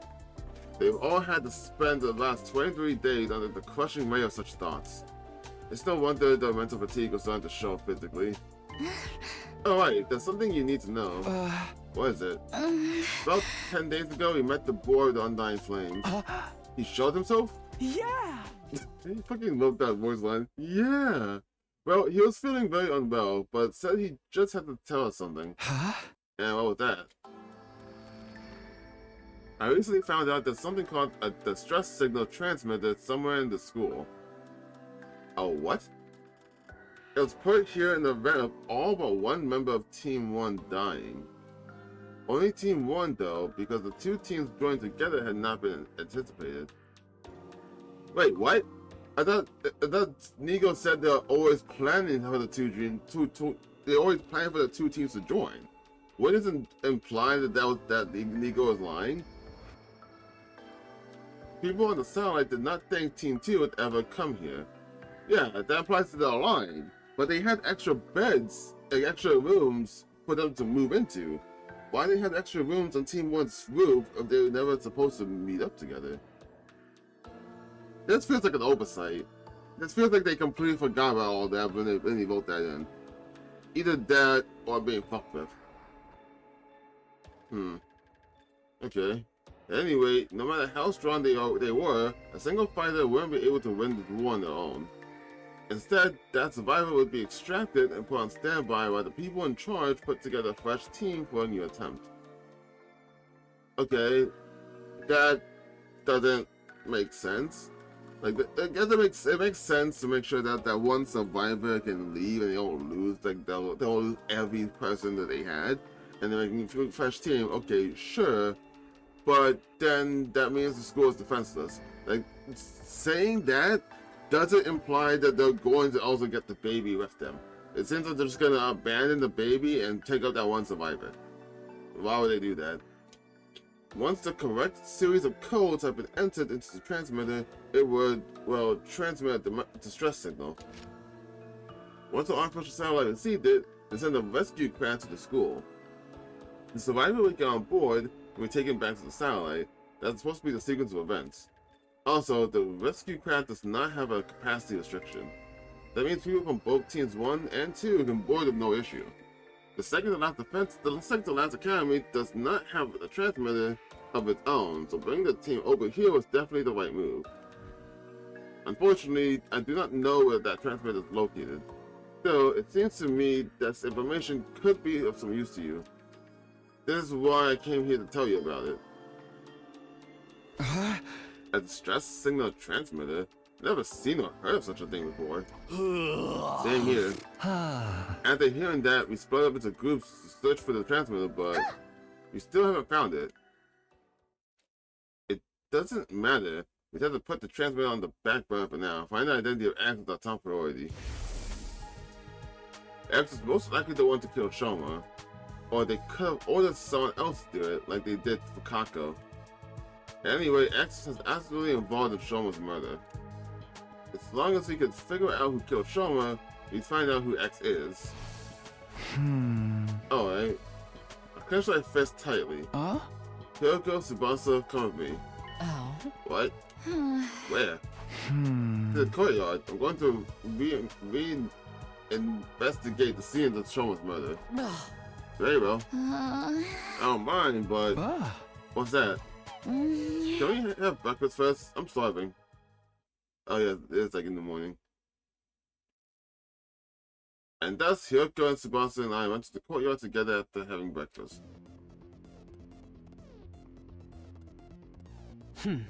Why did you ask us to come along? I can't go against my own last words, can I? The point about moving together in groups during the day?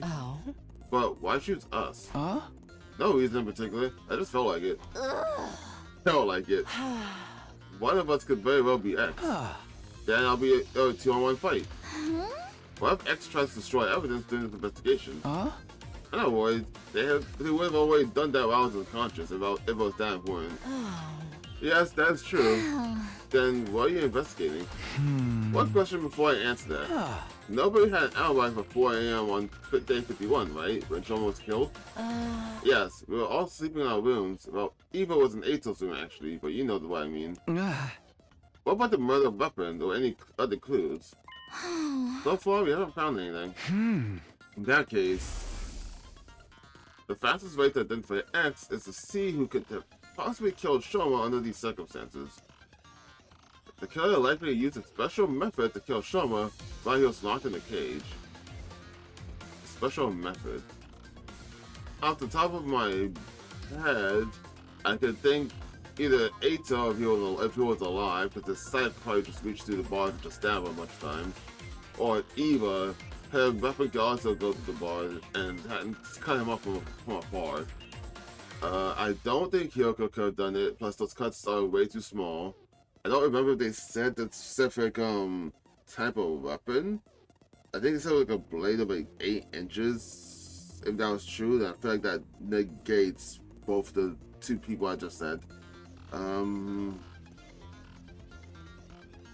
Yeah, I don't really get how they could have got in there.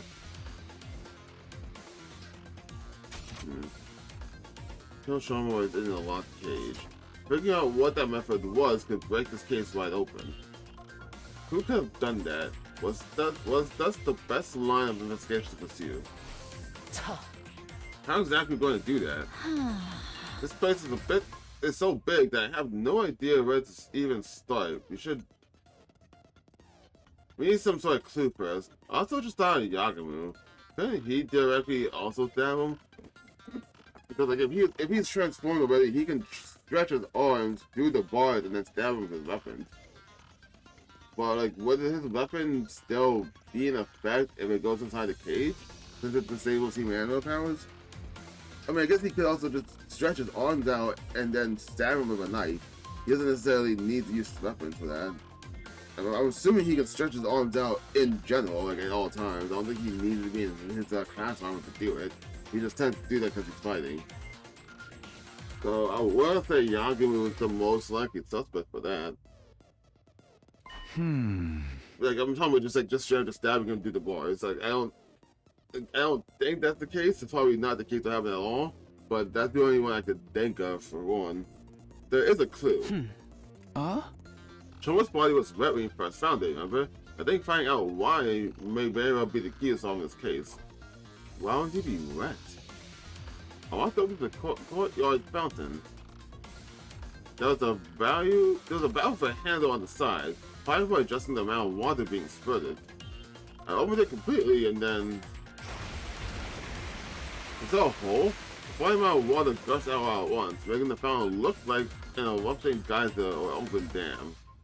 A giant column of water shot up into the sky and came down again like a downpour of rain. I quickly turned the handle to close the valve. Soon the water slowed considerably and went back to its normal flow. That was close. What exactly were you trying to do? I'm glad I was standing over here. I'd be all wet by now if I got any closer. Next, I checked the central drain. It was more like a tunnel than a drain. The water flowed deep into the tunnel. Does the tunnel lead to the cage? There's a large handle here as well. I turned the handle and the wall came down from the top of the tunnel, completely sealing up the drain. After checking it, I returned the handle to its original position. What? I briefly saw Hyoko and Tsubasa staring at me in confusion as I proceeded to my next destination, the cage where Shoma had been held. We already checked every last inch of the cage. There's no hidden channels underneath, and the bars are as strong as they can be. No scratches on the lock either, and no traces that anything has been tampered with. The hinges of the gate are also untouched. As I was listening to them, my eyes wandered to the top of the cage. Officially, this cage is an animal pen. I think it was supposed to be modeled after a bird cage or something. You see that ring suspended from there? From the top there? Yeah, what about it? I didn't answer. Instead, lowering my glance to the bottom of the cage where something caught my eye. The cage isn't secured on the floor. It's just a bottomless cage placed on top of a base. Oh, are you saying that someone there's like a mechanism to lift the cage? But the cage is impossible to move manually. It literally weighs a ton. How do you know that? There was a blueprint on the courtyard on the war room's computer that had some information about it. I see. So it weighs 1 ton. Hey, that reminds me. Do you know this courtyard was originally created as a biotype for space development research? Biotype? Biotype? I try to keep that explanation as brief as possible. It said that before Void Death, Earth was full of different kinds of terrain, like arid regions and rainforests. And each of those regions were inhabited by living things unique to that area, including plants, microorganisms, and vertebrates. For research purposes, this place had originally been created as a perfect replica of the ecosystems those creatures had been living in. That's why there are blasts of hot air and simulate our desert environment. It can also withstand atmospheric pressures many times Earth's range. But wouldn't that amount of pressure cause the windows to break? What are you talking about? Those things over there aren't windows, they're all display screens securing the ceiling. Look carefully and you'll see the light flickering every once in a while. There's no way the sky could be visible from here. We are inside the school after all. Oh, it never occurred to me that guy was supposed to be a sky, and that was just like a blue ceiling. You might be right, but what about the exits on both sides connected to the hallways? Atmospheric pressure can escape from those exits when it gets too high, right? Those places were closed in the beginning, covered by partisan walls, don't you remember?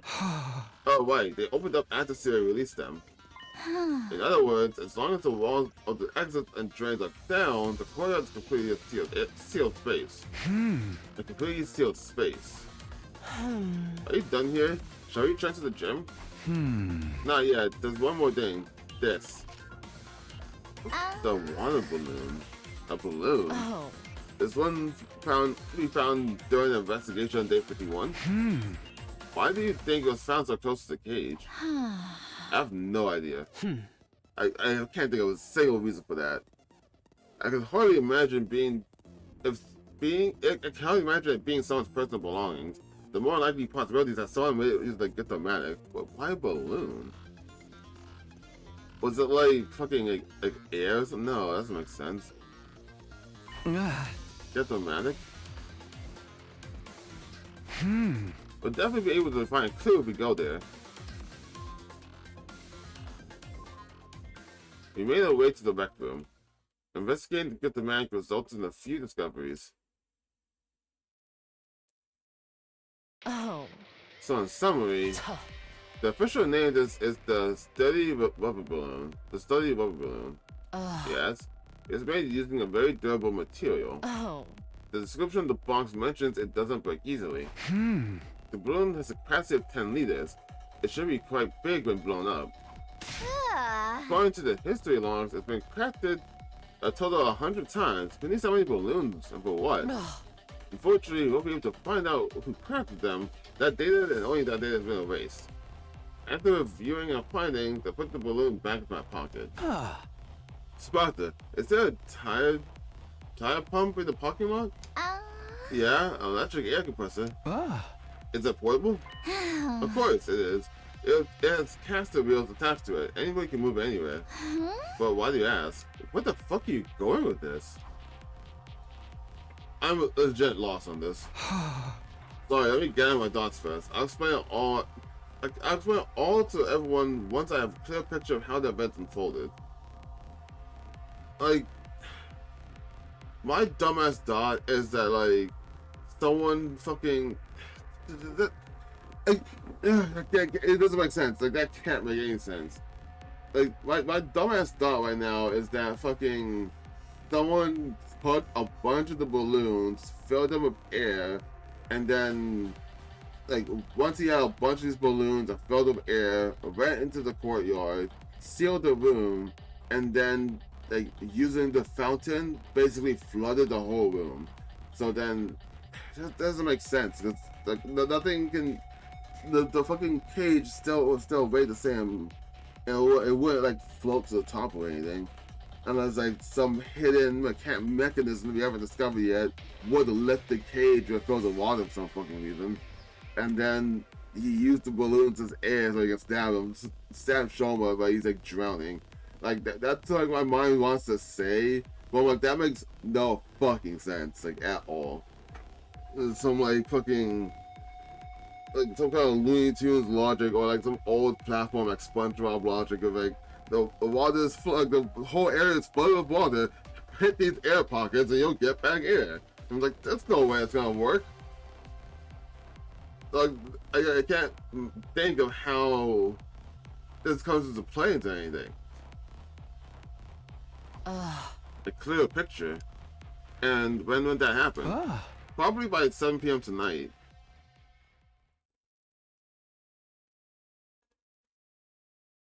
It's not that. I don't fucking know. Maybe he used the air from the balloon to lift the cage because he apparently found out that the ball is not connected to the base.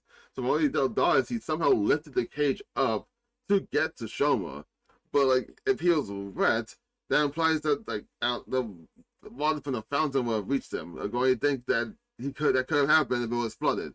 But like, I can't figure out any actual reasoning for why flooding the room would lift the cage. Like, that doesn't make sense to me.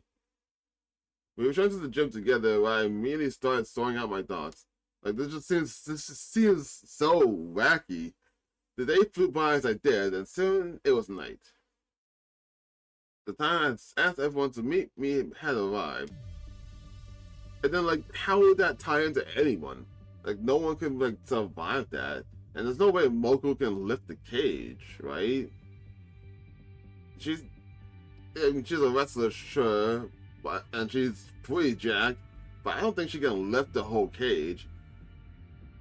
It's exactly 7 p.m. when I quietly said to everyone, "Hey guys, can we all move to the courtyard? I have something important to discuss."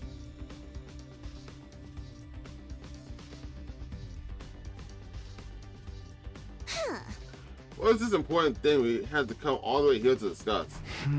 Well, you see, I turned my gaze upwards and slowly lowered my head. I figured out who killed Shoma. I fucking haven't. Fucking, what are you talking about?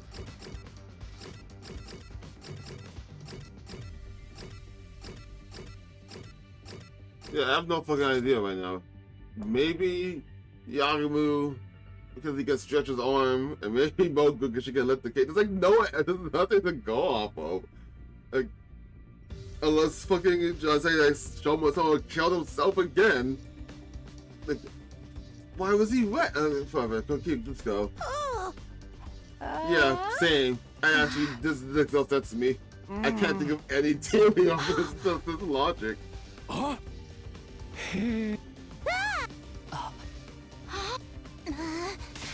This is why he had to steer every individual gas. Who did it? Huh? First, we must answer the how. How did the killer stab Shoma while he was inside a locked cage? Once he figured that out, then entity the killer becomes apparent. Okay, sure, okay. Because only that person could have done all that under those circumstances. What? Okay. Just cut to the chase and tell us who the killer is already. All right. I'll tell you. The person who killed Shoma. Whoa, don't make me choose. I don't fucking know. There's nothing to go off of. Hello? It was. The name of that person is... What? The person who killed Shoma is... I don't fucking know. Wait, why is talking me in here? Why is talking me an option? Fucking... Okay.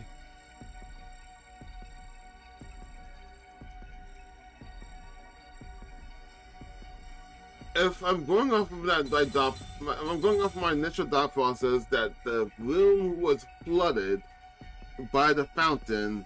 They sealed off the because he right under there, sealed off the drainage so it wouldn't drain out somewhere. Which means it would eventually fill up and overflow. Then seal the room so it wouldn't none of the water can get out.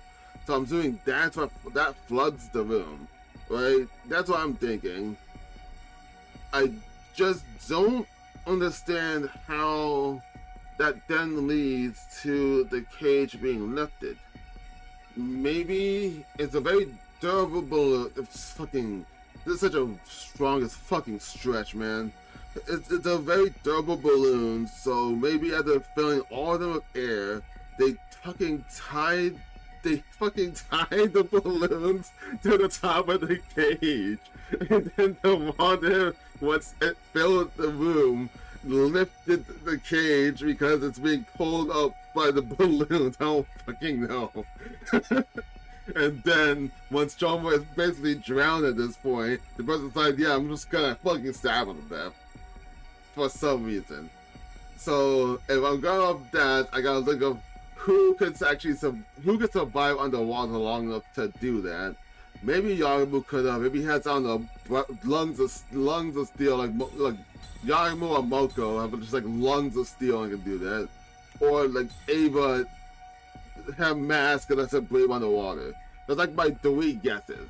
I'm gonna guess Eva and fucking hope that it was the mask, because we did give it back the mask. It has to be something to do with the mask, right? Maybe I'm missing we're forgetting a detail of that. Oh, I think is there a archive? Is there anything in here that says anything about her fucking mask? Fucking.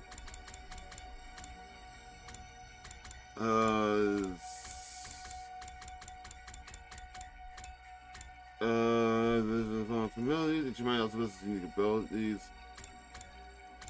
Fucking no. So far, no. There's nothing in here that says anything about her mask specifically.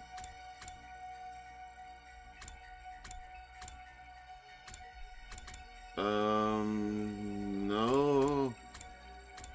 No.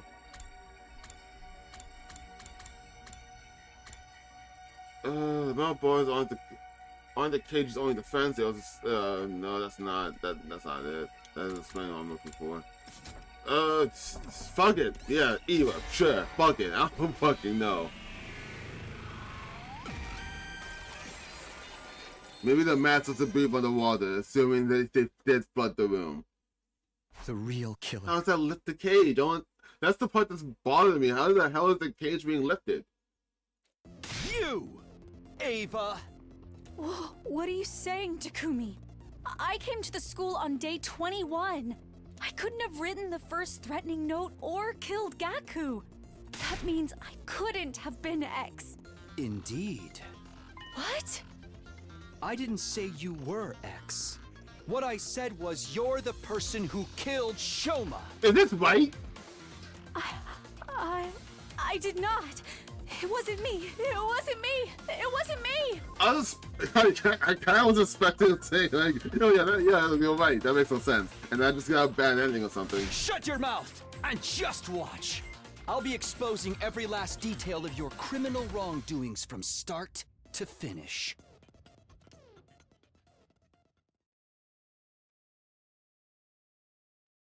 What am I doing right now?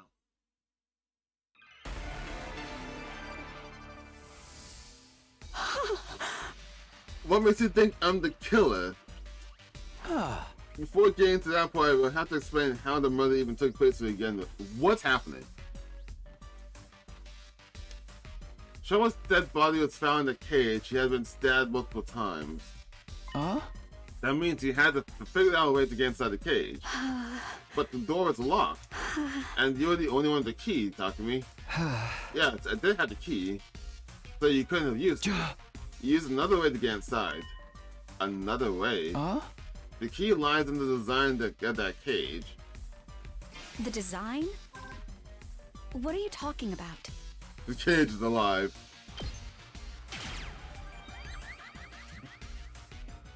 The bottom part of the cage isn't secured in place. I can't imagine this is actually correct. For some reason, I just can't. It's just a heavy iron cage mounted on a base. I don't understand. I think I'm being fucked with. That cage isn't secured in place. What of it? Yeah, you have to lift the cage out. That's totally irrelevant to the current but, discussion. Like, how do you do that? Like, the cage could simply be lifted up. Like no, right? If it weighs a ton, you can't just tie a shit ton of balloons to the top and then fill the room with water and lift the cage. Like that's just not how that works, right? Right? So you went inside from the bottom. Wait, you went inside from the bottom? What nonsense is this, Takumi? How is it possible for anyone to lift up such a heavy metal structure? Oh, you mean like he lifted the cage up and just ran normally, that's what they mean. Very true, that cage weighs a ton. It's not something anyone can move with their bare hands. Wait, aren't you contradicting yourself right now? You claimed I lifted it up, but now you're saying it's too heavy to be lifted? Is there even any way to do that? Oh shit, she has something to say. I thought she was gonna stop there. You used buoyancy. Buoyancy? That's right, you made the courtyard a watertight space by closing off the drains, okay? Yeah, that seems possible, and then you flooded the entire place, okay, yes. Huh? There's a fountain there, right? You opened its valve fully to release an enormous amount of water through the nozzles, turning it into something like a erupting geyser or open dam. Huh? You left the fountain valve wide open for a while to fill the space with water. Okay.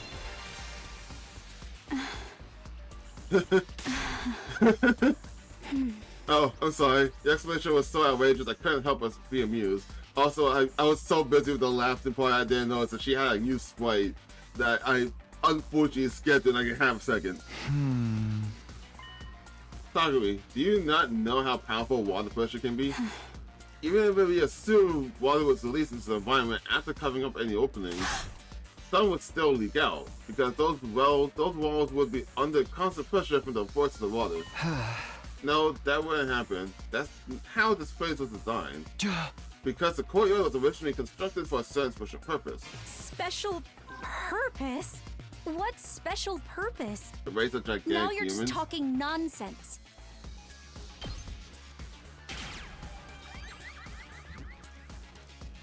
This place was a biotope to be used for space development research. It was designed to be able to withstand atmospheric pressure as many times as Earth's range. That's what Tsubasa said. Yeah, that's right. And that's why it's impossible for water pressure to cause any leaks. After a while, the place became filled with water. During the water flow on the fountain, it probably took about 3 hours for water to rise to the top of the cage. Someone was killed at 4 a.m. Counting back from that time brings us to 1 a.m. for the approximate time the water started accumulating. Even if you're right, that entire cage is made of iron. It literally weighs a ton. You said so yourself. Yeah, that's the part that I don't shift get. around simply from being submerged in water. Buoyancy doesn't work that way. How could anyone have lifted up a heavy iron structure like that?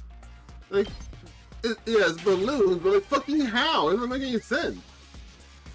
By using sturdy rubber balloons. Rubber balloons? Ones that can be filled with air to a capacity of about 10 liters. You inflated 100 of those balloons and put them into the cage. Oh. How big is the fucking cage? Like, that cage, the bars. How did you put the balloons in there? What, did you just put each individual balloon in the cage, unfilled, filled with air, and show it just like fucking sat there? Like, how'd you do that? I thought the bars would be like really dense so people can't just walk out. But they're large enough to put filled balloons in? So, okay, so that's what it is. You fill it with balloons, and then when the water rolls the room, the balloons went up, and then that lifted the cage? I feel like that still doesn't make sense. This is like some Looney Tunes logic to me. Maybe I'm not a science major. I don't understand how this works. Huh? To be more precise, you put the deflated balloons in the cage first before you did it. Why did someone just sit there? Archimedes' principle states that upward buoyancy force is equal to the rate of the displaced water. What? 100 balloons that hold 10 liters each equals 100 kilograms. In other words, the effect is 1 ton of upward force. That cancels out the rate of the cage and reduces it to near zero. What? You barely need to use a single finger to lift it then. You are easily able to lift the cage with just the slightest effort. What? What? Upper buoyancy force equal to the rate of displaced water. 100 balloons that hold 10 liters each equals 1,000 kilograms. In other words, the effect is 1 ton of upward force. That cancels out the rate of the cage and reduces it to near zero. So, what? 110 liter rubber balloons? That's just not. It would be impossible for me to inflate so many balloons in such a short time. How could anyone have done that? More than likely, you need a certain tool. A certain tool? Well, what tool was it then? What exactly could be used to inflate that many balloons so quickly? Also, an electric tire pump, right? The bicycle tire pump in the parking lot. It's an electric air compressor. Yeah. Fucking that should make a lot of noise. Like, why did someone just sit there and watch you do this? It's mounted on wheels and can be easily moved here. Using that would make it a little breeze to fill all the balloons.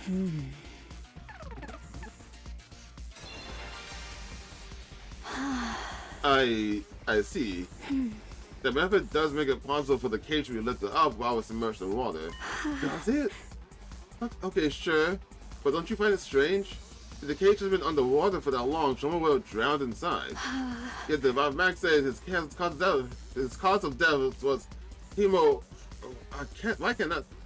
It's like hemorrhaging, but I can't say hemorrhagic. Is that what it's supposed to be? Shock? Doesn't that conflict with the sequence of events He you've held laid his out? breath? If your deduction holds true, Shoma would have drowned to cage death wasn't before submerged? he was stabbed. The cage was submerged? What? The cage wasn't completely submerged. It was like, there's no fucking way he held his breath for that long. What do you mean the cage wasn't completely submerged? The water only had to stop just below the topmost part of the cage for it to work. Huh? Discharging water equal to the volume of the cage itself created the buoyancy force needed. Okay, this sounds like you're talking your ass. This sounds like bullshit. What are you on about? Shoma kept his head above the water's surface and breathed through his mouth. Gasping and gaping and gasping for air the whole time. fucking okay. This is where I wish you were just doing like the Danganronpa like climax reasoning thing. They have the little like slightly animated manga panels that like show what's happening. Cause I need that. I need a visual description of what's happening. Cause how you're describing this makes no fucking sense to me. He took this opportunity to lift up the cage while underwater, slip inside, and stab him multiple times. What happened to the water in the courtyard after that? He opened the drainage valves to drain it away. Then the courtyard should have still been wet when we discovered Shoma's body. But was it wet? No, not at all. Hot air blast?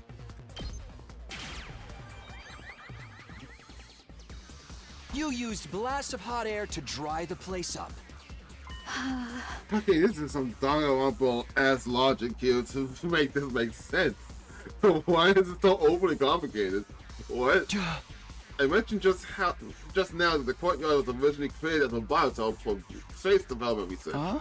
Because of that, it's perfectly capable of reproducing a desert environment, which means it has the ability to blast hot wind around the area. After draining the water away, you activate that setting to dry the courtyard. Due to the lack of time, however, the water didn't dry up completely. When you first discovered Shoma's body, it was actually still somewhat damp. It was dry enough though, plus we were all distracted with Shoma's dead body. That's why we failed to notice the remaining wetness in the area. Yeah, that could make sense. The only thing we did notice was that Shoma's body was damp. Fine, understand this other foolishness. Let me summarize what you were trying to say. I went underwater, lifted the cage, and stabbed Shoma multiple times while he was gasping for air at the surface. Then I dove underwater again and turned the valve handle to open the drainage walls. Look, Takumi, I am neither a diver nor a mermaid. Even if I was an expert at holding my breath. A regular person would struggle to do even one of the things you're This accusing me of. is literally the only reason I underwater suspected Eva at the at last that. moment. It's all completely unrealistic. That's what I'm trying to think. What does your mask do? Is it the only thing I can think of for why that's even possible? Because of your mask. What does it do? It's absolutely possible. You use your mask, Eva. Buster told me about it, which I don't remember the details of it. There's a miniature air tank. Jesus Christ, I completely forgot about that. There's a miniature air tank in the mask. It allows you to use it as a sealed gas mask. You can breathe for up to 30 minutes using it like that. Yeah, I did say that. I never thought it would work underwater though. I fucking forgot. I was like, there's fucking, what the fuck? I don't know what to say.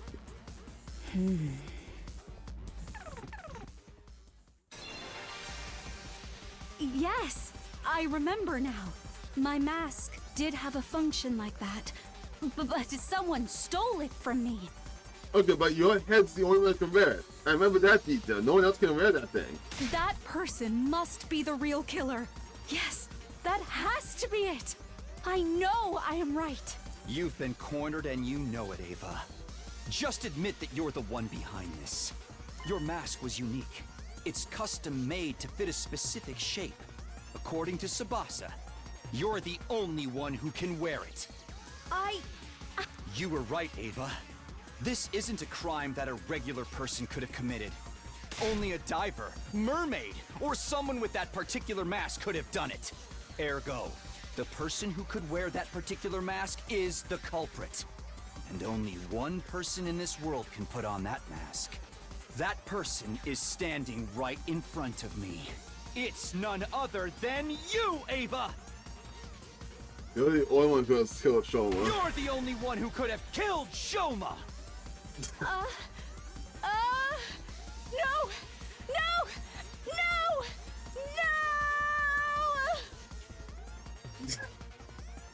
I always expected her just because of the mask. Doesn't even have any details with it, but why?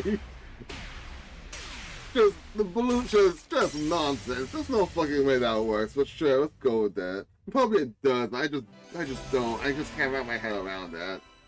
It probably does. This is probably like some basic thing, shit that I just can't wrap my head around for some reason. You only had like in the past like 72 hours, I only had like I think like 13 hours of sleep. Fucking insomnia. I think I'm really developing up insomnia, and it's fucking me. Talk me, you're right. I killed Shoma. Okay, why and sure. The method and flow of events were as you abused, I had nothing to add. But have I really done something wrong? I too had been threatened by X. I had no choice. Fucking you two? Where did you meet X? A short while before 1 AM on day 51, just before the murder, I heard a knock on my door. And he opened it? Yes. Why? The thought that it might be X outside the door did flash through my mind briefly, but I am not part of the SDU, and I wasn't even here when you saw the threatening note. I just assumed I could not have been on X's radar. Well, what did X say? I have the remote detonator that will trigger the bomb inside your body. Here it is, in case you think I'm lying. I'm going to give you some instructions now, but you don't have much time. Follow my orders quickly, or else. Should you go against me, or tell the others about my existence, I will detonate the bomb in your body immediately. So if you're telling the truth here, you would immediately die here.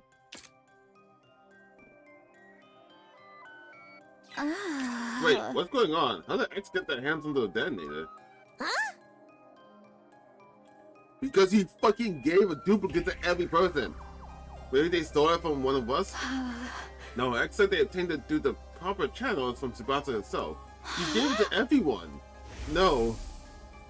I duplicated the device and gave a copy to everyone. I passed you yours later, Takumi. I'm like, that's a fucking horrible idea. Why would you even do that?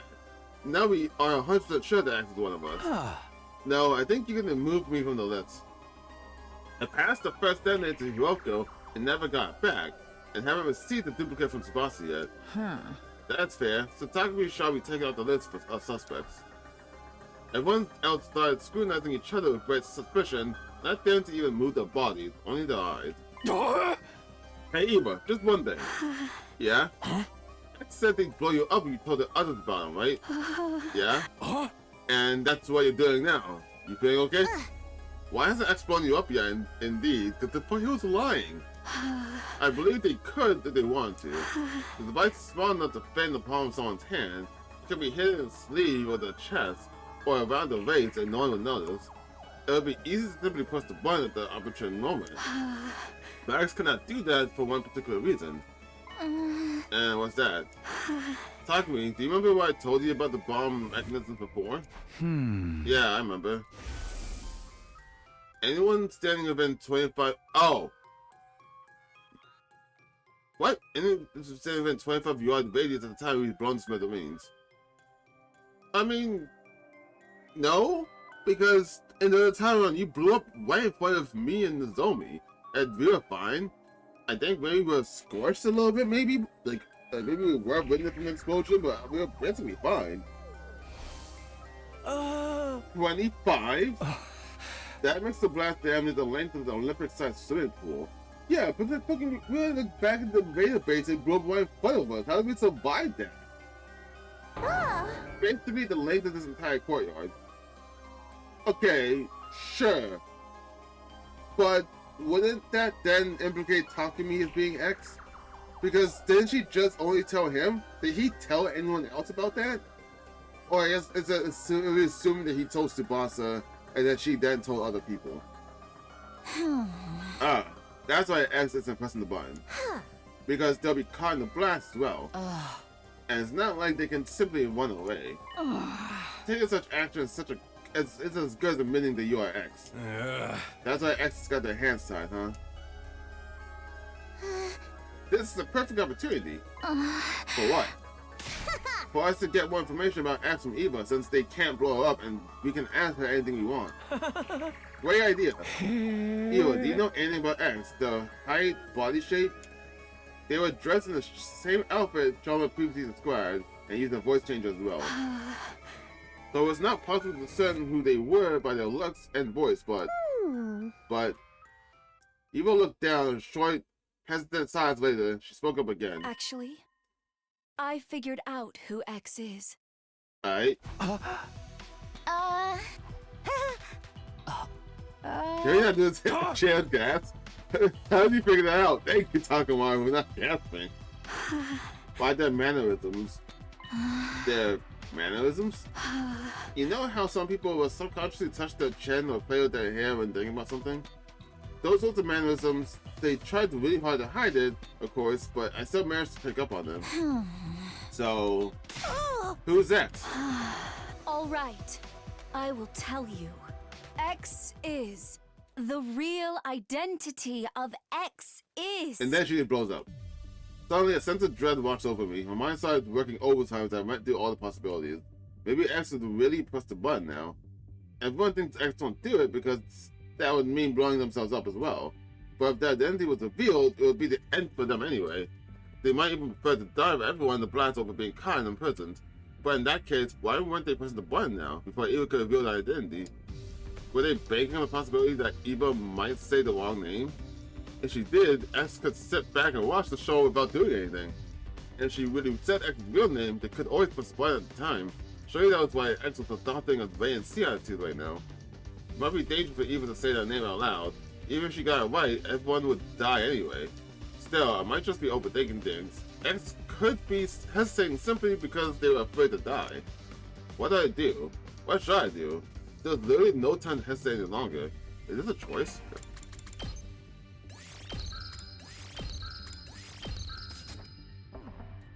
My final decision was...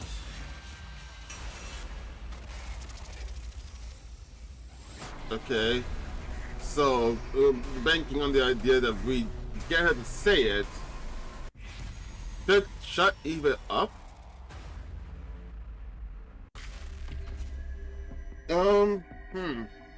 I mean, sure, it is a possibility that once she says it, X will just immediately blow up and kill all of us, including themselves. But if we do shut her up, there's a possibility that like later on he'll get an opportunity to just kill her. And if we try like, oh, we'll just have people guarding her, so like, so that we don't like, if people have people guarding her, so then it's like, oh hey, if we're all together, he won't blow up, so we just all stay all together. Eventually people have to sleep, someone's gonna slip up, one person gets to slip away and then push the button and blow up anyway. So that's not good. I'm going with no. Let us speak. Let us speak. Let's see where this goes. I feel like either way we get blown up, but at least this way I would let them know who it is. I decided to let Eva finish her sentence without interruptions. However, she stayed silent after that and refused to say another word. What's the matter, Lady Eva? X got your tongue? Or do you actually not know who X is? What? Then why did you pretend like you knew? Oh, she was bluffing. She was bluffing. If we went to stop her, it would make it seem like we are X.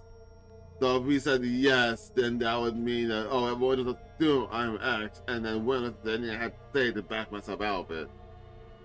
I see. So saying yes is bad. At Eva's question, Eva suddenly smirked and allowed a chuckle, looking as if she was mocking us. When I saw her expression, the truth dawned on me. Of course, you're afraid, right? You're afraid to die. Even if you were forced to do so by X, you would still the one to kill Shoma. That is an unforgivable act. Then you thought to yourself, I'm going to be thrown into the cage again. This time they're never going to let me out. Why should I stay then? I'll blow myself up and take everyone in the SDU with me. But you're afraid to face death. You never had the courage to begin with. Oh, I guess that was a bluff to keep us nearby? So you decided to leave it in the hands of X, right? The act of pressing the button to activate the bomb. Oh, that's why you lied about knowing X's identity. Wait, that means you going along with us this whole time was just an act? When you said you hated vegetables, that was that a lie too? Also, you can gain our trust and get intel by hiding in plain sight. Fucking, I just noticed on the back the light fixtures going up, like the light effect of stimulated like space going up. I just noticed that when they mentioned it. Eva said nothing in response. Her lips didn't move for a second, but something else did. Her hands. Oh, one.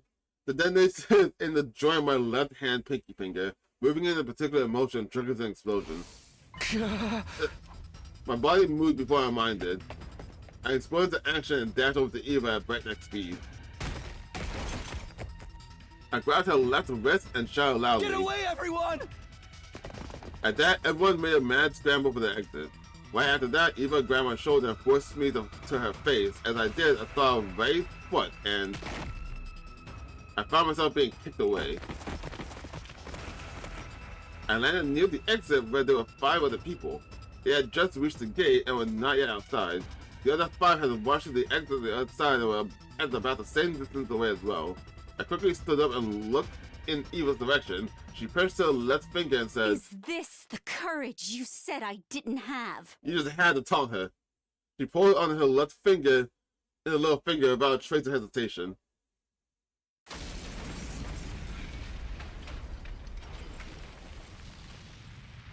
Why you have to taunt her, dude?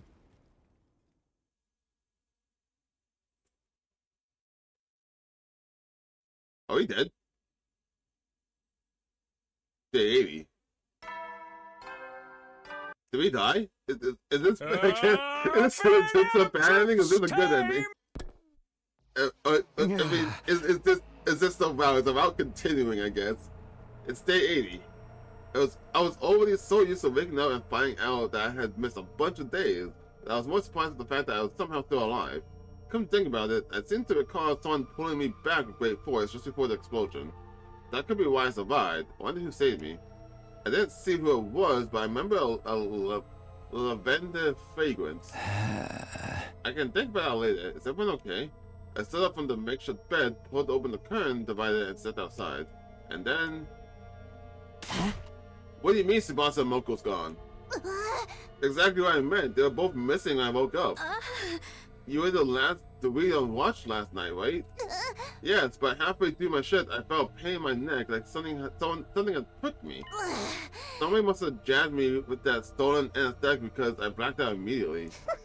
And when you woke up, they were both gone. That's what I've been trying to say. It was at this point that everyone finally noticed I was awake. Takumi, I see you have decided to rejoin us in the land of living. 5 days no see. Oh!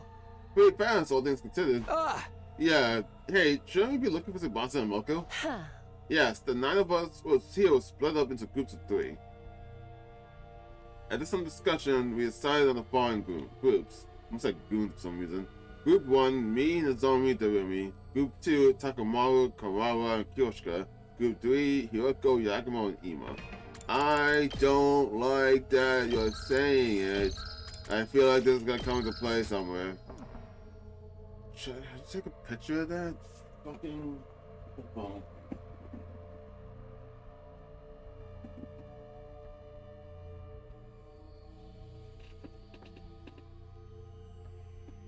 I don't know why I just did that. We have this transcript, so I can just look back. I guess it saves me the trouble actually looking, I guess. Let me point the fan towards me, it's kind of hot.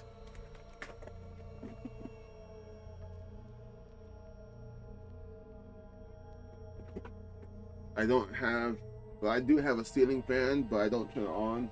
Not since like childhood, because the fan it's not sturdy. And if not turned on, it was falling, and the whole thing was falling.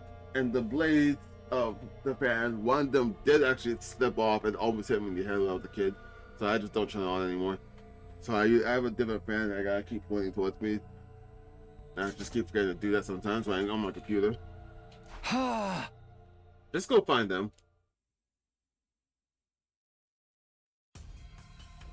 And thus we embarked on the search for Tsubasa and Moko. We visited every place in the school to see if we could find any trace of them. However, they're nowhere to be found. It's only been an hour since we started looking. Suddenly we heard a strange voice coming from the schoolyard. Bad news! Team Takumi and Takamaru, can you hear me? If so, come to the parking lot right now.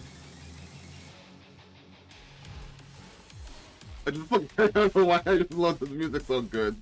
We gave each other knowing glances before rushing towards the stairwell together. But why is that the music they're playing for this? Oh! Oh, ooh, this is new.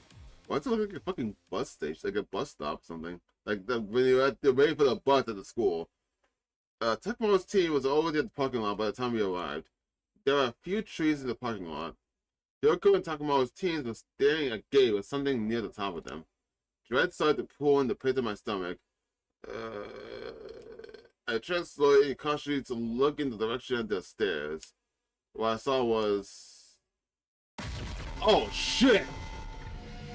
Oh, wow! No! Wow! That's brutal. How? It was clear they were both dead. Blood drained from their face, and I felt it sink to my bone. Jesus. But also, why did they stabbed Moko once in the neck? Oh, were they stabbed or were they shot? Now, 5 of my friends are dead. I didn't know how my heart was breaking apart. How the fuck did they even get to do that? Somehow I held myself together and said, Help me lower them to the ground and move them to the infirmary. Yes, there's no way. There's no time. Fucking hell, dude.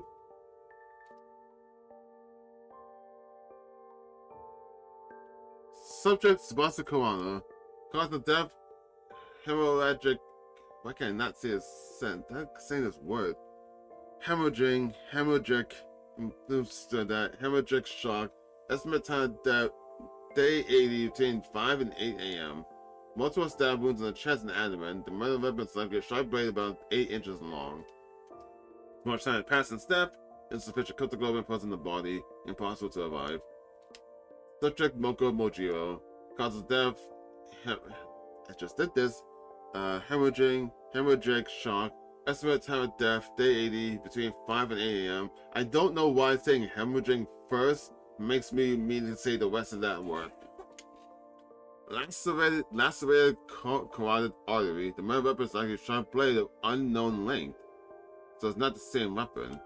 Too much time has passed since death, insufficient critical would present in the body, impossible to revive. After everyone had a chance to review the monitor, the mood in the room turned utterly gloomy. We silently moved our bodies to the morgue. Have you been checking to see if the fucking hearts are being stolen? Hey, do you mind if I mention something? Huh? Go on.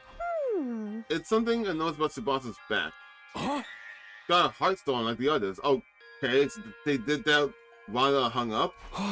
Wait, how did you know about the hearts being stolen? Oh. I decided it was not something worth hiding and told them about it. Oh, right. But I don't think the cages are related. Neither of them had their backs cut open. Wait, then what is it you wanted to tell us about Tsubasa's back? I noticed it when the hem of her blouse hitched up while we were moving her body just now. The woman walked over to Tsubasa's body and moved the sheet that was covering it.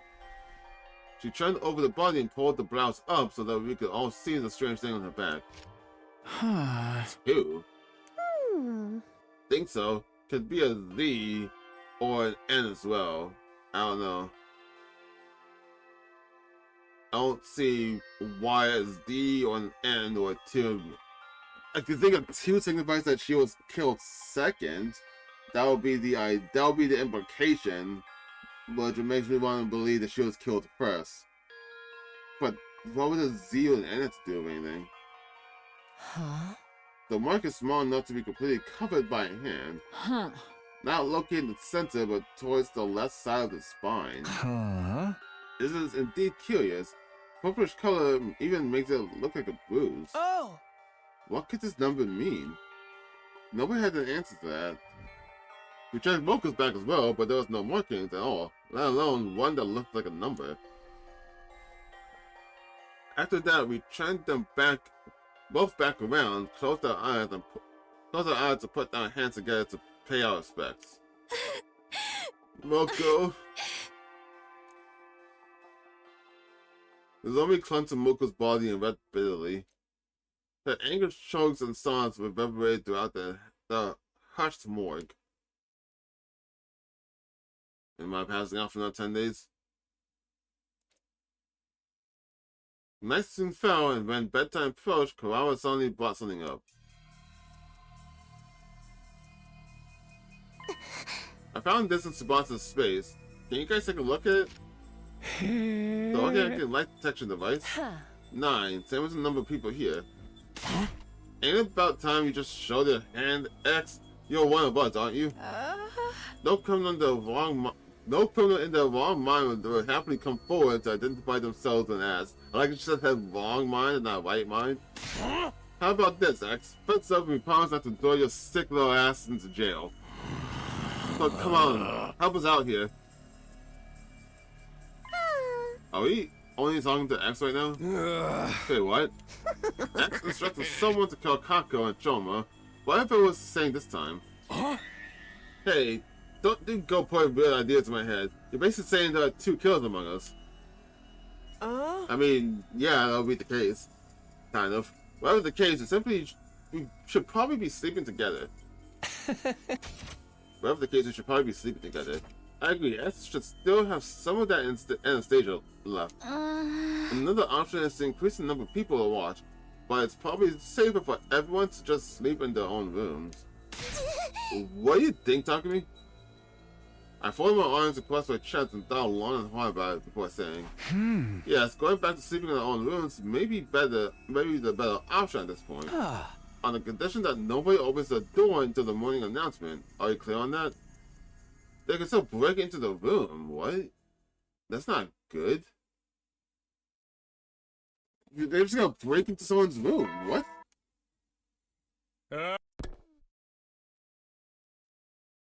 I didn't black out despite having gone through so much stressful events yesterday. I didn't know why. It wasn't like I'd been cured of the fainting disease.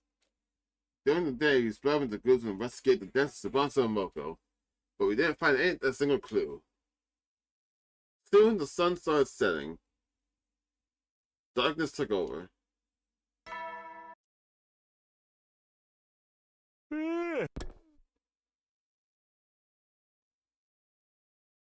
It happened right after the bedtime announcement I played. The sound of the doorbell sent a chill on my spine. Was it X? Were they here to get me? Why would you open the door? I thought you said do not open it until the morning announcements. The morning announcements did not go off. Don't fucking open the door, you fucking idiot. Those thoughts would race through my mind as I gingerly made my way over to the door, where I was greeted by a familiar voice on the other side. I know what you're thinking, Takumi. Maybe Hiroko's X, right? I feel like something that we should have done if we were gonna do this was that everyone sleep in their class armor so they can summon their class weapon and be like, hey, if you could just tell them outright, if you only open the door after the morning announcements, yeah. And then also, if you hear a door, like maybe someone knocking on it or ringing the doorbell, just know, use your class weapon and attack through the door. I will use my sword and stab through the door. That kind of thing. That way that deters anyone in their right mind from doing it. Like, so that they hear that, like, I'm gonna stab through the door. You know that, right? Why are you doing this? But you'll be wrong. I am not X. Yeah, you say that, but just listen to me. I need to tell you something. You are likely innocent because you did not have to detonate it for Eva's bomb. For that reason, I trust you and want to tell you something I remembered. What is it? I'm going to the morgue now. If you trust me, meet me there. I'll be waiting for you. I heard the sound of clacking heels getting softer and softer until it was completely silent. What should I do? I don't believe Hyoko's X, but... damn it. Wow, what was that? What was that sound effect? I hid my infuser under my clothes as a precaution and ran directly to the morgue. I thought someone broke the door down for a second. I've never met an idiot as stupendously as naive as you. Did you even consider what would happen to you had I really been X? But you said you weren't X. Yeah, you're fucking retarded. Oh, yeah, gullible idiot would believe a potential suspect was not a bloodthirsty serial killer simply because they said so. Yeah, fucking what? I grated my teeth with frustration and said, anyway, what was this thing you remembered? Hyoko walked over to Spasa's dead body about a word. She started in front of the body and removed the sheet.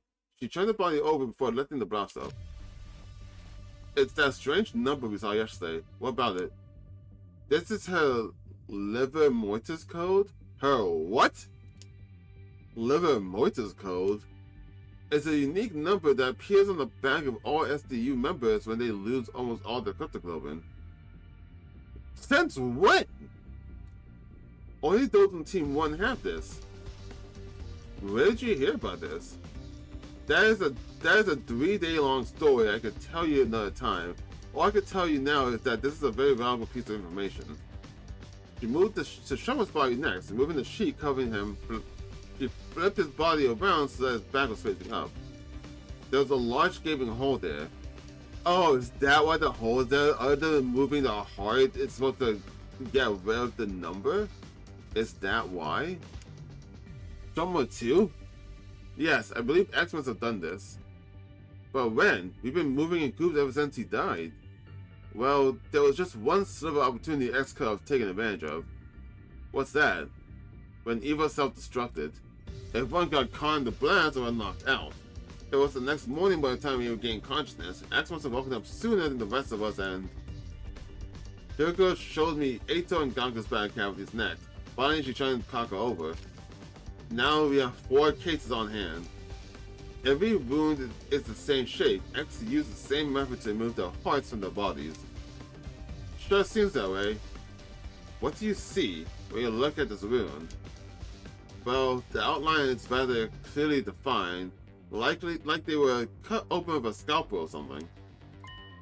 Oh, I get it now. It's the exact location that has to be it. The part of the back with the liver voice code has been cut out. Yeah. Well done. Is it the same for Moko? Haven't you been listening? The liver voice code only shows up for those from Team 1. It's the fucking code! The code to leave!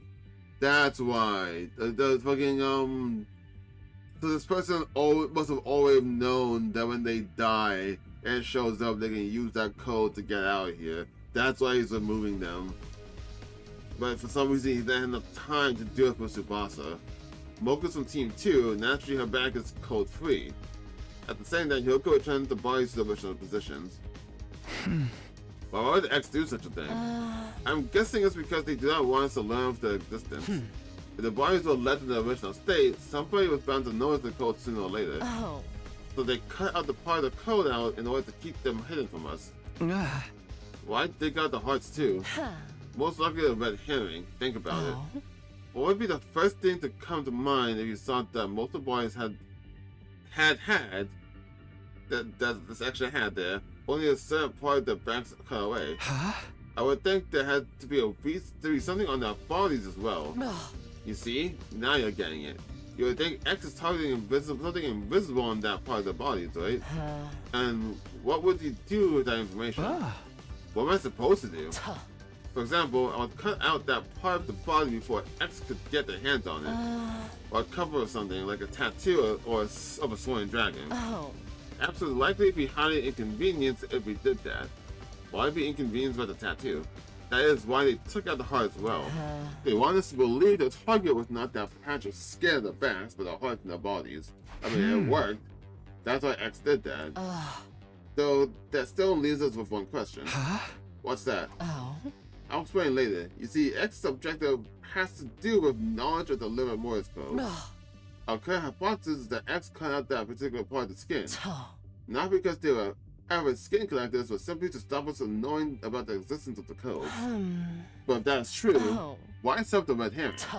Because if X's objective was only to know what the codes were, they could have simply gotten rid of the bodies once they saw it. They could have tossed the bodies into wild fire, burned them in the forest. Yeah, X did none of those things. Why? I'm not sure, but maybe they needed the bodies to be left in the morgue for some reason? You think so too? Yes, X clearly wanted to leave the bodies in here. But by doing so, it would allow us to find out about the existence of the liver Mortis code. I keep saying liver, it's more like liver. I'm gonna keep saying liver. That is why they went through the trouble of setting up such a complicated red herring, removing the skin and hearts of those already dead. So the question is, why does X want the bodies preserved?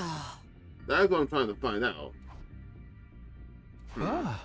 Let's put that aside for now and talk about something else. Why does X want to know the liver Morse code? It has to do with the distress signal transmitter. Yeah, I thought so. The transmitter the boy in the Undying Flame told us about. I recently found out there's something called a distress signal transmitter somewhere in the school. It's put here in the event of all but one member of the Team 1 dying. Once the correct series of codes have been entered into the transmitter, it will transmit the distress signal. Oh, I know. The correct series of codes that he mentioned, he must be referring to the liver Moses codes. Yes, there are 10 people on Team 1. Entering 9 of our codes will summon the rescue craft. Because knowing the liver Moses codes of 9 people indicates that 9 people have entered total death. Total death? It means the complete cessation of life. In this state, a person is possible to revive. Okay, but how did you come across all that information? The same way I came across the previous information, by remembering them. Oh, the 3-day-long story you're talking about. Yes, I'll explain it further when time is more on our side. For now, our priority is to identify X. So how many timelines have you been in? Do you understand now? Do you understand why I said X's objective is to find out the liver Mortis codes? Does that mean X is trying to summon the rescue craft?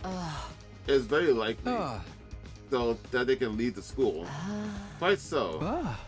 Which also means X already knows where the distress signal transmitter is located. Because the liver Mortis codes would be useless otherwise. That is a logical line of reasoning. Keep going. If we find the distress signal transmitter ourselves, we may find clues to X's identity. Hiroko nodded deeply at my words. That's why I'm going to start looking for the distress signal transmitter now. Care to join me? But it's almost midnight. Why are you 5? Yeah, but my parents said I'd be home back in an hour. Oh, alright. And that's a lot to say with me that Hiroko can't be X because why would she say all of this to me and the objective was to kill me after?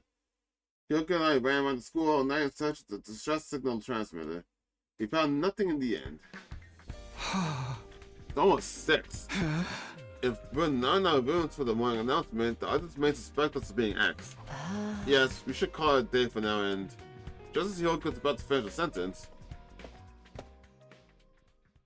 Hi? Clara? Shh, hide yourself. Wonderward? You made a rule that we should never go anywhere alone, remember? So why's Clara wandering around by herself then? Oh, now that you mention it. We peered out from around the corner of the hallway to see where Clara was going. She quickly vanished into the direction of the staircase. Sound of footsteps on the floor above us slowly became softer and softer until we heard the roof door closing. Then there was silence. Clara went upstairs. I mean, we were on the ground floor. But she just came from the staircase. Why would she come down the stairs just to go up again? Yeah, what? What?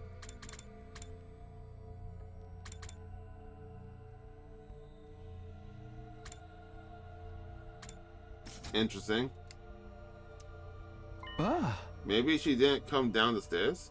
Are you saying... We started investigating the area around the staircase, groping around wall surfaces to see if we could find anything. And then... There's hidden rooms all over this fucking building, man. What is this? A secret door. Let's see what's inside. So it's Clara then? Yes.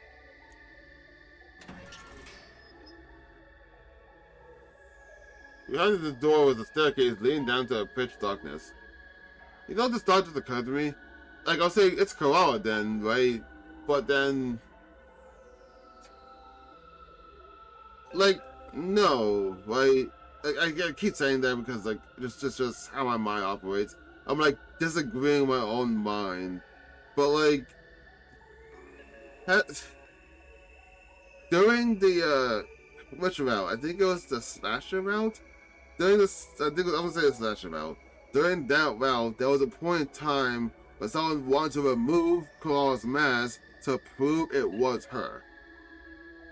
But in this route, specifically this route, so for this stuff I remember thus far, I don't remember a single time a Koala's mask came off.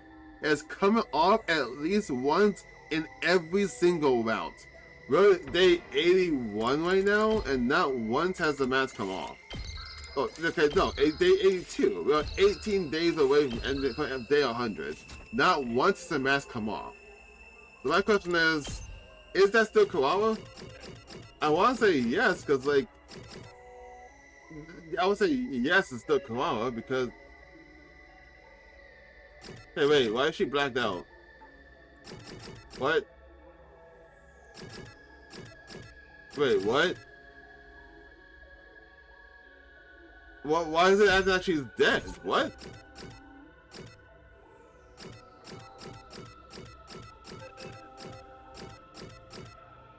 Why is she dead? Did I spoil myself?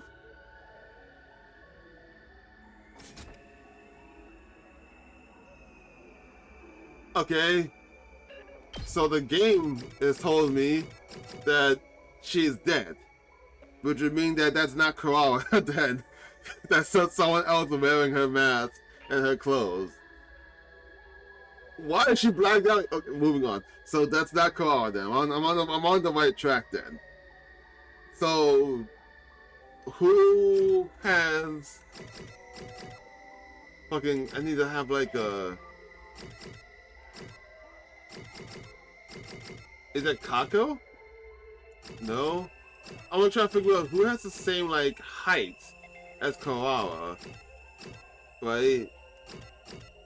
And the only one that I want to say matches her height would be.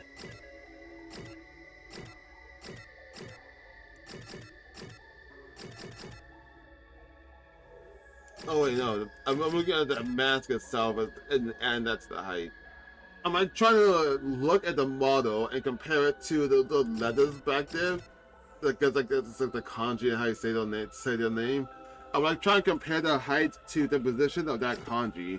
I'm trying to be like, whose like height matches that? And I want to say that Kako kind of matches that. No, like I want to say Kako kind of matches that. We assume that the top of the mask is like a few like inches above Koala's actual head. So I want to say that Kako kind of would match that. And maybe Gaku? No, Gaku's too tall. Gaku's too tall. The room is too tall. The height probably is not actually gonna play a role in it. But I'll assume Kako. Like maybe she. No, she didn't fake her death. He confirmed that she was dead. Fuck it, whatever. I don't know where I'm going with this. But the game blacking out Koala so early implies to me that Koala is dead. And since we saw Koala walking away, especially from this hidden room, that implies that's not Koala. So someone else is wearing her clothes and her mask. Behind the door is a staircase leading down into pitch darkness. Kudata didn't come downstairs. She came up from here. So, at the end of this staircase... Yes. There's something to be discovered for sure. Let's go see. How long has that report card been blacking out Koala?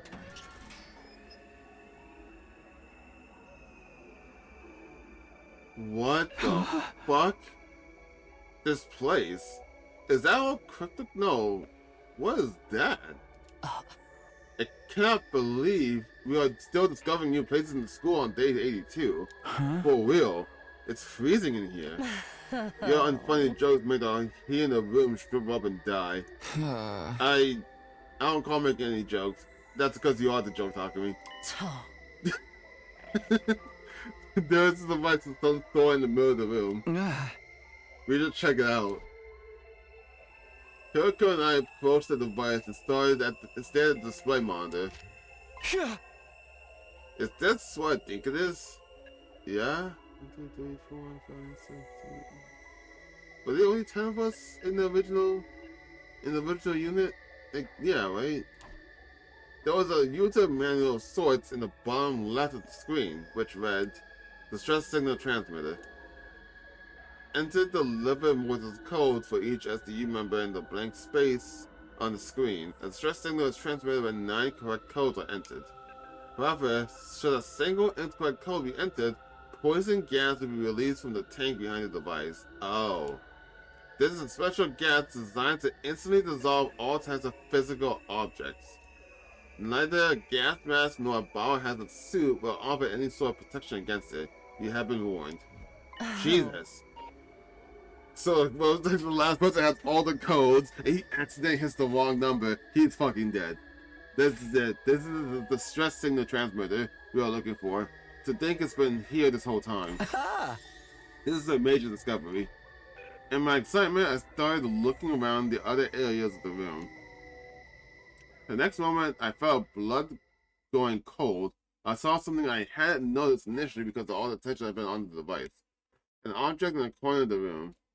No, that wasn't an object. That was Karara? Yeah. I was supposed to discover it here. I just thought about that theory too late or too early. Karara's Itsuki's dead body. Wait. What? We have to take her to the infirmary. Don't bother. A dead body doesn't freeze up that badly within an hour or so. So, she's been dead for a long time? You have eyes? Can you not see? This is definitely Kurara Osuzuki. I know because I've seen her real face before. The one beneath her usual tomato head mask. Yeah. I've seen her face before too. On that note, do you remember who we just crossed paths with? Yes.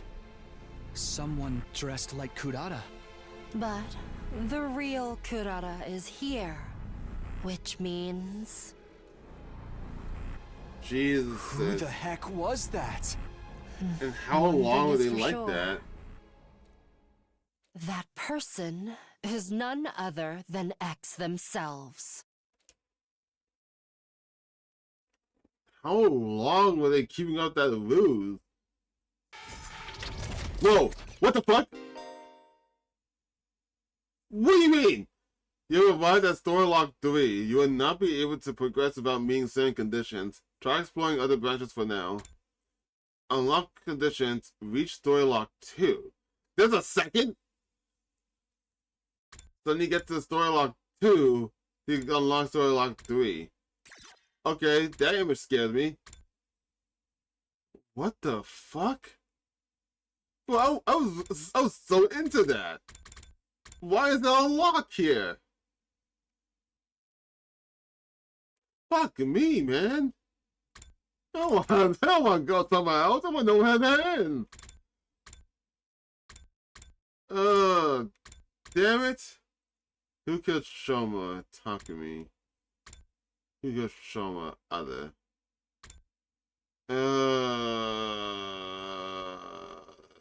Damn it. Fuck.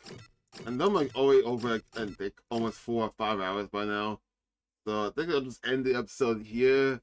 When I get back, I will see these other route splits and see where they go. Likely to a bad ending since this one progresses and ends. Ah, fuck me. And then after that, what can I do after that? I think the only routes I can do, actually. Yeah, I think the only routes I can do is down here. The original route I was supposed to be doing when I say second to last Defense Academy. No, the original thing Takumi decided to do when he came back in time. I think I'll go down this route, see how that goes, and then head down here to if I want to build the sequel or not. So yeah, I think that's what I do then to get the Story Lock 2, I guess. So I can unlock Story Lock 3. What the fuck? I'm wondering, because like, I don't know who could be that was underneath, that was hiding behind that mask. And probably for a second that might have been Hamyun, but I think she's way too short. Oh, yeah, I'll end it there. I guess I have to. I guess that's a good place as any, I guess. So, thank you all for watching, and I'll see you next time in this fucking game. Why is it so good? Okay, see you guys later. Bye-bye.